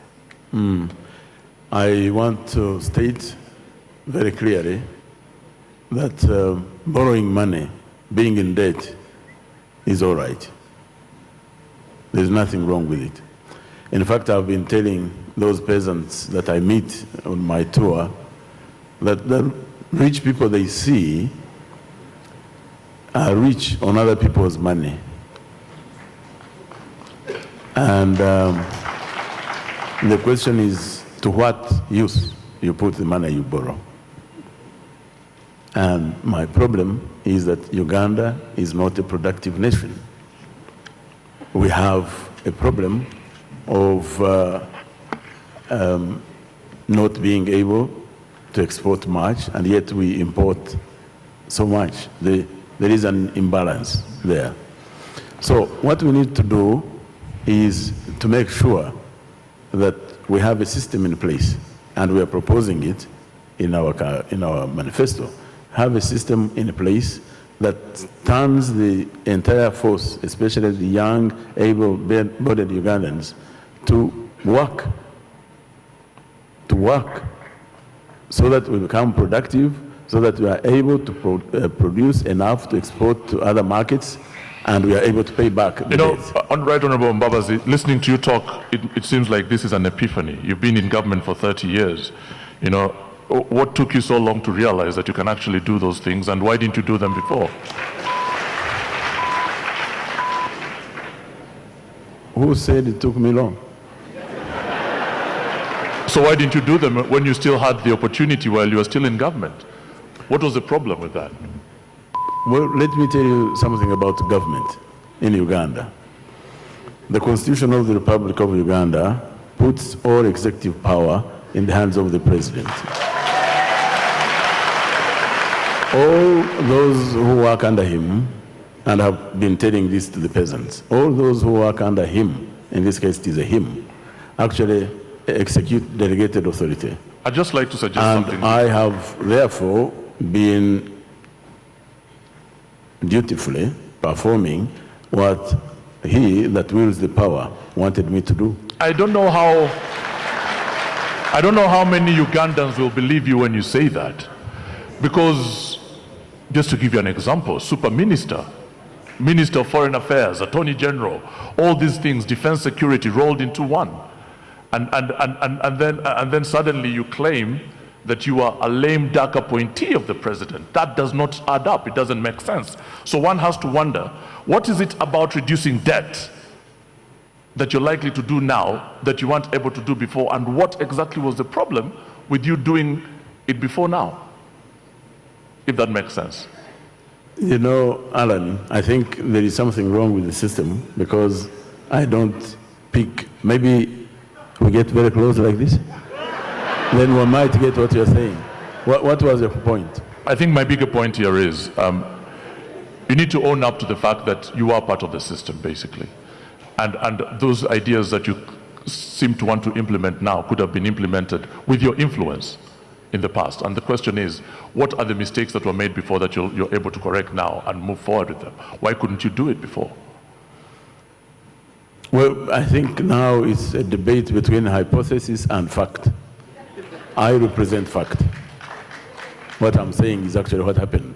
It's true, I've been all those things you've mentioned, but I'm also telling you that power in Uganda and our constitutional arrangement. Did you struggle to reduce debt when you're in government? Pardon? Did you struggle with debt reduction when you were in government? You see, when you're in government, you have what they call collective responsibility. You have free debate within cabinet, and whatever the majority decides is actually what is done. In this case, the cabinet itself performs an advisory role to the president, and whatever they say need not be what is carried. So I am absolutely proud of what I did all the time I was in government, my contribution, both in giving ideas which were not accepted and giving ideas that were accepted. So I am perfectly happy with it. Thank you. Dr. Abed Bwanika. First of all, our debt to GDP ratio, the percentage is currently 36%. America, they are indebted over 16 trillion. For us, we are worried with 7 billion, just 7 billion. That is our worry. The problem is not borrowing.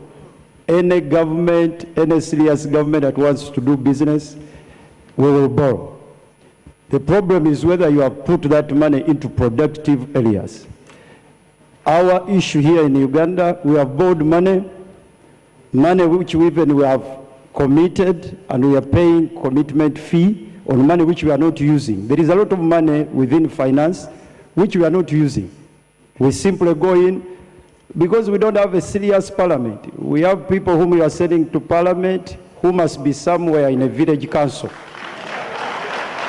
We need serious people in that parliament. We must put a debt ceiling if we want to manage this debt. We must put a debt ceiling. And we must have a serious parliament doing the oversight role in this issue of the debt ceiling. Secondly, we are talking about a debt, it's not only foreign debt. We also have a domestic debt which also distorts the economy here. Government comes in through Bank of Uganda with treasury bills and bonds, and they raise the interest rates. So the people of Uganda end up not accessing money for credit from the banks, and that is a huge problem. That is a huge problem. We must, if we want to manage this debt, number one, we must expand our economy. There are three ways government can get money: through revenue, tax revenue, and I'm afraid tax. your time is up, Dr. Bwanika. But as we continue this discussion around the economy, you've mentioned reducing a debt, and you've talked about the debt ceiling. Now, one of the things that you have promised in your manifesto is laptops to children. A laptop per child up to primary 4, as well as school uniforms and lunch. How are you going to achieve promises like those while trying to keep debt manageable? As I've told you, our GDP, our economy, is one of the smallest in the whole world. It is only 27 billion. The richest man in the whole world, Bill Gates, has 79 billion, richer than Uganda times 3. We must be ashamed as a nation, to 40 million people, that someone is richer than us times 3. What I'm going to do is to expand the economy of Uganda. We must ensure that every Ugandan is included within the monetized economy. I want to empower the ordinary people so that they can produce.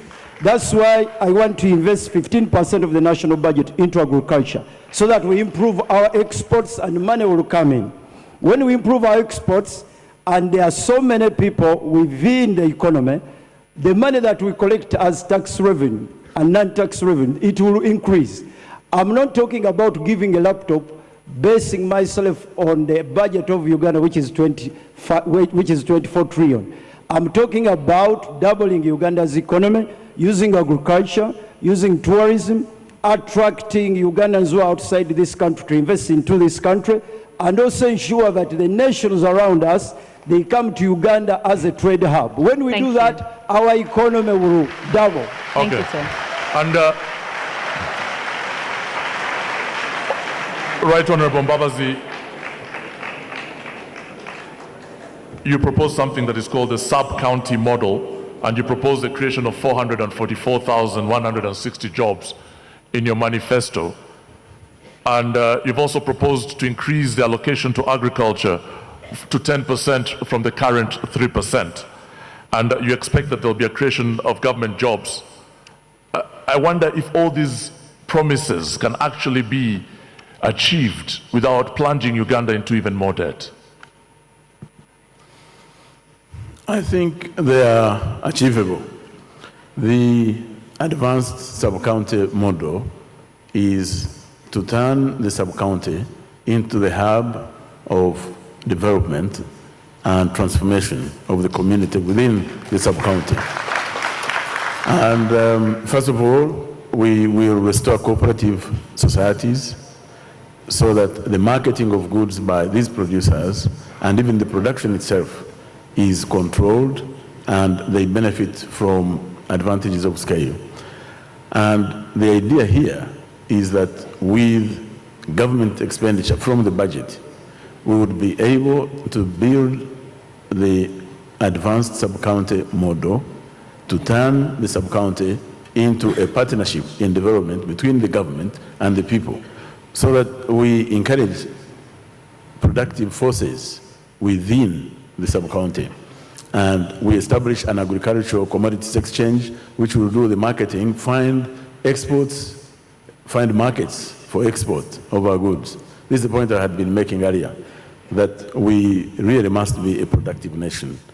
And in order to do that, the government must be organized and create an atmosphere where production, which has been going on, but not succeeding, simply because the people who are productive have not had any help from outside. And what we are trying to do is to create a framework for sustainable production. Thank you, sir. Your time ends there, but thank you for that. We'll go to Ms. Chalya. What is your understanding of the Ugandan economy? Is it in crisis? And if it is, what should be done about it? Yes, it is in crisis, and obviously because of the extravagance, the corruption, and also the godlike leadership we have, whereby the president of this country is actually a god who wakes up one morning and says, I'm going to spend 18 billion to buy hoes. Whether people want them or not, that's what I'm going to do. So there is a very big mismatch between what we need as a nation and what is being spent in terms of those dates. Having said that, Uganda and Africa is the richest continent, and all the rich countries actually got their gold and get their minerals to date from here, America, Europe, China, everywhere. So I believe we are not that desperate. We just need to get united, get together, work together, use the wealth that God gave us, and within 1 year, actually, we can pay off the debt and also get wealthy as a country. So if you became president, what 3 things would you do to ensure that you achieve what you just talked about? That's the summary of my manifesto. Starting point, unity. We need to get together.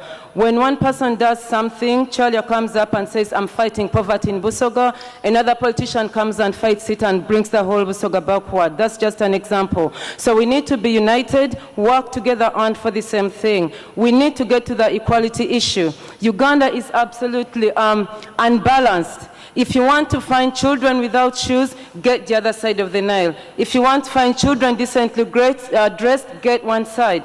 If you want to find children studying under trees, go to the other side of the Nile, the eastern, northern side of the Nile.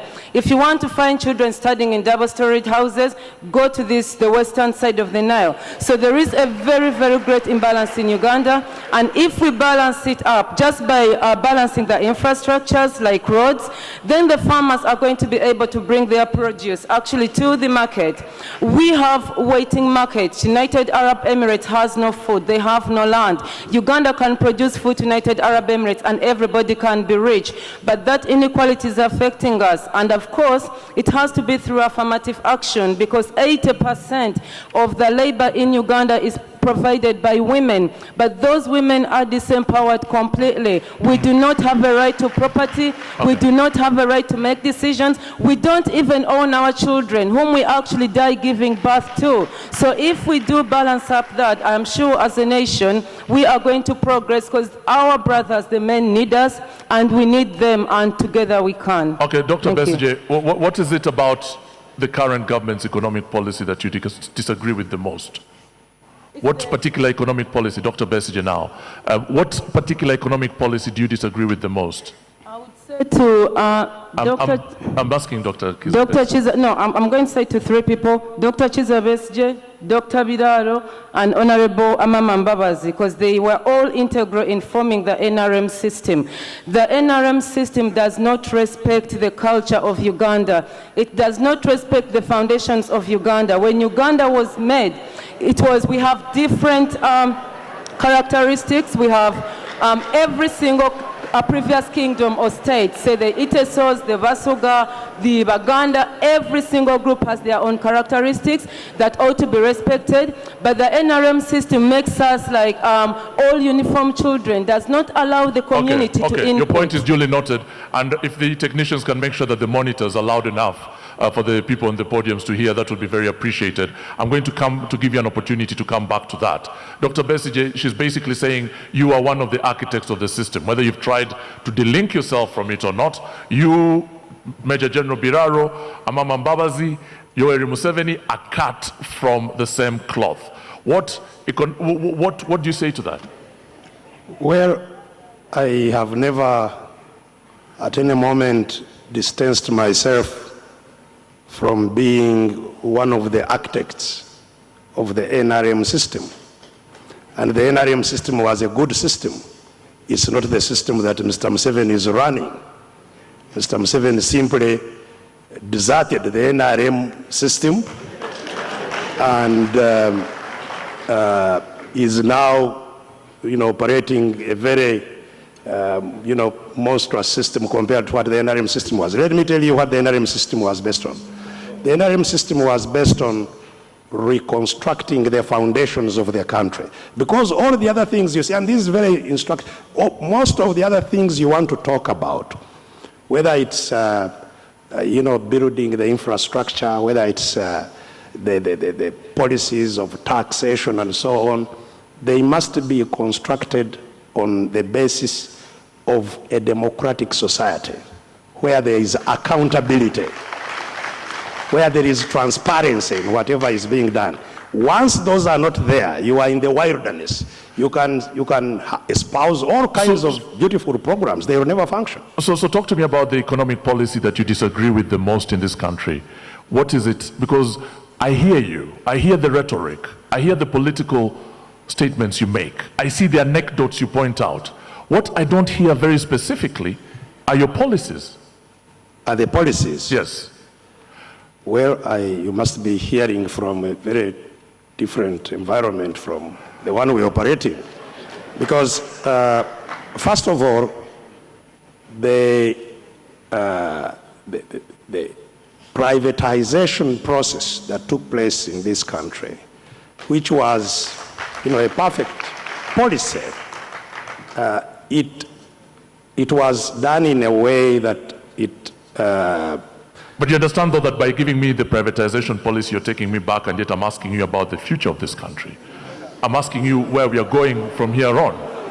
And the point is, how are we going to move this? What economic policies are we seeing at the moment that are not progressive? Very well.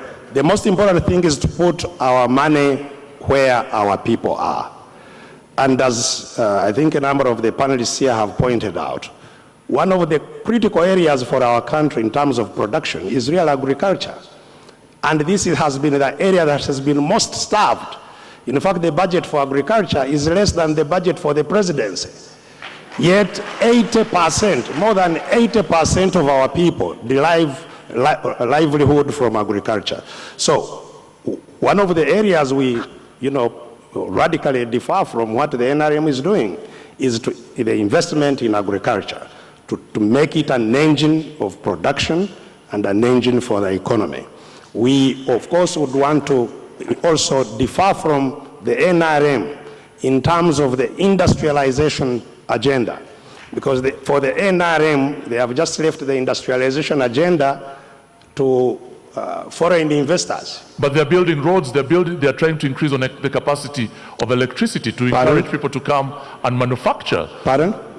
They're building roads. They're working on increasing the capacity of electricity. So you cannot necessarily say that nothing is being done. Well, saying that nothing has been done is obviously your own words. I haven't used any such words here. But talking about what you say they are doing, this government has been in place for 30 years.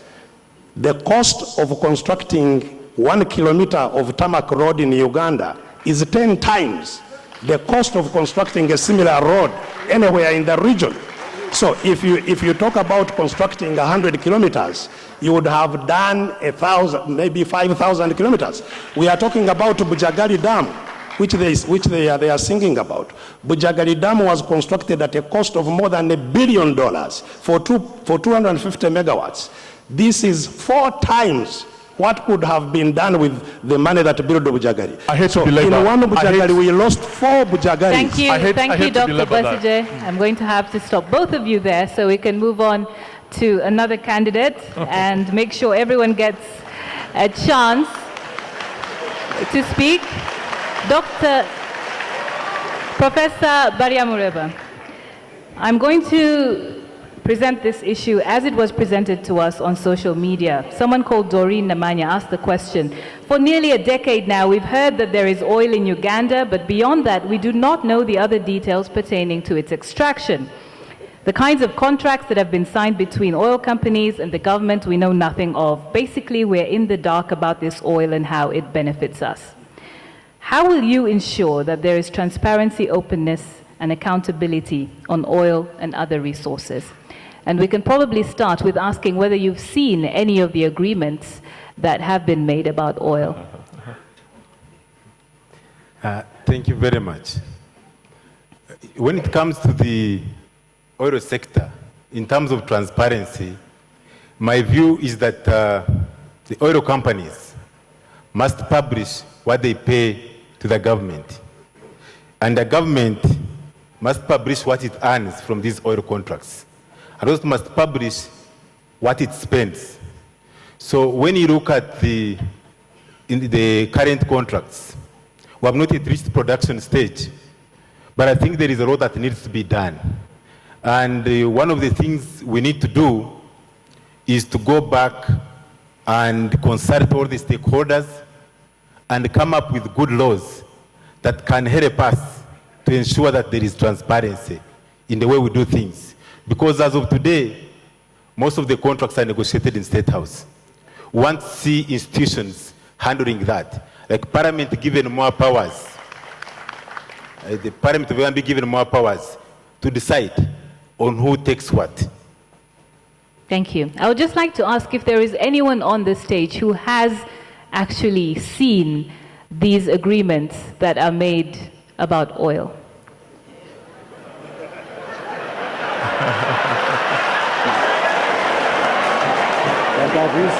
Has anyone seen the share agreement?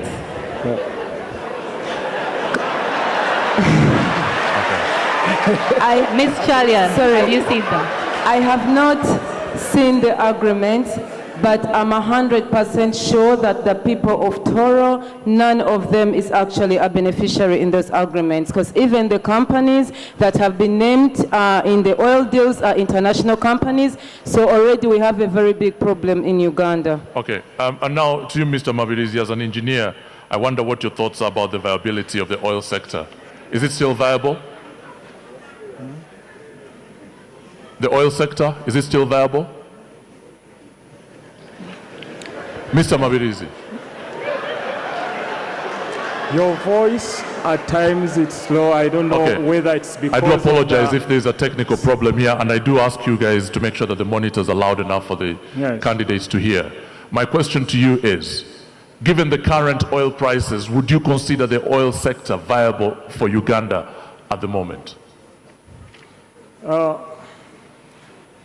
We have oil.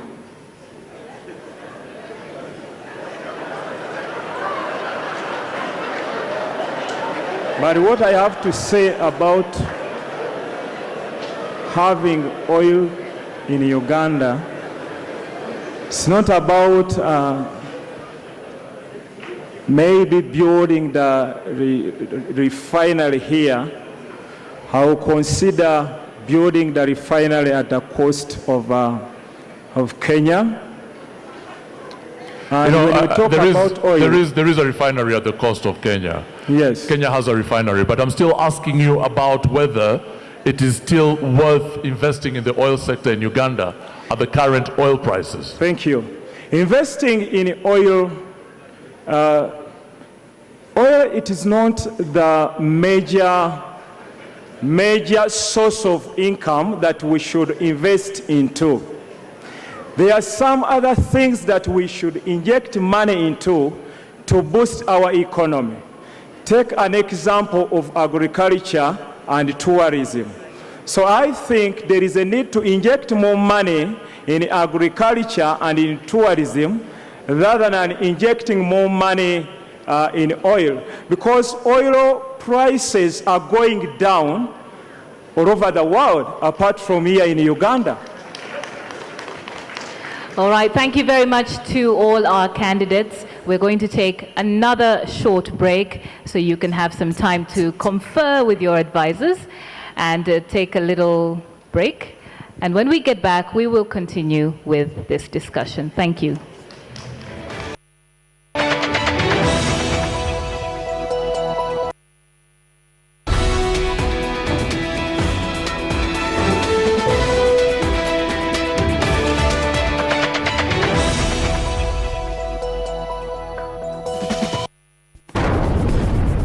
The Interreligious Council of Uganda is an initiative that brings together different religious institutions to address issues of common interest. Uganda is home to over 30 million people of different religious beliefs. These include the Roman Catholics, Anglicans belonging to the Church of Uganda, Muslims, the Seventh-day Adventists, the Orthodox Church, the Baha'i Faithful, and the Pentecostal movement. These make up over 97% of the population. The need to address issues of common interest by these 5 traditional religious groups: the Catholic Church, Uganda Muslim Supreme Council, the Orthodox Church, the Seventh-day Adventist Church, and the Church of Uganda, led to the formation of the Interreligious Council of Uganda, IRCU, in the year 2001. The 8th edition of the UNDP Uganda Human Development Reports 2015 on the theme Unlocking the Development Potential of Northern Uganda looks at the efforts of government and other development actors to transform the region. Since the end of the war, the region has registered substantial gains in poverty reduction as well as primary and secondary school enrollment, a positive sign of recovery.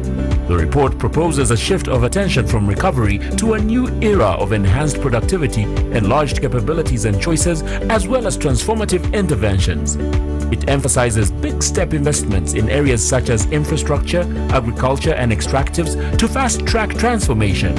Empowering the youth and women to engage in decision-making and prompting social justice will also be key.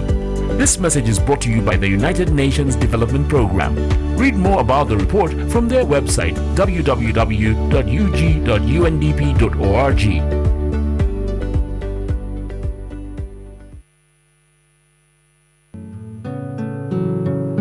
Every day, about 1,000 children are newly infected with HIV.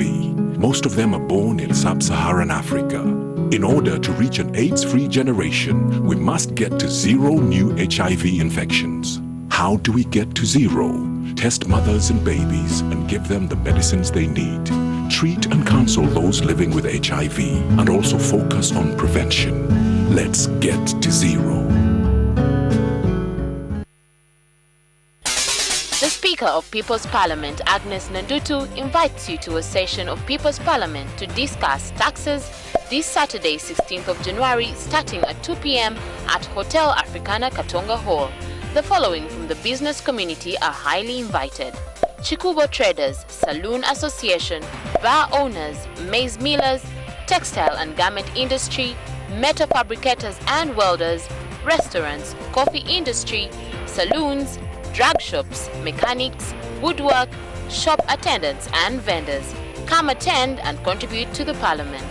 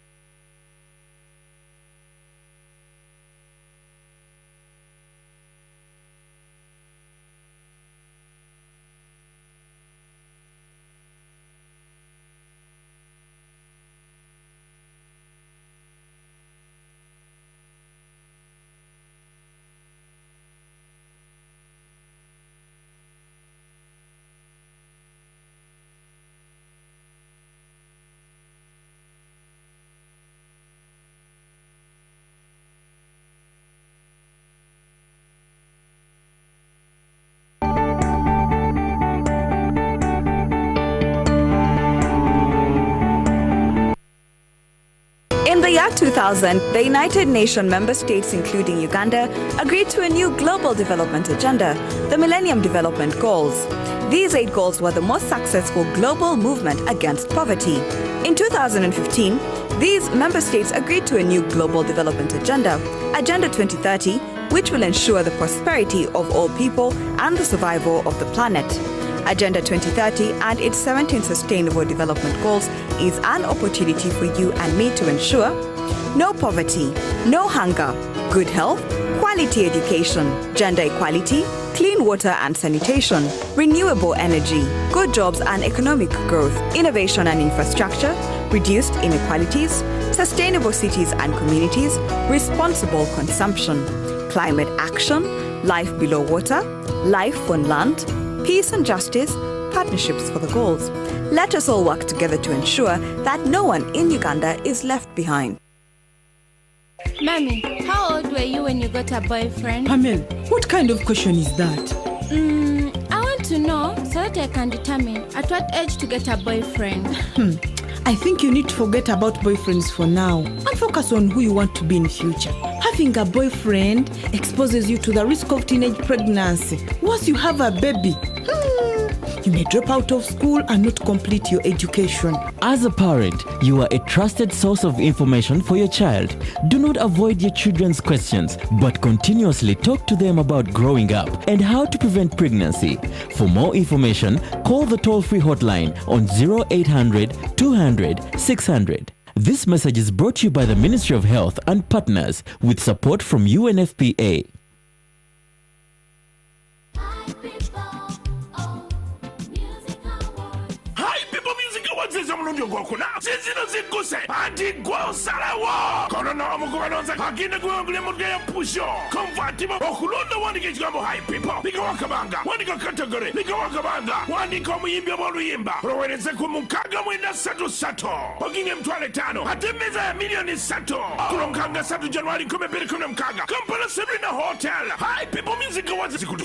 MTN, everywhere you go.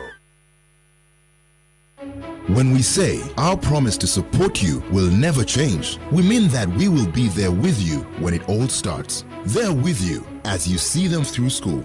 With you when you first ignite your dream car. There to encourage you through your investments. There with you to experience the joy of buying your own home. There to reassure you when you retire. We will be there with you in all your life's changing moments.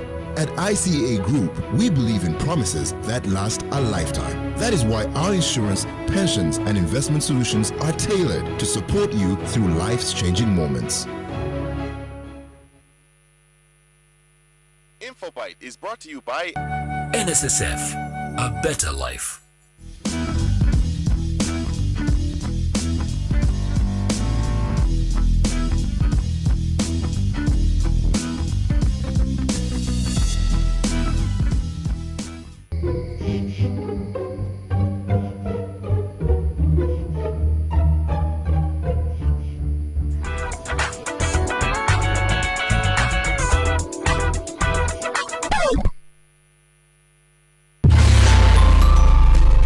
Drop the rest, get the best this festive season. Buy a full DSTV kit for only 130,000 shillings and enjoy up to 120 channels offering the best in sports, Telemundo soaps, reality TV and kids programming for a monthly subscription as low as 38,000 shillings. Get connected. Visit any of our branches or authorized agents countrywide.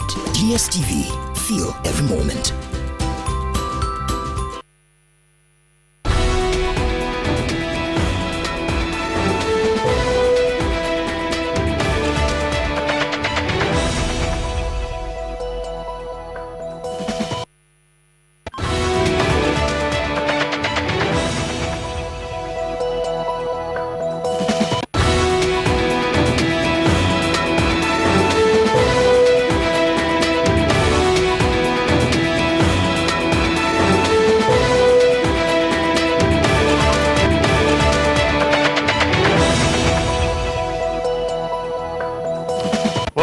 this historic debate. It's televised live to Uganda and across the world. My name is Alan Kasuja and my co-moderator is Nancy Kachungira. Now, we were talking about the economy, and welcome back to our candidates. Again, Abed Bwanika, Amama Mbabazi, Benon Biraro, Joseph Mabirizi, Chiza Besije, Maureen Charia, and Venetius Badamreba. And let's just go back into discussing the economy, starting with you, Benon Biraro. You are the leader of a farmers' party. We can't all be farmers, can we? We can't all be farmers. So the question then becomes, beyond trying to use farming to generate economic growth, what else do you plan to do as the Farmers' Party? Oh, we have a lot to do. First of all, in terms of the economy. But let's understand that bit of the farmers. You see, this country was built by farmers, literally. Trade, they stimulated trade between them and the Asians especially, and then they built Kampala and the industries that went on. Now, later years, I have a list, I wish I could read it time permitting, of the many industries that were helping agriculture in this country that have gone defunct, which must be revived. But secondly, I looked at it and I said, what is the key that can start this whole economy running so that we have the farmer buying from the traders, then the traders buying from industry. And now, that's why I got, it was not my brilliance, but going Maputo Agreement, Maputo Declaration, saying if you do not give more than 10%, devote 10% of the budget every year to farmers and agriculture, you are lying. You won't get anywhere. So talk to me then about what's going on at the moment with NADS, with Operation Creating Wealth, all these attempts by the government to use farming to improve household income. What's the problem with them, and what would you do different? They are non-starters. First of all, look at NADS. When you do anything, when you stimulate anything, it should grow an economy to an industry. I come from Isinjiro. They call farmers to the district headquarters, distribute to one 2 cups of beans, the other one 2 trees of mango, this one chicken, the other one, and you look at that combination and say, when will it make Isinjiro an industrialized state? My approach is,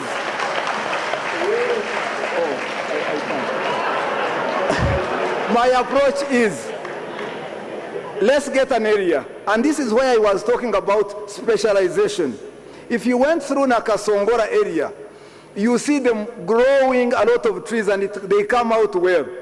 Let's get everyone in Nakasongora convinced about growing trees so that the wood industry will be best in that area. All right, thank you very much. Thank you very much, Major General Biraro. Let's go to you, Dr. Bwanika. You want to reduce the size of the government to 30 ministers and also to reduce the number of parliamentarians. Is this partly in a bid to manage the country's balance sheet? Yes, but allow me also to put my input in terms of agriculture, because this is a very important sector if we are going to grow the economy of Uganda. We have 40 million acres of land in this country. We have the biggest lake on the African continent, unutilized. What I want to do, put 15% of the national budget into this area. Empower the farmer to be productive. I want to put tractors at the sub-county level, give 2 plowing animals per family in areas where they use plowing animals, so that they can plow the land. We want to bring agro-based industries into the areas where people are. When we do that, look for markets, we'll be able to turn around the lives of our people. Coming back to your question, Uganda, as I told you, is among the poorest countries, 27 billion. I want to keep reciting it so that the people of Uganda understand how poor we are. $27 billion. You cannot have a huge cabinet. Every minister, almost 2 cars. Each car, 450 million. They travel outside almost all the time. They're outside this country. Every day they go outside. They are paid a per diem of 2.2 million shillings. Spend there 10 days. That is 22 million shillings. That can pay 100 teachers today. 100 teachers today. We have a huge parliament. They don't even have where to sit. A huge parliament. By the end of these elections, we'll be having 435 members of parliament. Each one of them is paid on average 20 million shillings. Each one of them, government buys them a new car. Each one of them, they are given health insurance, medical insurance, worth 50 million plus. Okay. So we cannot afford. We must reduce public expenditure. And I want to ask the people of Uganda, through a referendum, so that we change the constitution of Uganda, so that every member of parliament can represent 200,000. Thank you, round of applause. But let's come to you, Professor Venantius Bariamreva. You have a specific interest in education, and I'm very keen to hear what your thoughts are as far as, and we're now talking about social services, as far as education system in the country is concerned. What is it that needs to be fixed, and how do you plan to specifically fix it? How do you plan to make sure that universal primary education, for example, is a lot more effective and efficient than it is at the moment? I'll first begin by making a comment on agriculture. In this country, we used to have cash crops and food crops. But today, almost everything is a cash crop. So I think we need to go back and define the cash crops in each region. And once we do that, the money in NADS, wealth creation, and others, we put it in an agricultural development bank. And once we do that, then we can be able to support people in that area once we zone this country, and we are able to produce in large quantities, and then follow it up with processing. And then we can look at the export, because we have East African community, we have COMESA. We can also negotiate trade agreements to export more. Now, when we talk about the education sector, I'm trying to rush a bit, but when it comes to time, at times you are strict, at times you are not. So let me focus on the education sector. When you look at our education sector, we need to fix it from bottom up. When you look at the primary curriculum, primary school curriculum, it's not the right curriculum. That's why most people have money are taking their children to international schools. So we need to fix the curriculum, but also we have what we call education standards. The standards are there, the quality assurance policies are there, but we are not putting in the money. And that is why I propose to put 20% of the national budget into education, so that we can be able to meet those standards. But then there's also an issue that some people will say the allocation of the funds is not really the problem. The problem is the implementation rather than the allocation of money. But now we have both.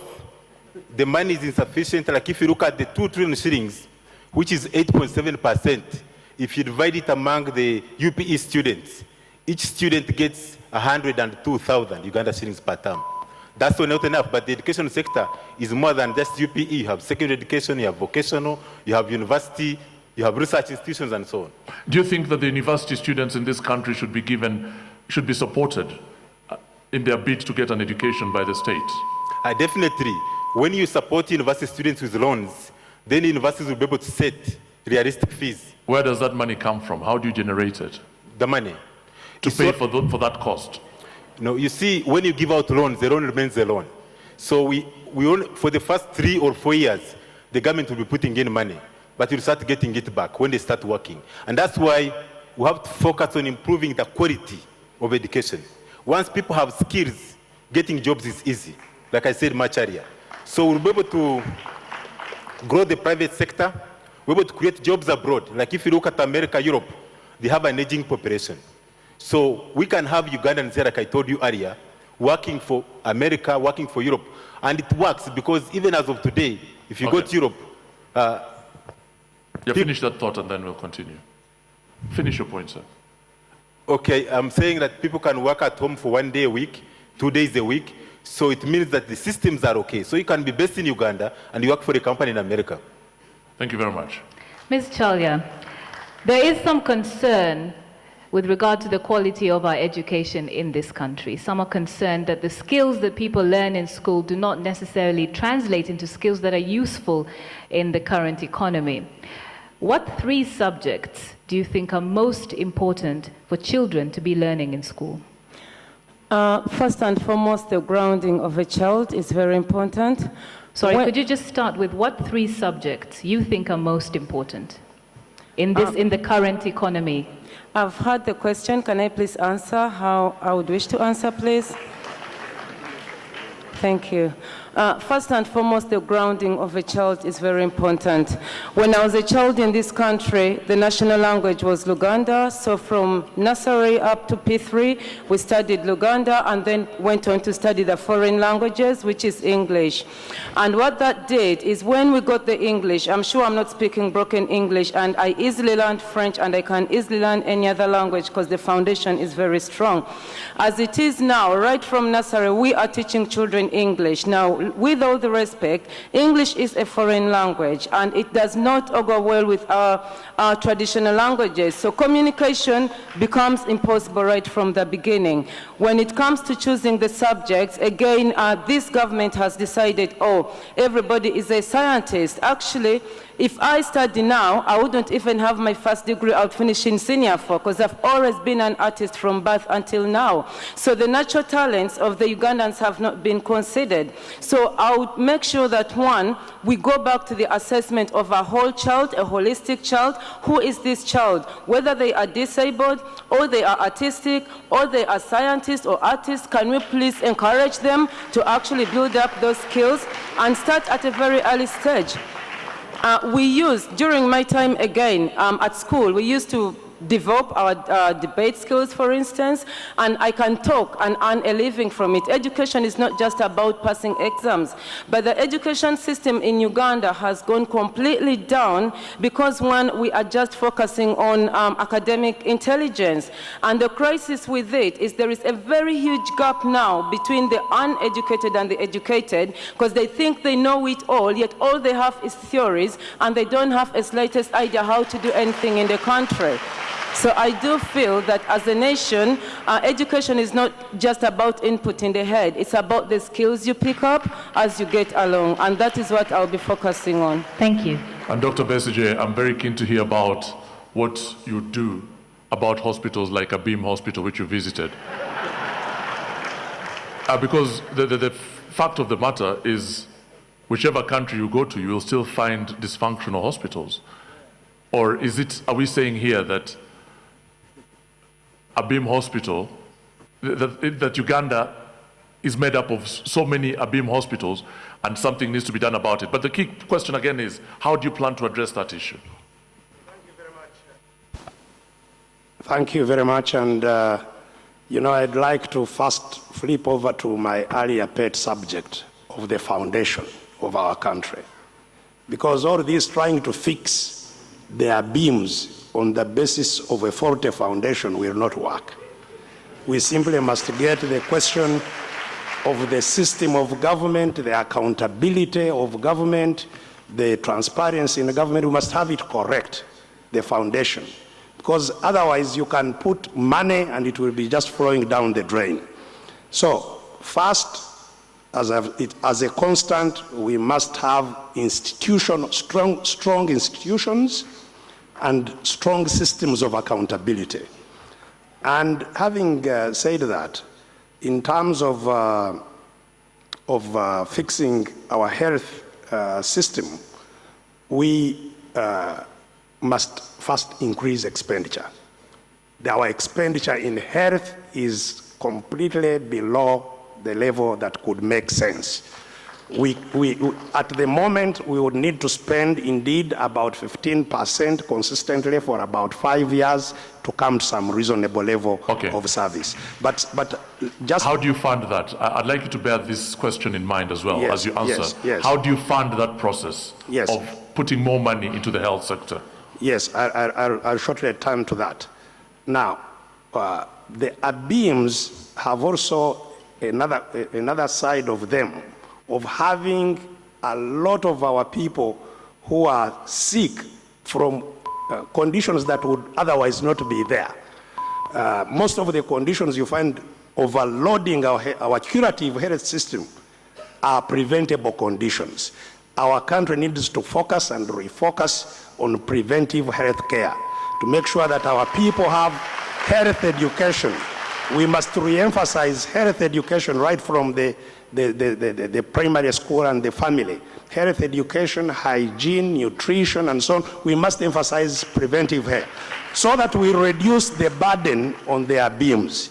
And if you increase expenditure on their beams and fix the infrastructure, the physical infrastructure, fix the question of staffing, which must include training, retraining, and fund and payment, motivation, okay. Yeah. then we can be talking about starting to fix the healthcare system. But it's quite obviously a big and comprehensive subject that cannot be covered in a few sentences. Thank you. But funding is critical in healthcare. Let's go now to Mr. Mabirizi. Uganda achieved 33% of the targets set out in the Millennium Development Goals, with most progress under Goal 1, which was to eradicate extreme poverty and hunger. We now have the Sustainable Development Goals, and eradicating poverty is one of the most important things of those 17 goals. What is your strategy to make sure that that is achieved? My strategy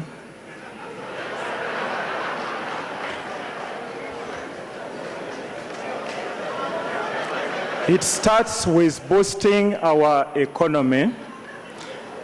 And how are we going to boost our economy? Number one, we are going to restore some of the parastatals, the government parastatals that were sold, and building more parastatals so that our people can have jobs in those parastatals. That's number one. Number two, we are going to make sure that we deal away with corruption in our nation. Because once you have dealt away with corruption, you have money to run other things. And number three,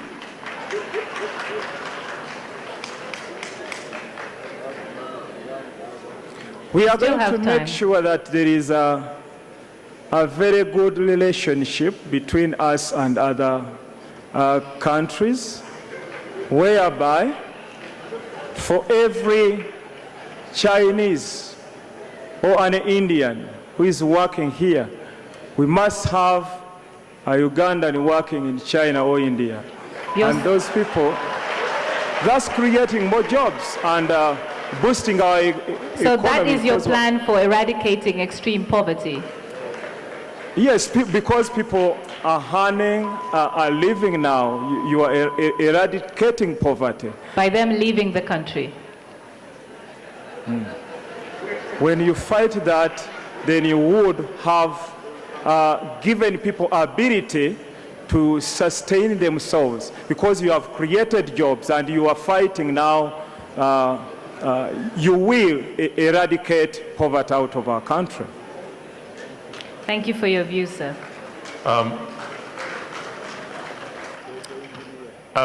Major General Biraro, I'm very keen to hear about your plans for young people. And how do you turn the fact that Uganda is one of the youngest populations in the world into a demographic advantage rather than a problem? And again, I'd like to tap into policy issues rather than broad statements on creating jobs and things like that. I'm really keen to hear what specific action you take to turn this massive demographic into a dividend. Thank you. The big demographic figure is not a bad idea as of now, because you would be worried if that population was old and then you had issues of health and whatnot. The main challenge is preparing this population for employment, skilling them. That's the big thing. so that they can be competitive, they can earn money, that's where the problem is. There is medium term, short term and long term, but I don't want to rush into those. I just wanted to say what we have put in our manifesto. For instance, number one, we created a project called Lift Uganda, which was supposed to, that stands for Local Investment for Transformation. And in creating that, we looked at Uganda. 38%, 12 million, live below poverty level. 15 million peasants, but 7 million Ugandans can do something. And I worked out a comprehensive plan, gave it to universities, gave it to government. Other governments from outside wanted to work with us to mobilize $3 billion every year internally to invest in all areas, including youth employment. We would provide 500,000 jobs a year. The president of Uganda said, oh, this is a wonderful thing. Let us forget about those countries abroad. Let us start it here. I said yes. He took 3 years to answer my phone calls, and other countries lost interest. But I was not discouraged. I included it here. But other things that I will do, among the youth especially, I will skills development, because this is where China did a very big thing. Skills development in schools, in secondary schools. The next one is talent development. Ronaldo, Messi, and Yaya Toure their 1 week salary can pay for the cabinet of Uganda for 5 months. So why don't I start those schools? And it will be my priority to ensure that we start those schools. Thank you, sir. Honorable Mbabazi, some 39% of respondents in a recent Afrobarometer survey who had contact with a public clinic or hospital said they had found it difficult to obtain medical care needed. And this is an issue that is definitely on Ugandans' minds, healthcare. What are you going to do as president that you have not been able to do in your previous positions in government? What will be different? What would be different is that I would be president. And I would have the power to take decisions, effective decisions. That's point number one. Point number two, I have said many times in our manifesto, on my campaign trail, that the healthcare system has collapsed, obviously. As I said earlier today, it has collapsed. We have a situation where 19 women, I told you of the case which was reported of a man who tried to operate his wife and she died and lost the child as well.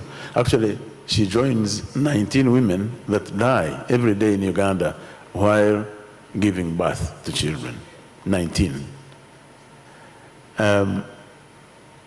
My idea is that we must move away from what we have today in Uganda, where our hospitals are just fixtures, buildings. We don't have staffing, we don't have medicine, we don't have the kind of things a health care center should have. So what we would do is concentrate on the things we are able to do with the kind of money we have, make sure that we have staffing. We have talked about raising the remuneration of health workers so that they are able to work, to concentrate on their work. We have talked about building accommodation at their place of work so that they have somewhere to sleep. And having a system that ensures that the medicines and other equipment that belong to the state are secure in the hands of the workers in the hospital. Thank you. And I think it's this same thing that I'm very interested in raising with you. Abedi Bwanika, you are a veterinarian. I'm wondering if you're pleased with the output of the animals in this country. What more needs to be done? And because I see this as a possible option for many people, what do you plan to do to complement what's happening at the moment for the farmers, people who are looking to maximize on the fact that they own animals? You're a veterinarian, you know these animals quite well, and I'm wondering, how do you maximize on the current output of these animals? First of all, in the entire agriculture sector, the problem is productivity and marketing. That's where we have to put our strength. And in terms of productivity, we are talking about the genetics, we are talking about the breeds. I was in Teso and I was giving them my manifesto for Teso. In Teso, when you go to Teso, you find these small breeds called the zebu animals. They are almost the size of a goat from South Africa. This is what I want to do. First of all, we must change and bring in the improved breeds in this country. We must go in for breeds that mature early, that put on enough meat. When Rwanda got out of the genocide, they came to Uganda and bought all the good animals from Uganda. The whole of Bushenyi, which used to supply us with milk, all the animals are in Rwanda. I want to ensure that we import in the right breeds of animals. Like for areas that have problems like Teso, we must ensure that there is security for these animals. I'm going to bring in a technology. You put a chip within the animal. Even if it is taken to Sudan, you can trace it on a computer. You don't need to be worried by cattle rustling. The one who knows the technology is Dr. Abed Bwanika. So we want to ensure that the farmer is empowered. And in terms of the animals, we are also talking about the fisheries in this country. Right now I'm in Lake Victoria and I'm doing fish farming in Lake Victoria.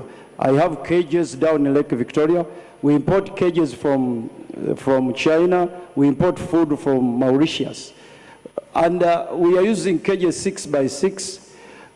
Out of this cage, you can harvest 7 tons. 7 tons. And you can make on average between 10 to 15 million per cage. You can put 1 million cages in that lake. What we need to do, build a factory here that manufactures the cages, build a factory that manufactures food, empower the people of Uganda to go in the lake and use the water. Okay. All right, just before we go back round and continue this conversation on social services, I'd like to ask one, just so we have some idea of where you stand on this. Let's talk about the quality of education, which is relatively low, with the worst performing districts in the region of Uganda, all in the northern region. And almost half of Kenyan districts actually outperform the best district in Uganda. What are your solutions for the quality of our education? First of all, we need to overhaul the entire education system. The education system we have was designed by the colonials to bring in clerks, not thinkers, not innovators. That's why our products don't innovate. We must change the education system to a Y system. When you ask a child 2 years to sit down in Uganda, you ask a child to sit, you tell a child to sit down, that child will immediately respond by sitting down. In the Western world, if you tell a child to sit down, the next question will be why? Why? That why question was killed in our minds. And that is an innovative question, that is an innovative angle. We must ensure that right from the kindergarten, our education system is changed to a Y system. Secondly, my child, I have my youngest child is 5 years, leaves home by 5. You can imagine, leaves home by 5, a child of 5 years. We want to reduce the amount of time a child spends at school, because we understand it is not only school which is a center of learning. We must give time to other centers of learning in this country. We must ensure My program is to ensure that we build a government secondary school and a technical school in every sub-county so that students, even in the rural areas, they can access quality education. Today, if you want to pass, as you have rightly said, you must come to Wakiso, you must come to Kampala, you must go to Masaka, which is my former district. We want to give opportunity to students in Amudat who go to 1 first grade. I listened, and the Amudat district, 1 first grade, and it is a district in Uganda. We must ensure that we give them opportunity. Okay. Okay, and I've got to come down to Maureen Chadia, who is the only female candidate in this presidential race. And I've got to ask you about women in this country. If you were to paint a picture of a Ugandan woman, what would she look like?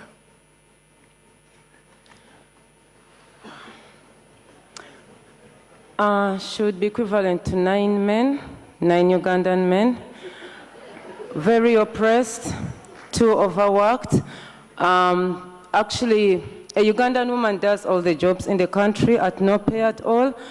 She's the housemaid, she is the mother, she is the carer. We don't have a healthcare system for the elderly and the sick, so all the caring needs in the country are done by the women at no pay at all. She is not valued.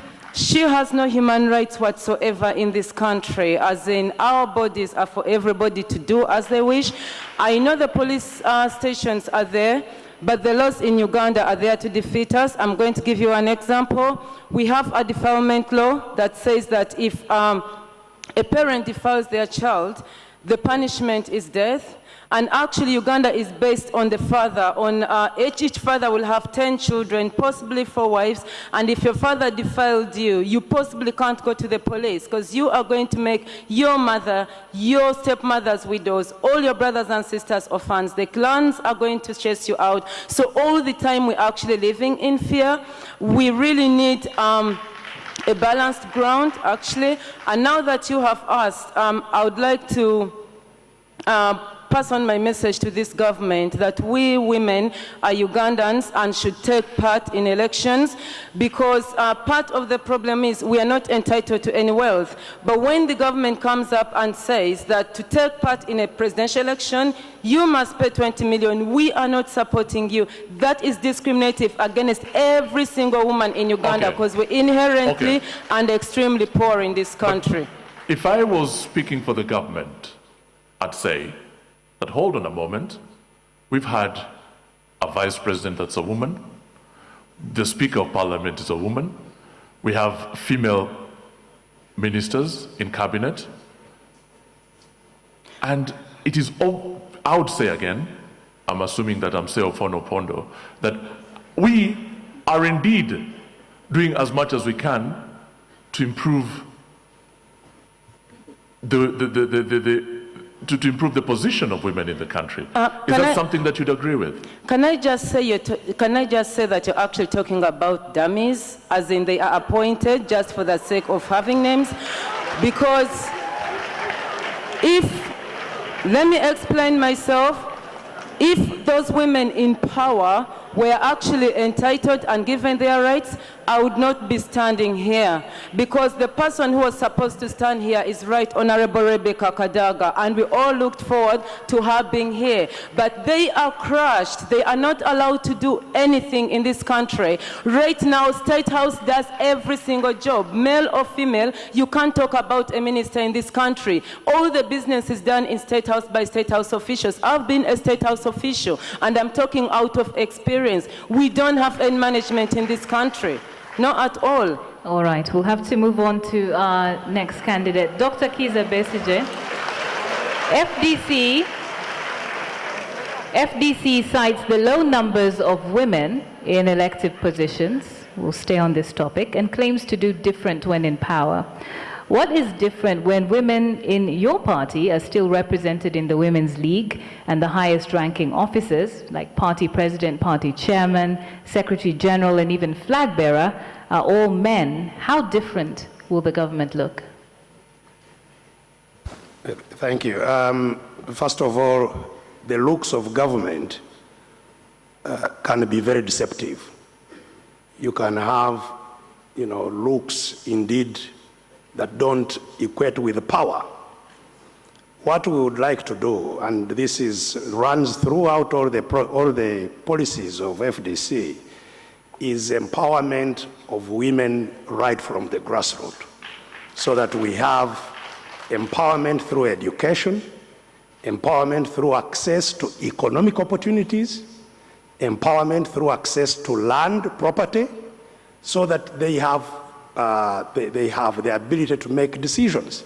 Otherwise, tokenism of appointing people to certain offices really does not solve the question of empowerment of women. And so we are focusing on the structural improvements, budget, to make sure that in budget allocation is targeted to the development of women and women needs, to make sure that the gender gap is narrowed, but not the tokenism of appointments. What about you, Mr. Mabirizi?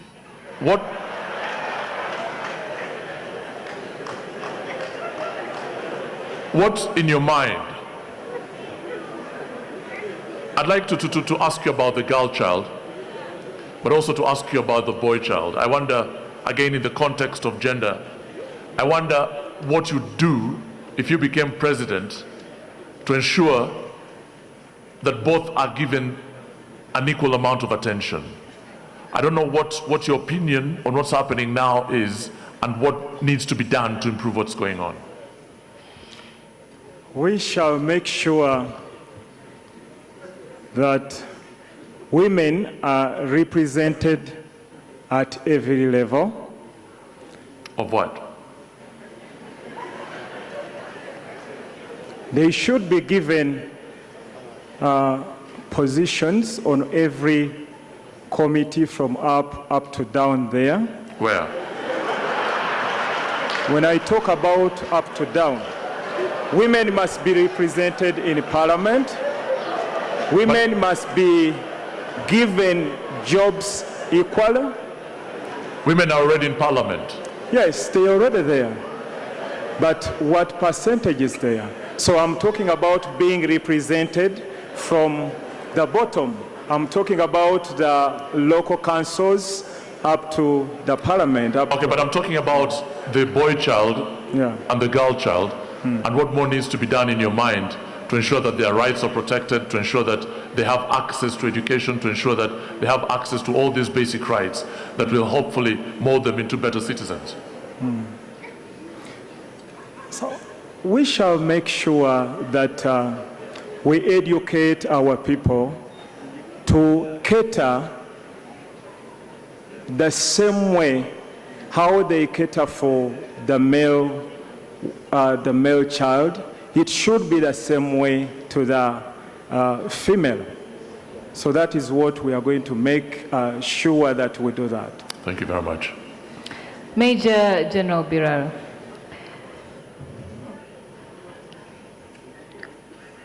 The Army has taken over the National Agricultural Advisory Services, one of many failed agricultural programs.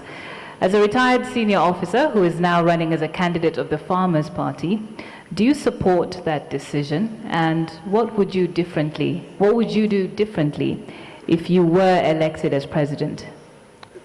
First of all, it was a disaster. That I can't imagine that if we have problems in defense, we will take farmers there. It was totally, but the government was trying to solve a backlog of issues in the Ministry of Defense. Many officers lying there without jobs, without employment, without earning. So they used that to call it an agricultural boost. But look at it. My government intends to go back. I wish I could give you a list. By independence, we had agricultural farm institutes, we had training farms, we had training colleges, the Cabanneros, we had many defunct. We had even agro-processing industries The edible oil, cotton, whatever, all those are now not working. We must revamp that. 2, I will create the agricultural and cooperative bank to solve the problems in agriculture. Especially, get this money that I talked about, hefty sum, divide it into inputs so that the inputs are there. And I'm using a simple model, the Indian model. They go, get the size of land that you have. Somebody runs around your land with this GPS, gets the size, takes the chairperson, they sign. You have land, it's sure, it entitles you to a certain amount of bank loan. You get there. So we are going to capitalize the agriculture. Your time is up. Thank you. Thank you. And ladies and gentlemen, we're going to take another quick break right now, and then we shall return with the candidates. And we shall be discussing many issues, but not least issues around governance. What are their plans with governance? And we're talking corruption and the rule of law next. Stay with us.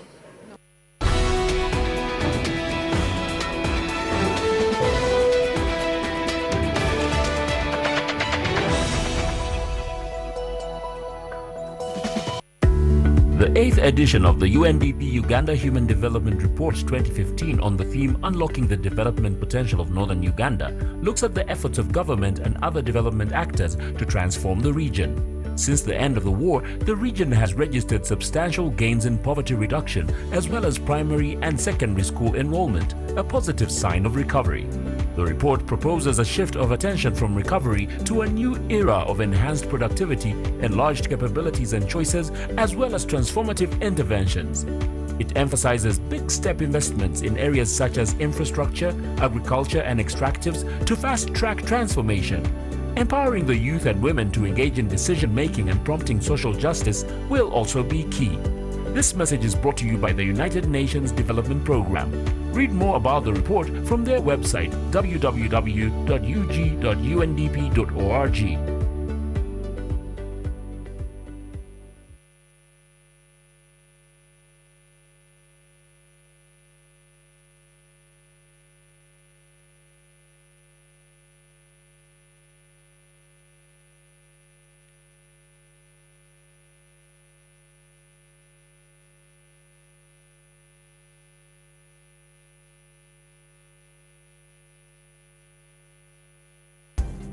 You know what they say about girls. Who cries more? Girls. Who does the chores? Girls.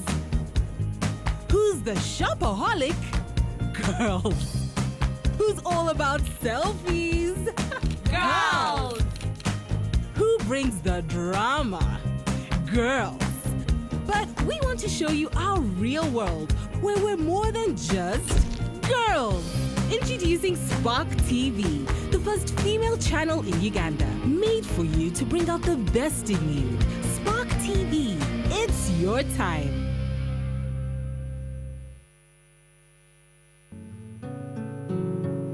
Every day, about 1,000 children are newly infected with HIV. Most of them are born in sub-Saharan Africa. In order to reach an AIDS-free generation, we must get to 0 new HIV infections. How do we get to 0? Test mothers and babies and give them the medicines they need. Treat and counsel those living with HIV and also focus on prevention. Let's get to 0.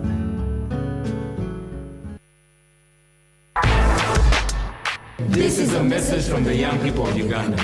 The government should create laws and an environment which makes businesses succeed so they can hire more young people. We are calling on candidates to pledge to at least 3 of our demands on each issue that we as young people have prioritized. Read the Youth Manifesto.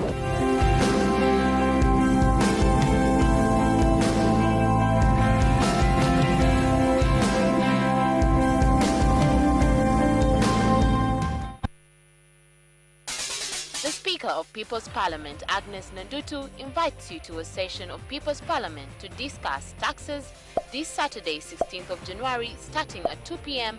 at Hotel Africana Katonga Hall.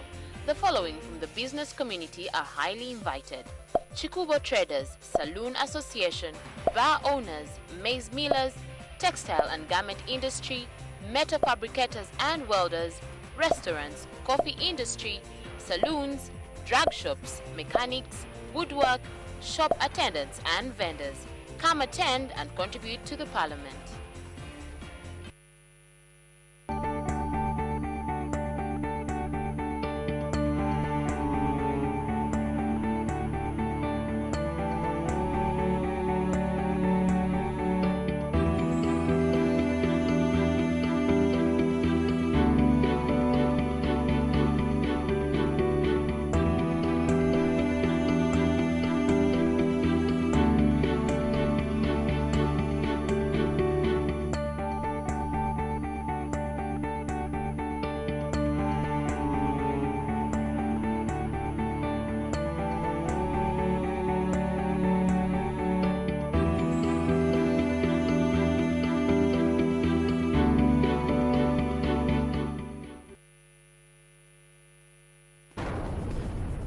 The Interreligious Council of Uganda is an initiative that brings together different religious institutions to address issues of common interest. Uganda is home to over 30 million people of different religious beliefs. These include the Roman Catholics, Anglicans belonging to the Church of Uganda, Muslims, the Seventh-day Adventists, the Orthodox Church, the Baha'i Faithful, and the Pentecostal movement. These make up over 97% of the population. The need to address issues of common interest by these 5 traditional religious groups: the Catholic Church, Uganda Muslim Supreme Council, the Orthodox Church, the Seventh-day Adventist Church, and the Church of Uganda, led to the formation of the Interreligious Council of Uganda, IRCU, in the year 2001. In the year 2000, the United Nations member states, including Uganda, agreed to a new global development agenda, the Millennium Development Goals. These 8 goals were the most successful global movement against poverty. In 2015, these member states agreed to a new global development agenda, Agenda 2030, which will ensure the prosperity of all people and the survival of the planet. Agenda 2030 and its 17 Sustainable Development Goals is an opportunity for you and me to ensure no poverty, no hunger, good health, quality education, gender equality, clean water and sanitation, renewable energy, good jobs and economic growth, innovation and infrastructure, reduced inequalities, sustainable cities and communities, responsible consumption, climate action, life below water, life on land, peace and justice, partnerships for the goals. Let us all work together to ensure that no one in Uganda is left behind. Mommy, how old were you when you got a boyfriend? Pamela, what kind of question is that? I want to know so that I can determine at what age to get a boyfriend. I think you need to forget about boyfriends for now and focus on who you want to be in future. Having a boyfriend exposes you to the risk of teenage pregnancy. Once you have a baby, you may drop out of school and not complete your education. As a parent, you are a trusted source of information for your child. Do not avoid your children's questions, but continuously talk to them about growing up and how to prevent pregnancy. For more information, call the toll-free hotline on 0800 200 600. This message is brought to you by the Ministry of Health and partners with support from UNFPA. You know what they say about girls? Who cries more? Girls. Who does the chores? Girls. Who's the shopaholic? Girls. Who's all about selfies? Girls. Who brings the drama? Girls. But we want to show you our real world, where we're more than just girls. Introducing Spark TV, the first female channel in Uganda, made for you to bring out the best in you. Spark TV, it's your time.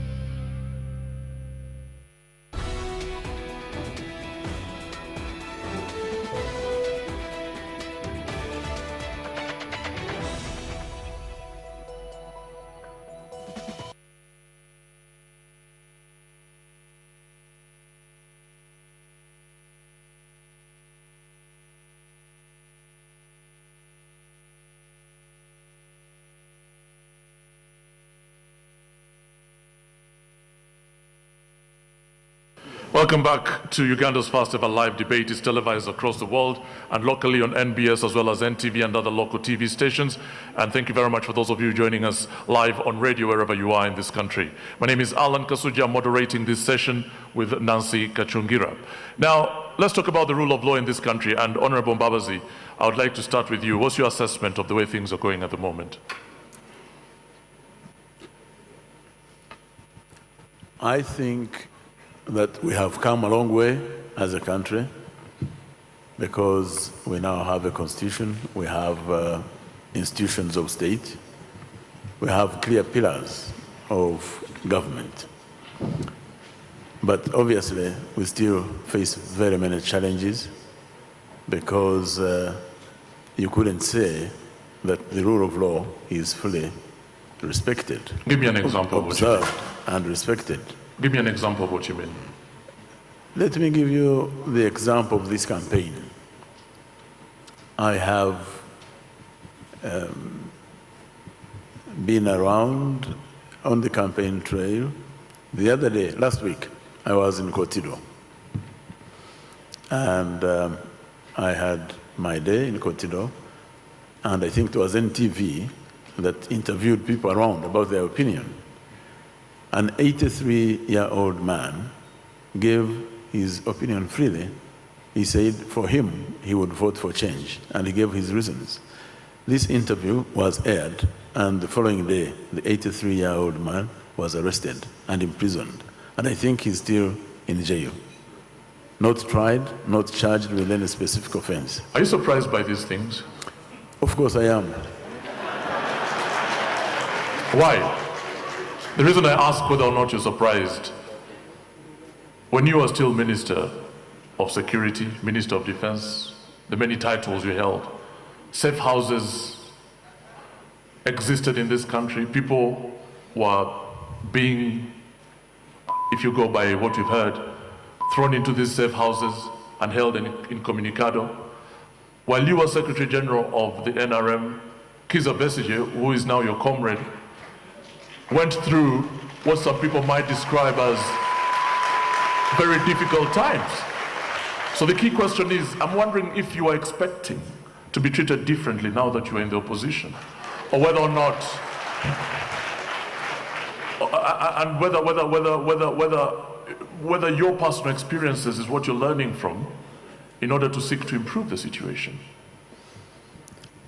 Well, the point is, I am talking about the present. And I'm telling you what is happening. That is what I say is the state of the rule of law in Uganda today. I can go back and tell you what it was previously. I thought your question was about the present. But I also asked if you're surprised by... Yeah. You see, I believe and I know that the level of civilization of any given society is measured by how that society respects the rule of law and how actually rules govern society. And this is very critical. In Uganda, it's not the case, because you witnessed a case when one group attacked another group, and the attacked defended themselves effectively, and the entire state machinery, including an order from the president, that they must be arrested. Okay, now, critically, Honorable Mbabazi, I'm wondering if you can respond at all to allegations that have been made by... But I want to talk about safe houses. Yes, Do you mind? Very briefly, because we need to speak to everybody else. Yeah. The plight of your security, of your chief bodyguard, Aine. The government says he's in hiding. The government says that he's in hiding and is being helped by some people who might be around you. And I'm just wondering if you can make a statement to clarify what the situation is with that. But if you know where someone is hiding, then you bring him out.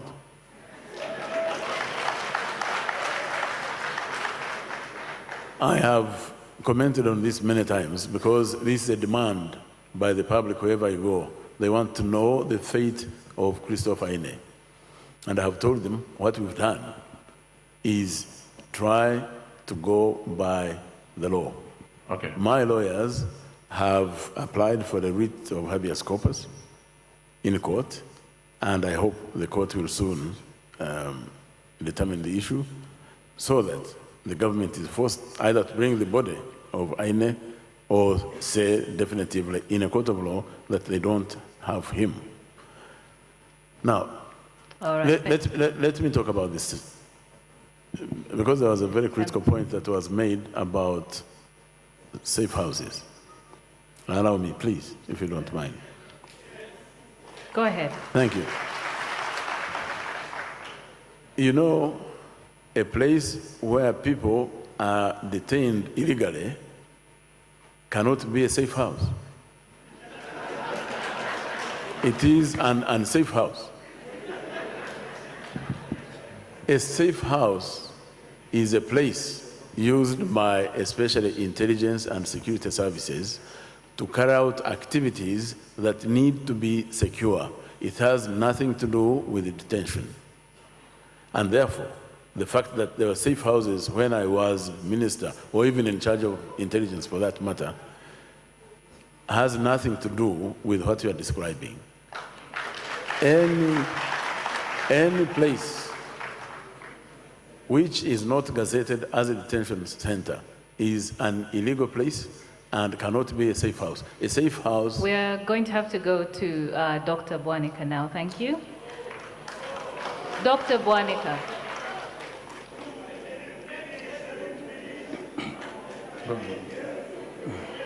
I think we all agreed to behave ourselves, so let's just allow Nancy to continue with her job. Let's be fair to all the candidates. Dr. Bwanika, corruption is a cancer that is eating at this society. Everybody agrees with that. If you become president, you will inherit a government in which people have very little trust for the institutions that it runs. How is that a challenge that you will deal with? Of course, corruption in Uganda is endemic and it has become a culture among many people in this country. We lose close to $1 billion every year through corruption. And my take is very simple. We have very good laws. I'm not going to enact new laws. We have very good organizations, bodies that fight corruption. I'm not going to put in place new ones. I'm going to do two things. Every person, and I want to put them on the warning, if you have worked for government for the last 30 years, we are going to ask you to account for the wealth that you have. You must account for the wealth that you have. Any wealth, any property which you cannot explain clearly, it will revert to the people of Uganda. Secondly, we are going to go back to the infants, to the elementary school, and teach our children another more value, that for you to amount wealth on yourself cannot be the desired more value for our generation. It is as simple as that. We will fight corruption. If we don't need to take people to Luzira, we only need to get what they have and we'll bring it back to the people of Uganda. Okay. Thank you very much. We are now in a different part of this discussion, and I'd like to start with you, Professor Balyamreva. I'm wondering if there's any question you'd like to pose to any of the candidates at all.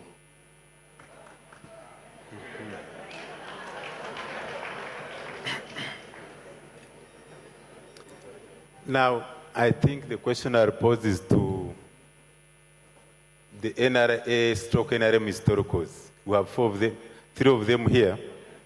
Kanokiza Besigye, Major Biraro, Honorable Mama Mbabazi, and President Museveni this side.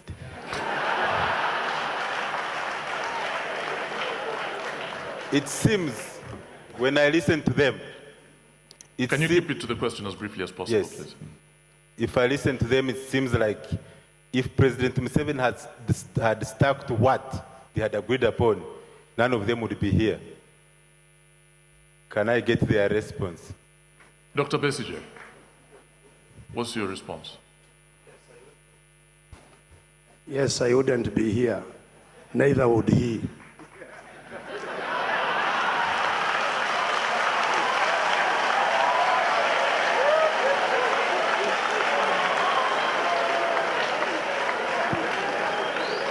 What about you, General Biraro? I would be here. I would be here because if you look at the development of Uganda compared to other nations, I talk of superpowers, we are not there. Industrial powers, we are not there. Developing countries, we are not there. Poor countries like Kenya here, we are not there. We are HIPIC. And then, so the workload remains, and we need to do that. Mr. Mbabazi, what's your response? What was the question? Okay, I will excuse you from that question. No, I'm ready. I'm happy to answer it if I know what it is. Would you like to ask your question again? Ask the question again. Right Honorable Mama Mbabazi, I would like to know if President Museveni had stuck to what you agreed upon, would you be here today? No, because President Museveni would not be president. Okay.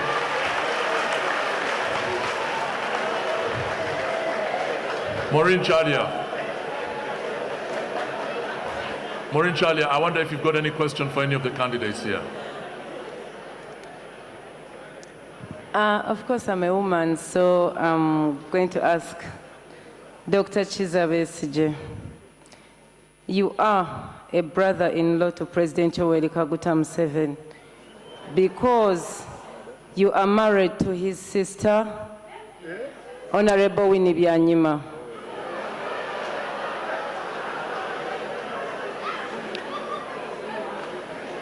When we talk about change, you are part of the first family. Is it really fair to this country that presidents must move from the first family and rotate within the first family? Because that makes you part of the first family. Thank you.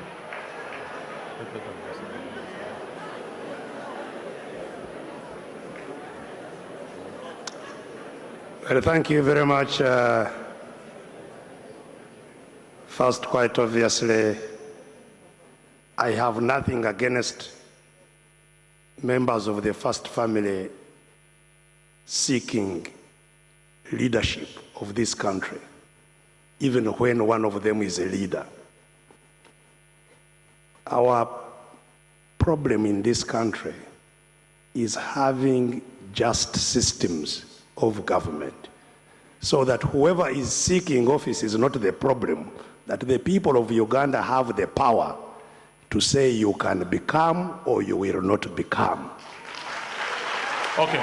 Now, having said that, quite obviously, I don't know whether the question was, are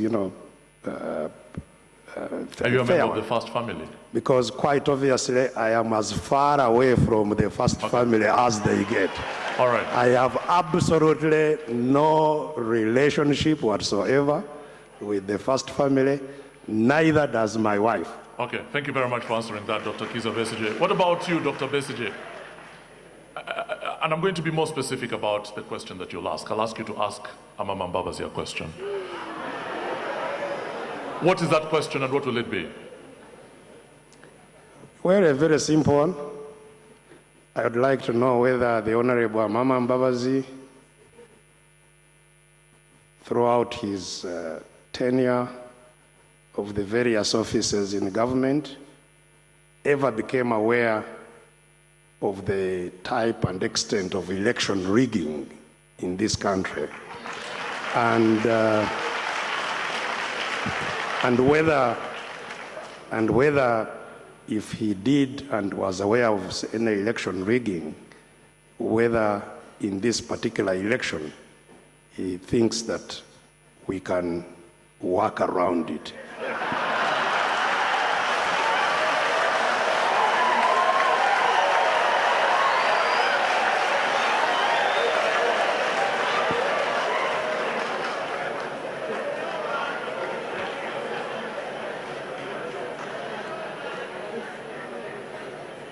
Do you, moderator, allow unfair questions?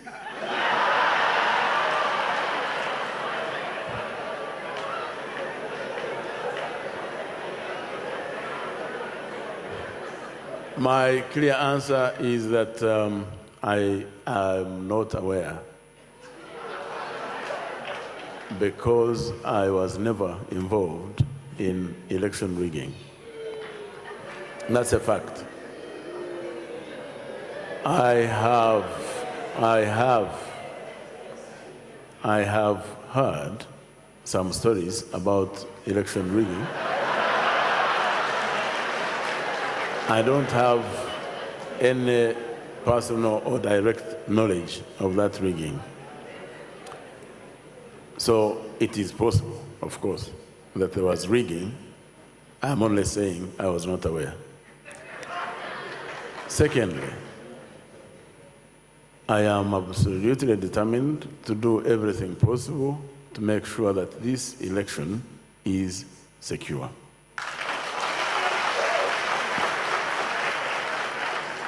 And we are going to do what it takes, what the situation demands, to ensure that those that have the intentions. Okay, yeah.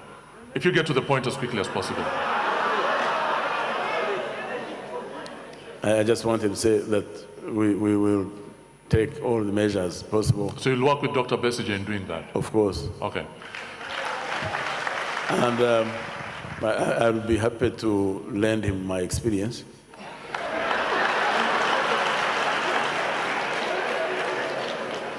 Mr. Mabirizi, what's your question to whichever candidate you want?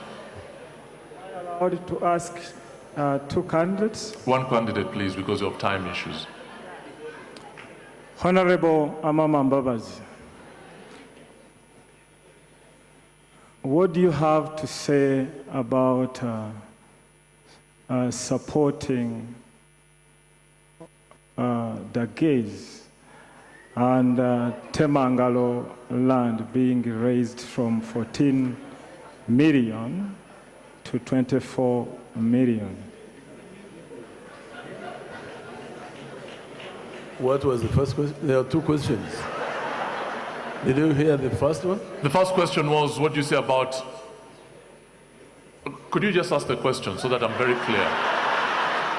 I want you to ask the question because you own that question. He said, what do I think about the something? What is your question, please, as soon as you can? Just repeat it as it was. Yes, I didn't hear well. We've heard some voices from here saying that you do support the gays. So what do you have to say about that? And the second question is about Temangalo land being raised from 14 million to 24 million per acre, and there were 414 acres.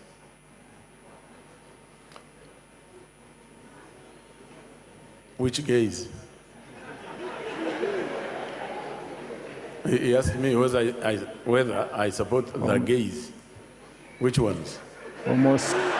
Homosexuality. Well, I've had this story making the rounds. When I was in Lango, I found that one of the MPs called Honorable Amongin, she's a woman, she was saying that I support the gays or I am gay. So I made a public challenge that I stated that, you know very well, I'm a married man. My wife is a woman. We have produced children, and I have incredibly beautiful 11 grandchildren. So I'm not gay. Secondly, I challenged Amongin, in case she had doubts, to put it to the test.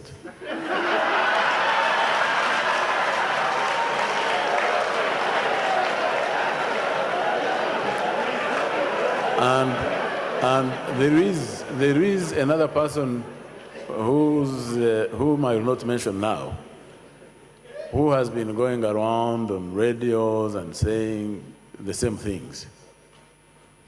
And I challenged her. I want to challenge her even now.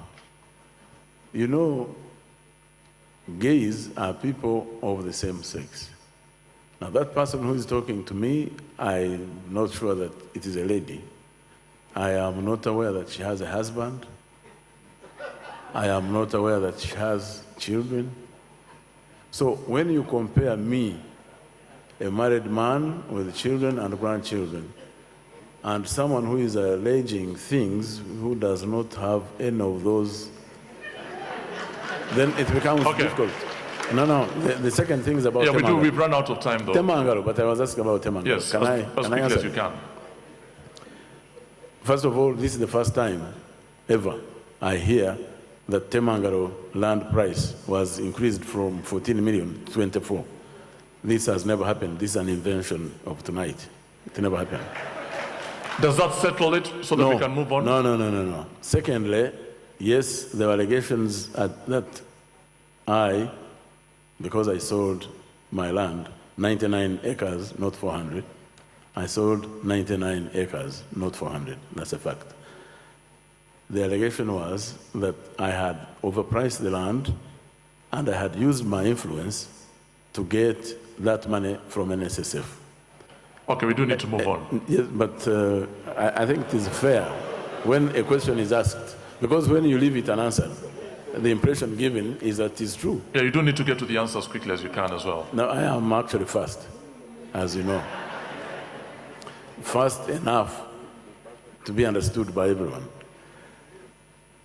This allegation was probed by Parliament, was probed by police, was probed by the IGG. And all of them came to the same conclusion separately, that that price was the market price. In fact, it was below the market price of the land at the time in that area. Secondly, that I did not use any influence, and it would be ridiculous that I had used my influence to be paid less than the market price. Okay, thank you very much. Major General Biraro. To Dr. Chiza Besigye, I intend to advocate for the change of this constitution of Uganda. You have seen that, I have observed, and you may also have observed, that you cannot fight corruption adequately when this kind of constitution is in place. I want to call for the proportional representation where we don't have to have members of parliament going out there to campaign for themselves. What's your question? Would he support that? The change of this constitution? Yes, there are many changes in the constitution that I consider necessary, especially to increase the participation of citizens and to minimize the concentration of power. And the proportional representation is one area that I consider as one of the possible remedies, especially to the type of monetization of politics that we now suffer as a country, where in fact wherever a candidate goes, people are putting up hands openly to say, pay us for a vote. If they were voting a party and not individuals, I guess that would be minimized. Now, having said that, I'd like to talk about the other aspect of that, of what you raise, because you are talking about parliament. I think our biggest problem is the executive. And I think the powers of the executive must be urgently deconcentrated, and regional entities must be created. And that's why we support even the federal system of government, where regions where regions have power to make decisions and to run their affairs wherever they are, without the single one person in the State House running the show for our country. So there are many things. Mr. Mama Mbabazi, do you have a question for any of the candidates?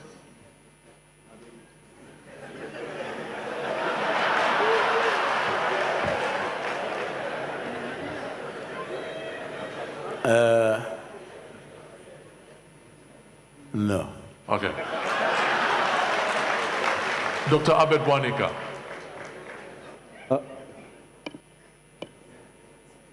First of all, let me use my 10 seconds to pronounce myself on the homosexuality.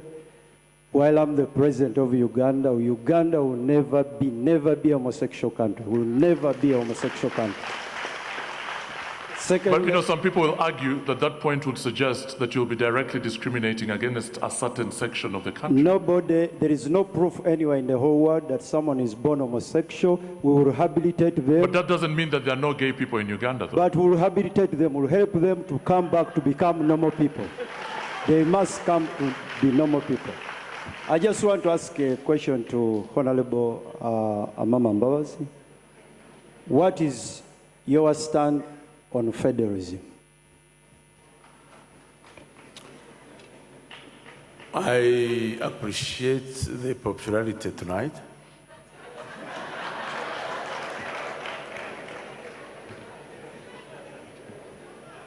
I have made my position very clear.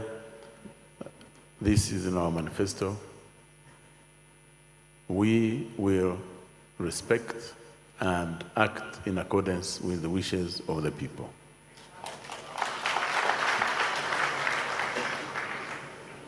Have you finished? Yeah. Will you grant Buganda federal? If they so wish. Okay, thank you very much. Thank you, candidates. And just before we come to your closing statements, one question for all of you. We'd like to know by show of hands how many of you, if elected to the presidency, would review the Constitution when it comes to the issue of presidential term limits?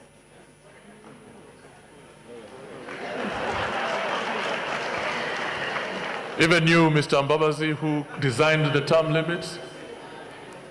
Can I answer that? No, not really. All right, we're going No, I'm happy to answer it. No, it's okay. It's fine. We are now going to your closing statements. You will each have a chance to speak without us interrupting, finally, for 1 minute. We'll start with you, Professor Bariamureba. I would like to thank all Ugandans who are watching us tonight. I'm very happy that we had this debate. I want to assure you one more time that I'm for a peaceful transition. And as Jeff Kennedy said, change is a way of life. And if you only look at the past or the present, you are certain to miss the future.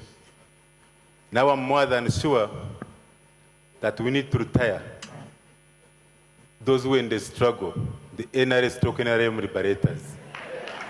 And I would like to call upon Ugandans that we need to change to another generation. And I'm very ready with a very good manifesto, very good ideas that can develop this country, and with my expertise. Once we address issues concerning education, issues concerning healthcare, and unemployment, then the rest of the matters concerning this country will be fixed. I want to thank you, and may God bless you. Thank you very much.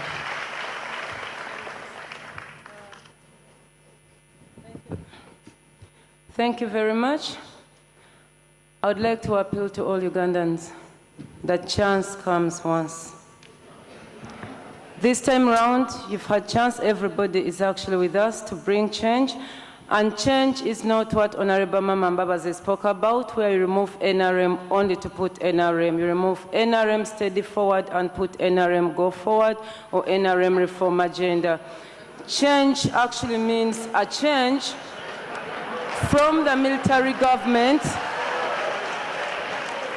Change means a change from the military government to a welfare state where a Ugandan is the priority. I would like to appeal to you. We are all who we are trained. I'm a trained lawyer. I'm a trained social worker. My life is about social activism, making sure I promote human rights. A soldier is taught how to kill. They are not taught to save lives. And as we stand here, there's only 3 social workers, myself, a professor, and pastor, but he's also a soldier, by the way, he just changed. Mabir is my friend. I'm really appealing to you, if we're going to have a welfare state in this country with a proper national health service system, proper education, proper equality, unity infrastructures, we actually need to forget about the wars and military and tear gas and get to peace and love. I would like to thank the Interreligious Council for letting us to be here.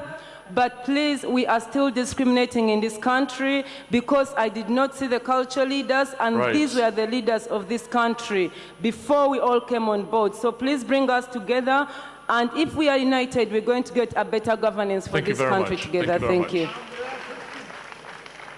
Dr. Besigye. Thank you very much. Indeed grateful that eventually I was here. It's been a lovely evening.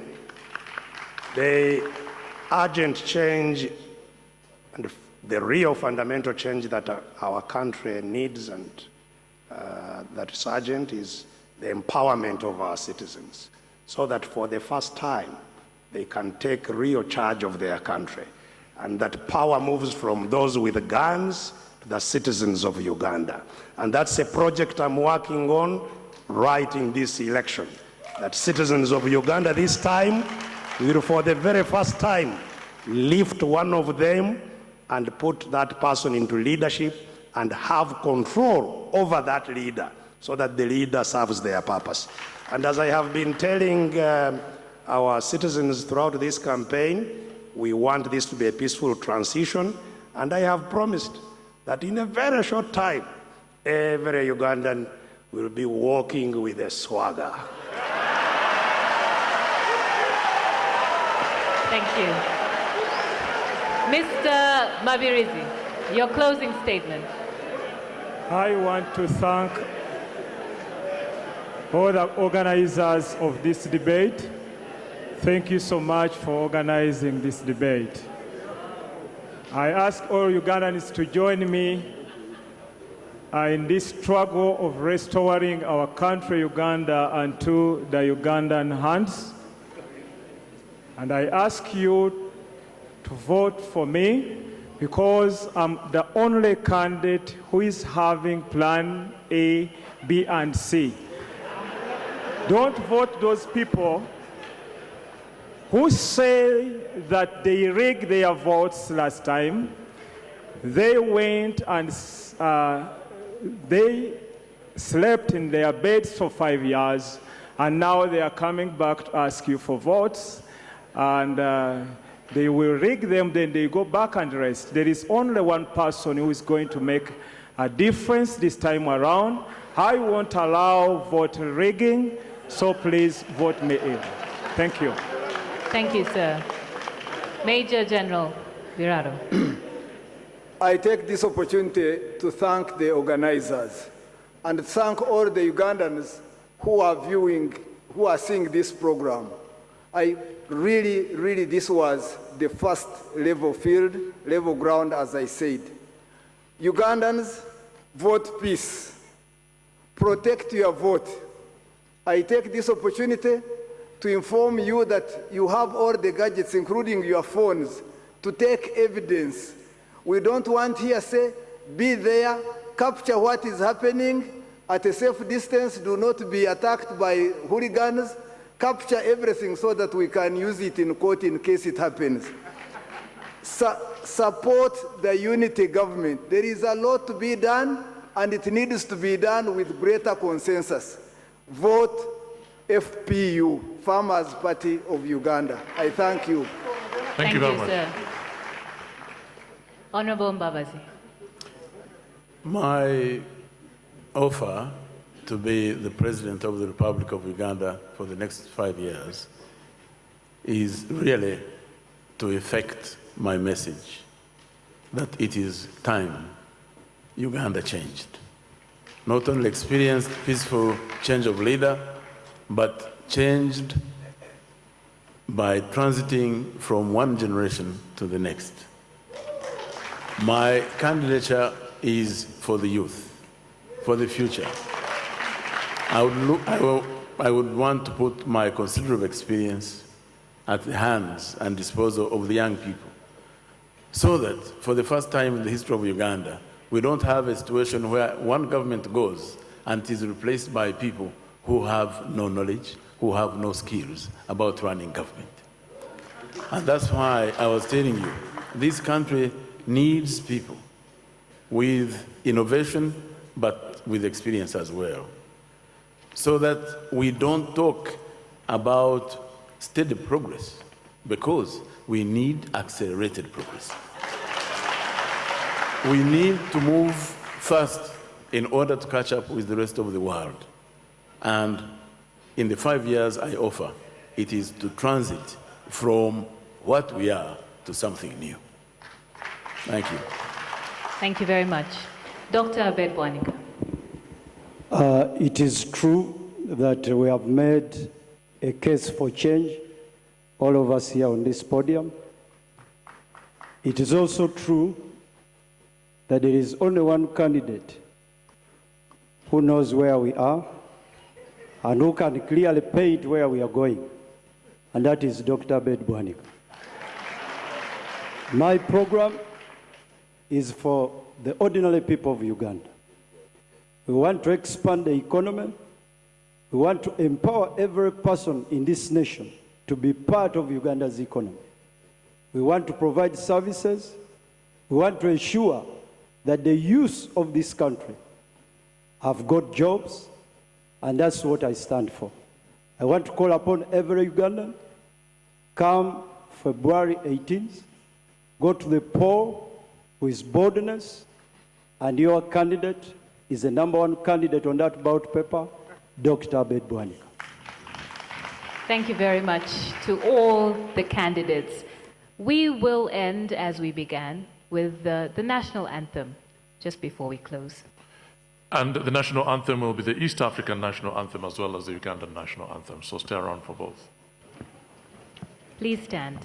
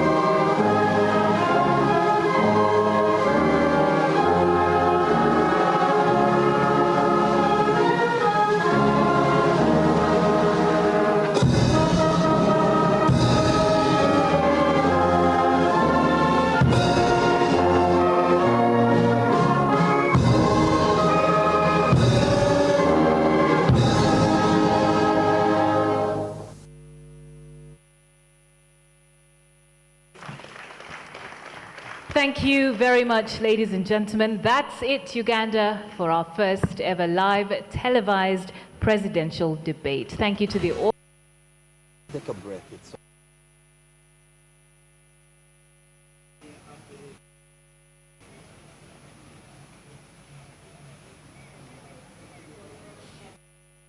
been said and done.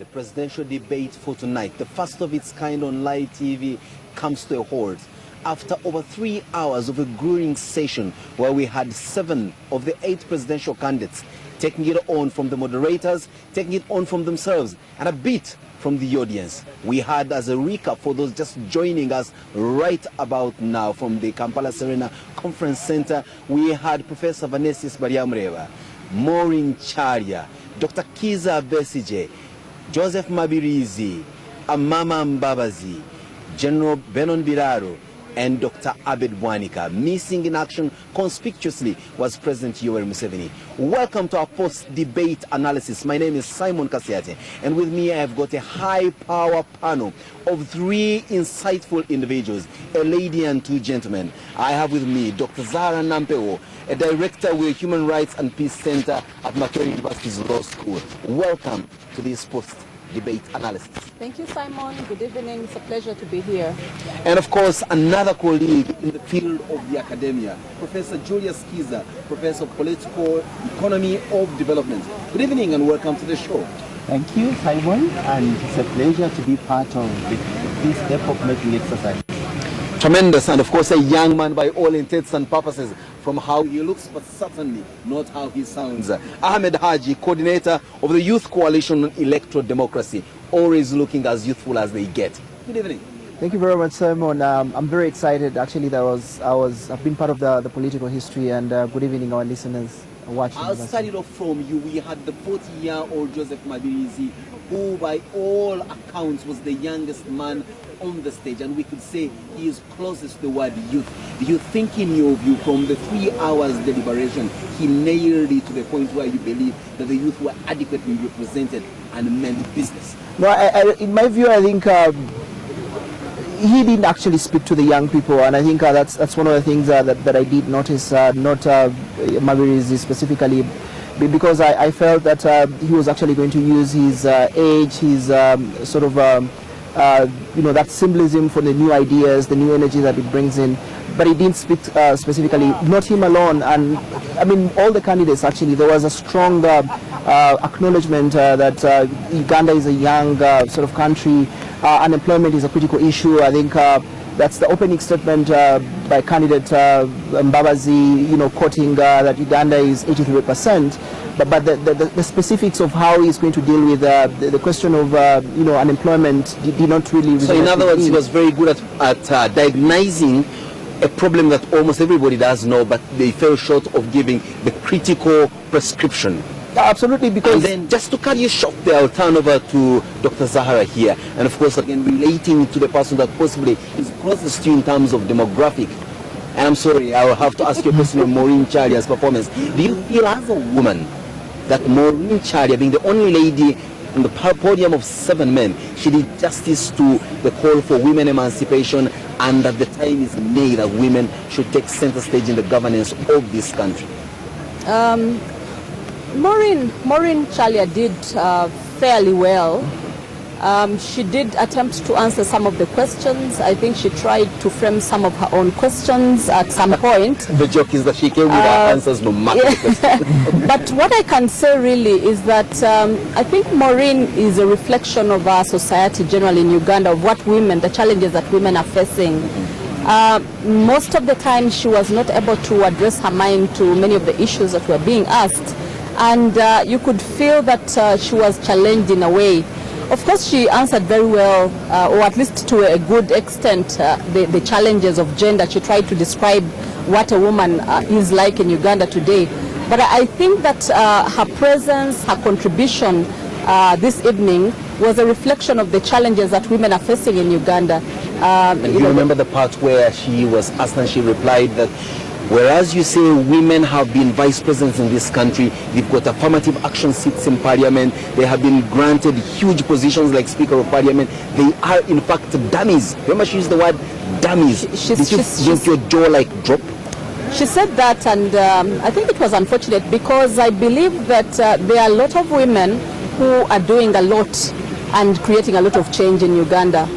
And I think that was an overgeneralization. But I still want to say that her representation, her contribution today is a reflection of the challenges that women still need to, to go over in order to bring about gender equity in the country.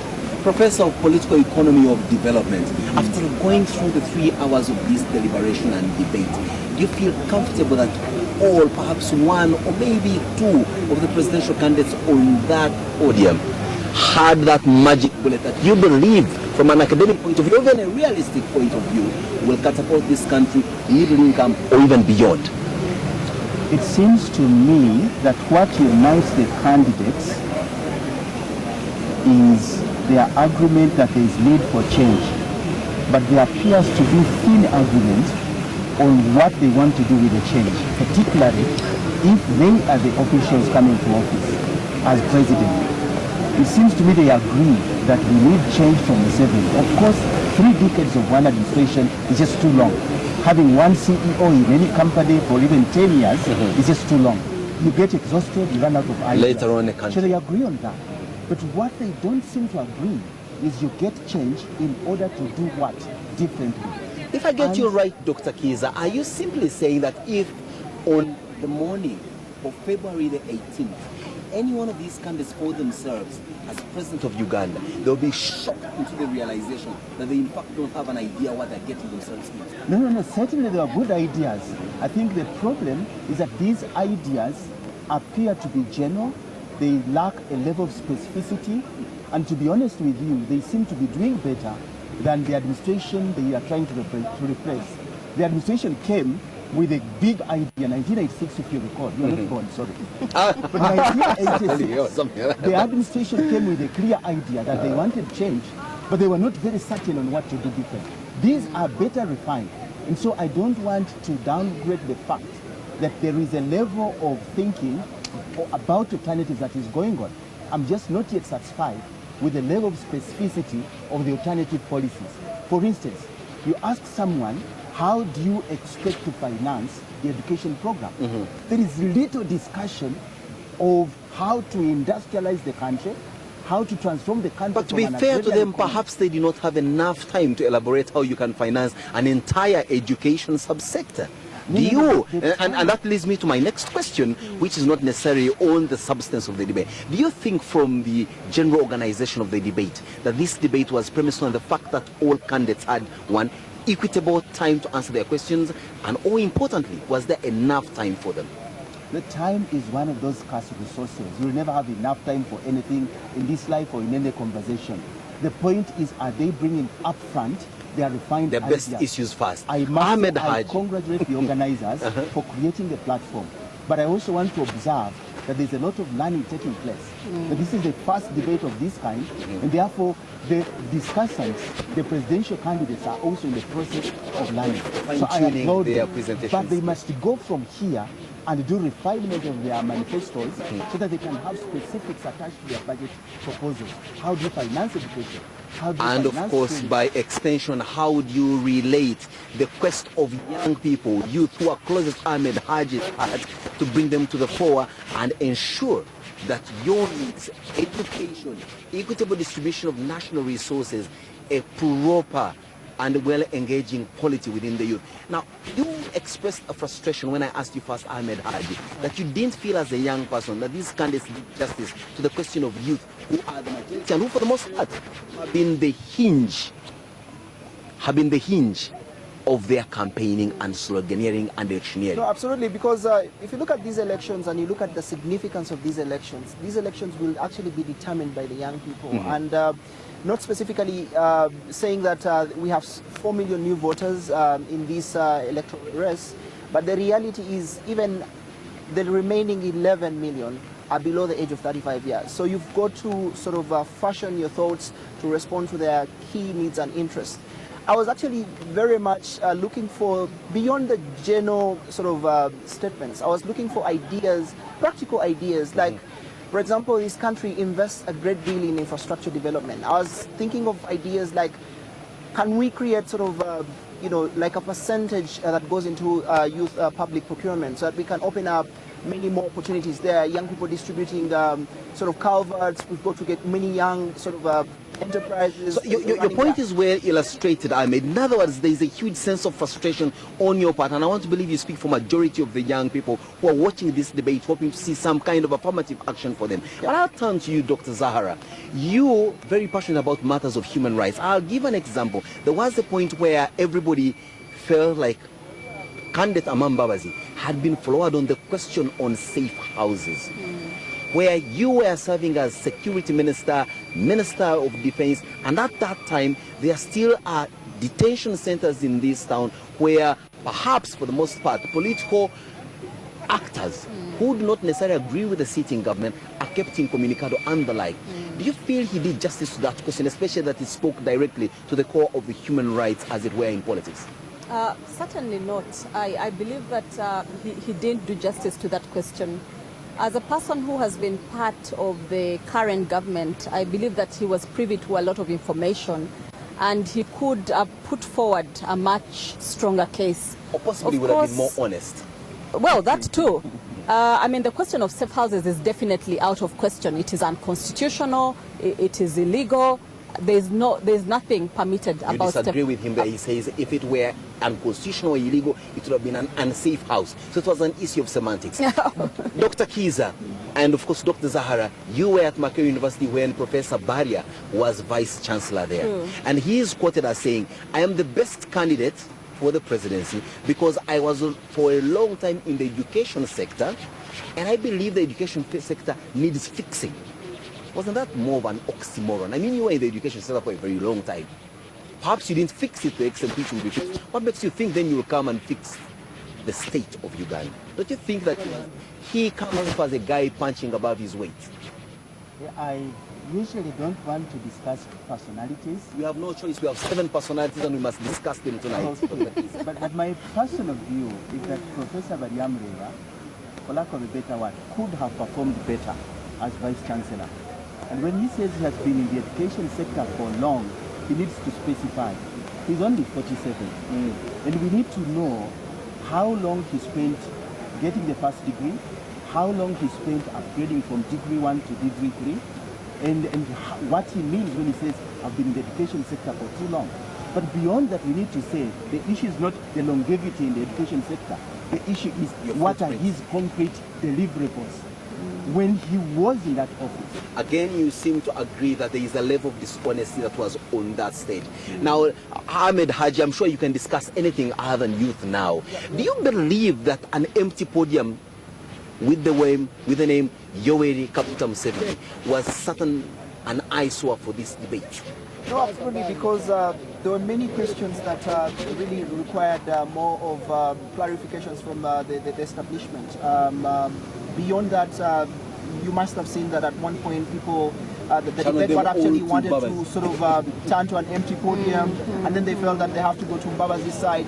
But the key point here is for 30 years of political leadership, because he's the only president I know, there were so many answers that needed to be sought out. But importantly, there were so many policy failures that maybe should have required more of practical feasibility that maybe someone should have really explained. But you know, the absence in a way clearly demonstrates that the willingness really to sort of listen to people and have another different fora where you can ably discuss issues constructively and perhaps project policy proposals. I just feel that it was a missed opportunity, so to say. It was really a missed opportunity. And that, of course, resonates very well with the gist of that poem from Justice Ogola, where he says the debate is the thing. And in there he says it's not about the hoopla of sloganeering and all that. It's an issue of civilized discussion and civility all that. And maturity. Dr. Zahara, do you feel that President Museveni has had a tremendously missed opportunity? That, by the way, we know President Museveni not to be a guy that would shy away from an engagement. We also know him to have a lot of wit, and he has the ability to charm anything and woo them to their side. Why do you think this guy never showed? Well, the empty podium the 1 out of 7, made a very loud statement. Hey, look here, this is the no-show. And it was empty, but it also spoke a lot. And of course, for me, that relates very well to what Dr. Kiza Besigye was saying about the issue of accountability. That for all the issues, all the concerns, education, health, whatever we are talking about, the issue of accountability, of going back to the people and explaining that this is what I've been able to do and this is what I need more time to do, hasn't been handled very well. So I think that it is definitely a missed opportunity that the CEO of Uganda to date was unable to come and explain to Ugandans his future plans. I hope that maybe there will be another opportunity. Well, there is another debate that is slated for the 10th of February, and like they say, God willing in this country, perhaps you will be there and we have another conversation. But getting down to you, Dr. Kiza, now we are looking at the aesthetics of this presidential debate, how it was organized and all that. What do you make when you walked into that hall? What gave you the wow effect? The wow, the really wow. The technology looks nice. The second wow is Justice Ogola. Really set the stage perfectly well. But for me, the most significant is the fact that this event took place at all. That, believe me, there were pressures on the organizers, on the Interreligious Council of Uganda and the Elders Forum. There were lots of pressures to have the event cancelled, postponed, downplayed, etc. But they were firm. They said, come rain or sunshine, we're going to make this happen. Like I said earlier on, this is possibly a statement to me that Uganda can still go on with or without President Museveni. Exactly. Ahmed Haji, a guy who loves, a sense of style and fashion. I mean, the one thing I actually liked much when I went in were the lights, the pomp of the stage, but importantly, seeing so many young people really there was really a very encouraging statement. Because for many times people feel that, conversations that are much more building society are meant for the adults. But I think the idea that there were many young people there and, they were ready to sort of cheer and sort of clap hands. The level of civility actually within the room But does that also translate the fact that there will be more young people in the queue on the 18th of February, in your view? No, absolutely, because we actually have a stake in this country. Like I said, you have a huge population which is young. So they've got. But are they civically aware? They feel they need to participate, or they think this stuff is for old Jesus, like myself and Dr. Kiza? Simon, there was a loud statement in that room. You saw many young people, actually the below 35, were so many there. They were very smartly dressed. You would sense that they were actually putting the issues, trying to sort of analyze them and all that. And of course, we have a plethora of them on social media that are, of course, a buzz. Yeah. And of course, later on, as we wind up here, we'll be joining our colleagues who are on the social media command center, and they'll be showing you what is happening in the tweet sphere and on Facebook. But before we get there, Dr. Zahara, now, of course, this debate was so much for the candidates on the podium, but just as much for the moderators. And I'll turn down to make an indictment on my colleagues, Alan and Nancy. What's your view? Do you think that they put up a good show? And if so, how so? This is the first time that we've had this kind of thing here. But this is the 100th time Alan is interviewing anybody more so presidential candidates. Very true, very true. This is the first time we've had it, and it's the first time for them to do this. And I believe it was handled very well. Alan and Nancy were very well prepared. I think the questions were very good. I particularly like the fact that it wasn't only about asking a question and listening to the response, but that there was a probing much more, to get really depth about the issue. So I really like that there was a very good preparation, and I believe that they did a good job, the moderators. You're nodding your head, and I get the sense that you agree with Dr. Zahara. Yeah, as a teacher, I should say they did background work to do research on the manifestos of each candidate. And the individuals themselves. And the individuals themselves. Especially part where they asked Charia that you contested as an FDC, you worked for the NRM, you backed a DP candidate, and now you are an independent. Exactly. But now let's do a two-D tab before we hand over back to studio with Joel, who's standing by. I'll start with you, Ahmed. We're going in alphabetical order. Who do you think carried the night for you? Biraro, Major Biraro spoke to me as a young person. Major General, if I may correct you. Major General Biraro spoke to me as a young person because he was actually able to relate to the key questions that affect the young people in this country. But others will say maybe Dr. Abed Wanika. Well, I think to me, I would say that Biraro spoke to the issues of young people. He actually looked at talent and sports, creative arts as really a vehicle of opportunity. He spoke very deeply with agriculture and how it can transform employment opportunity. He spoke a great deal on industrialization. To me, he really spoke to me, and I felt that he connected, though he didn't go down specifically well, maybe like there wasn't other enough candidates, time. but I felt that, you know, like in a scale of like 10 to 5, I'll give him like 5 and would reserve the 5 for the next debate. Wait a minute. So the rest got something like 3? Well, Dr. Keys over here, who do you think carried, in your view, who carried the night for you and why? I would say none, in my view, scored 80% and above. But it seems to me, Dr. Keys, I thought your meanness had stopped when it is not, when I was in it class. Is not being mean. You have continued being mean. I am looking for good performance because we're looking for a president, the CEO of the country. So none I would have given 80%, probably none 75%. But it seems to me, I don't know how much time I have, Abed Wanika comes off well with figures, with specifics, especially with regard to agriculture and vet. Biraro comes off well with cooperatives and farming, but he lacks the connection between farming and value-added manufacturing. So the problem of famine, food scarcity, is a problem of farmers, not industrialists. So it's the usual thing of getting the right diagnosis, but without the right prescription. The diagnosis was not right because he's pegging his message to the majority of farmers. So it is an electioneering process rather than a transformative. But in my view, Kano VSJ addresses the root cause of the problem. The weak institutions of governance, the weak accountability framework, and the need to fix that to get government accountable. I must cut you short, Dr. Kiza, there because we are running out of time. Just one last word from Dr. Zara would be unfair if I don't allow you to tell me who you think carried the night. Dr. Kiza Besje did well on some aspects. Dr. Bedwanik also did well, just as my colleagues have mentioned. But the one thing that maybe I'll pick out and maybe not repeat what my colleagues have said is General Biraro. He brought about this concept of the Bushmen.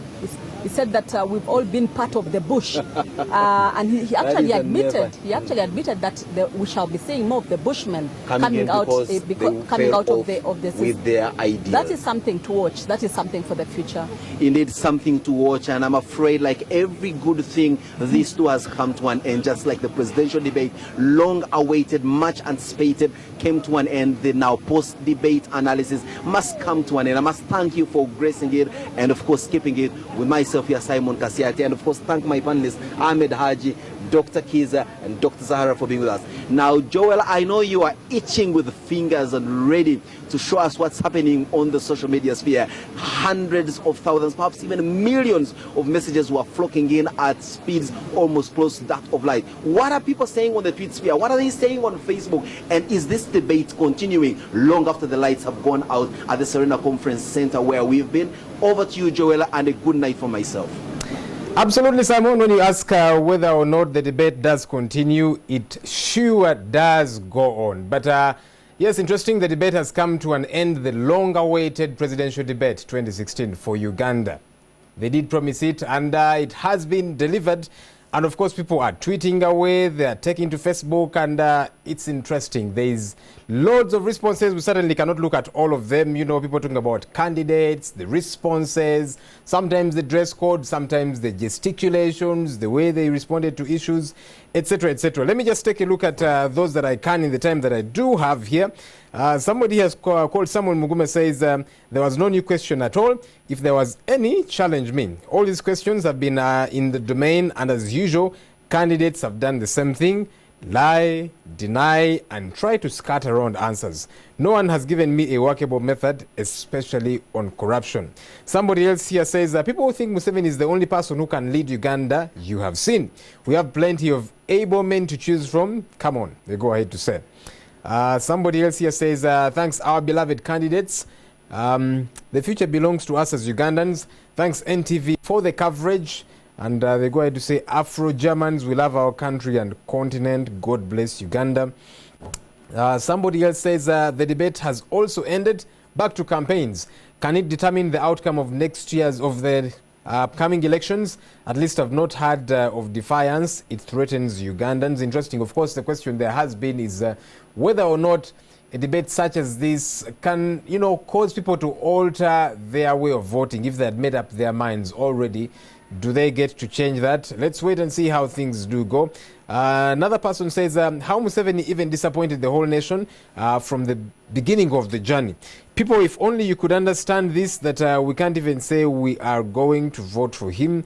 Another person says, I've loved the spirit indeed. We can now see that the 7 men in the race, but then there was one coward who went into hiding. Democracy is soon coming back to Uganda. That's coming in from another person here. And then, of course, people are, trying to banter with Besigye's last remark there, talking about walking with swag and all that. Somebody else says, I salute all Ugandans. For real, you have made Uganda a place of peace. Love you, mostly the candidates. A good thing, that we got to see all these candidates on the same platform, speaking to each other euphemistically. We didn't see anybody get to another in a very corrosive manner. That was a good thing. We hope that that can trickle down, that there can be a reverberating effect onto the supporters down there. Engineer Mabirizi, he has been trending on social media. I'm sure wherever you are at, whether it be on Facebook, on Twitter, this man has been trending.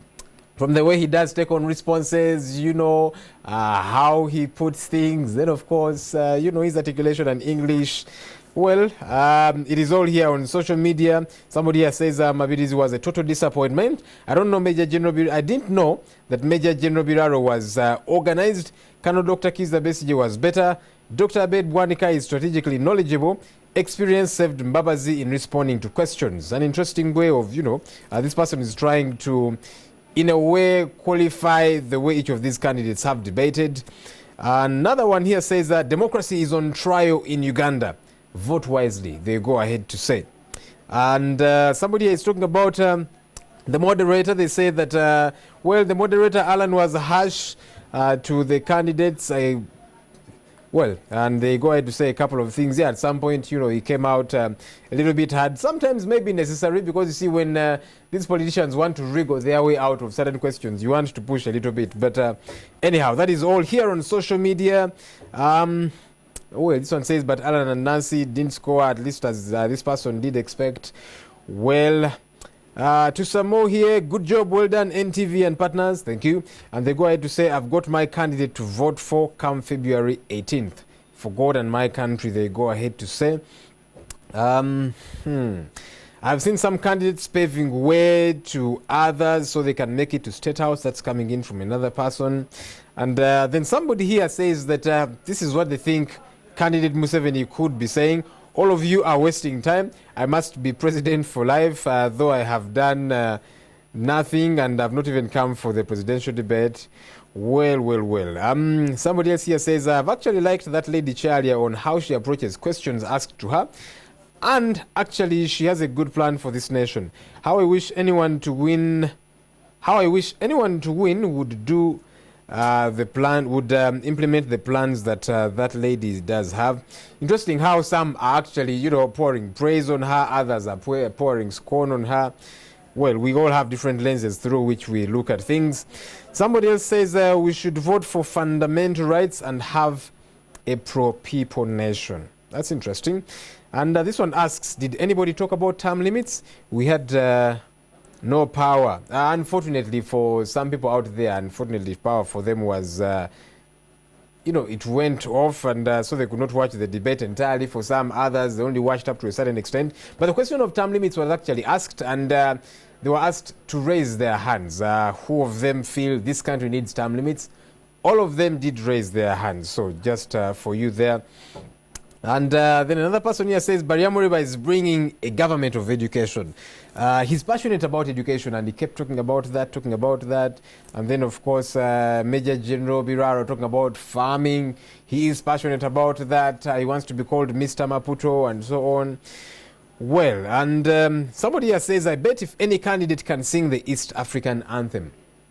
I hasten add, if they can sing all the anthems of all the stanzas of the national anthem, but I'm sure they can.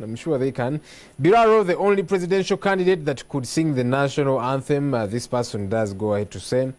And this one says, I just extend my appreciation to all presidential candidates who have managed to participate in this debate.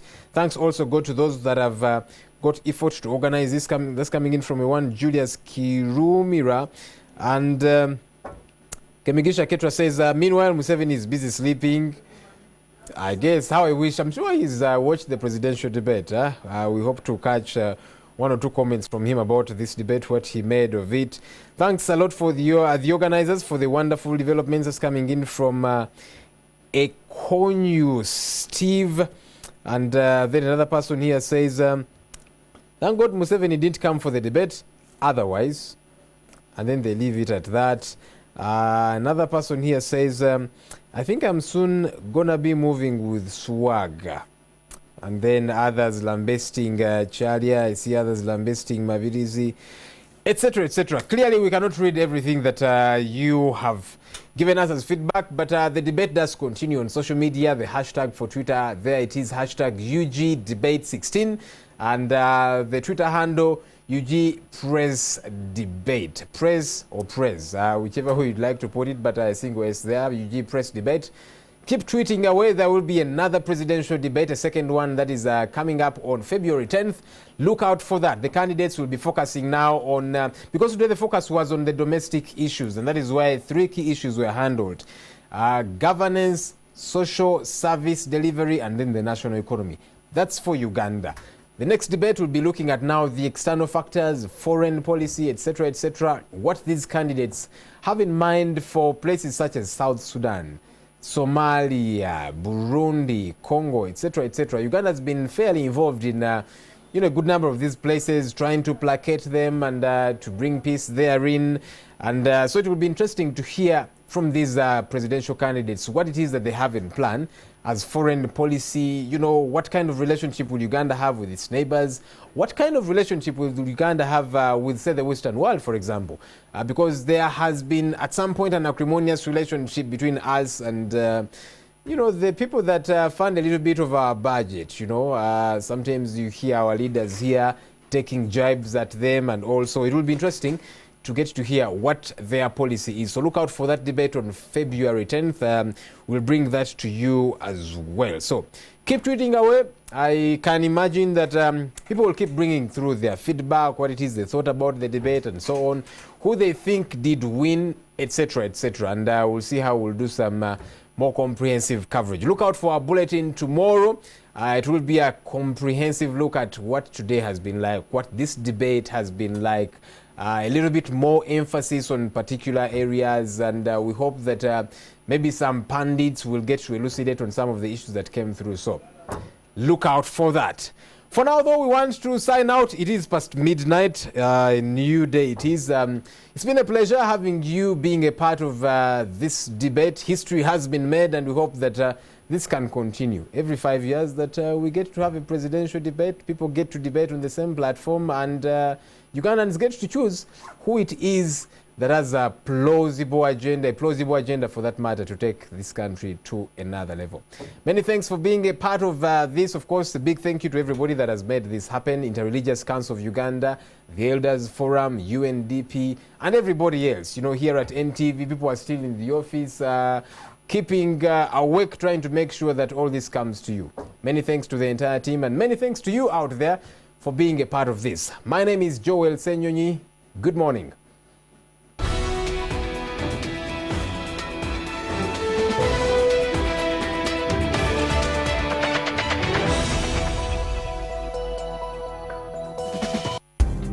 You know what they say about girls. Who cries more? Girls. Who does the chores? Girls. Who's the shopaholic? Girls. Who's all about selfies? Girls. Who brings the drama? Girls. But we want to show you our real world, where we're more than just girls. Introducing Spark TV, the first female channel in Uganda, made for you to bring out the best in you. Spark TV, it's your time.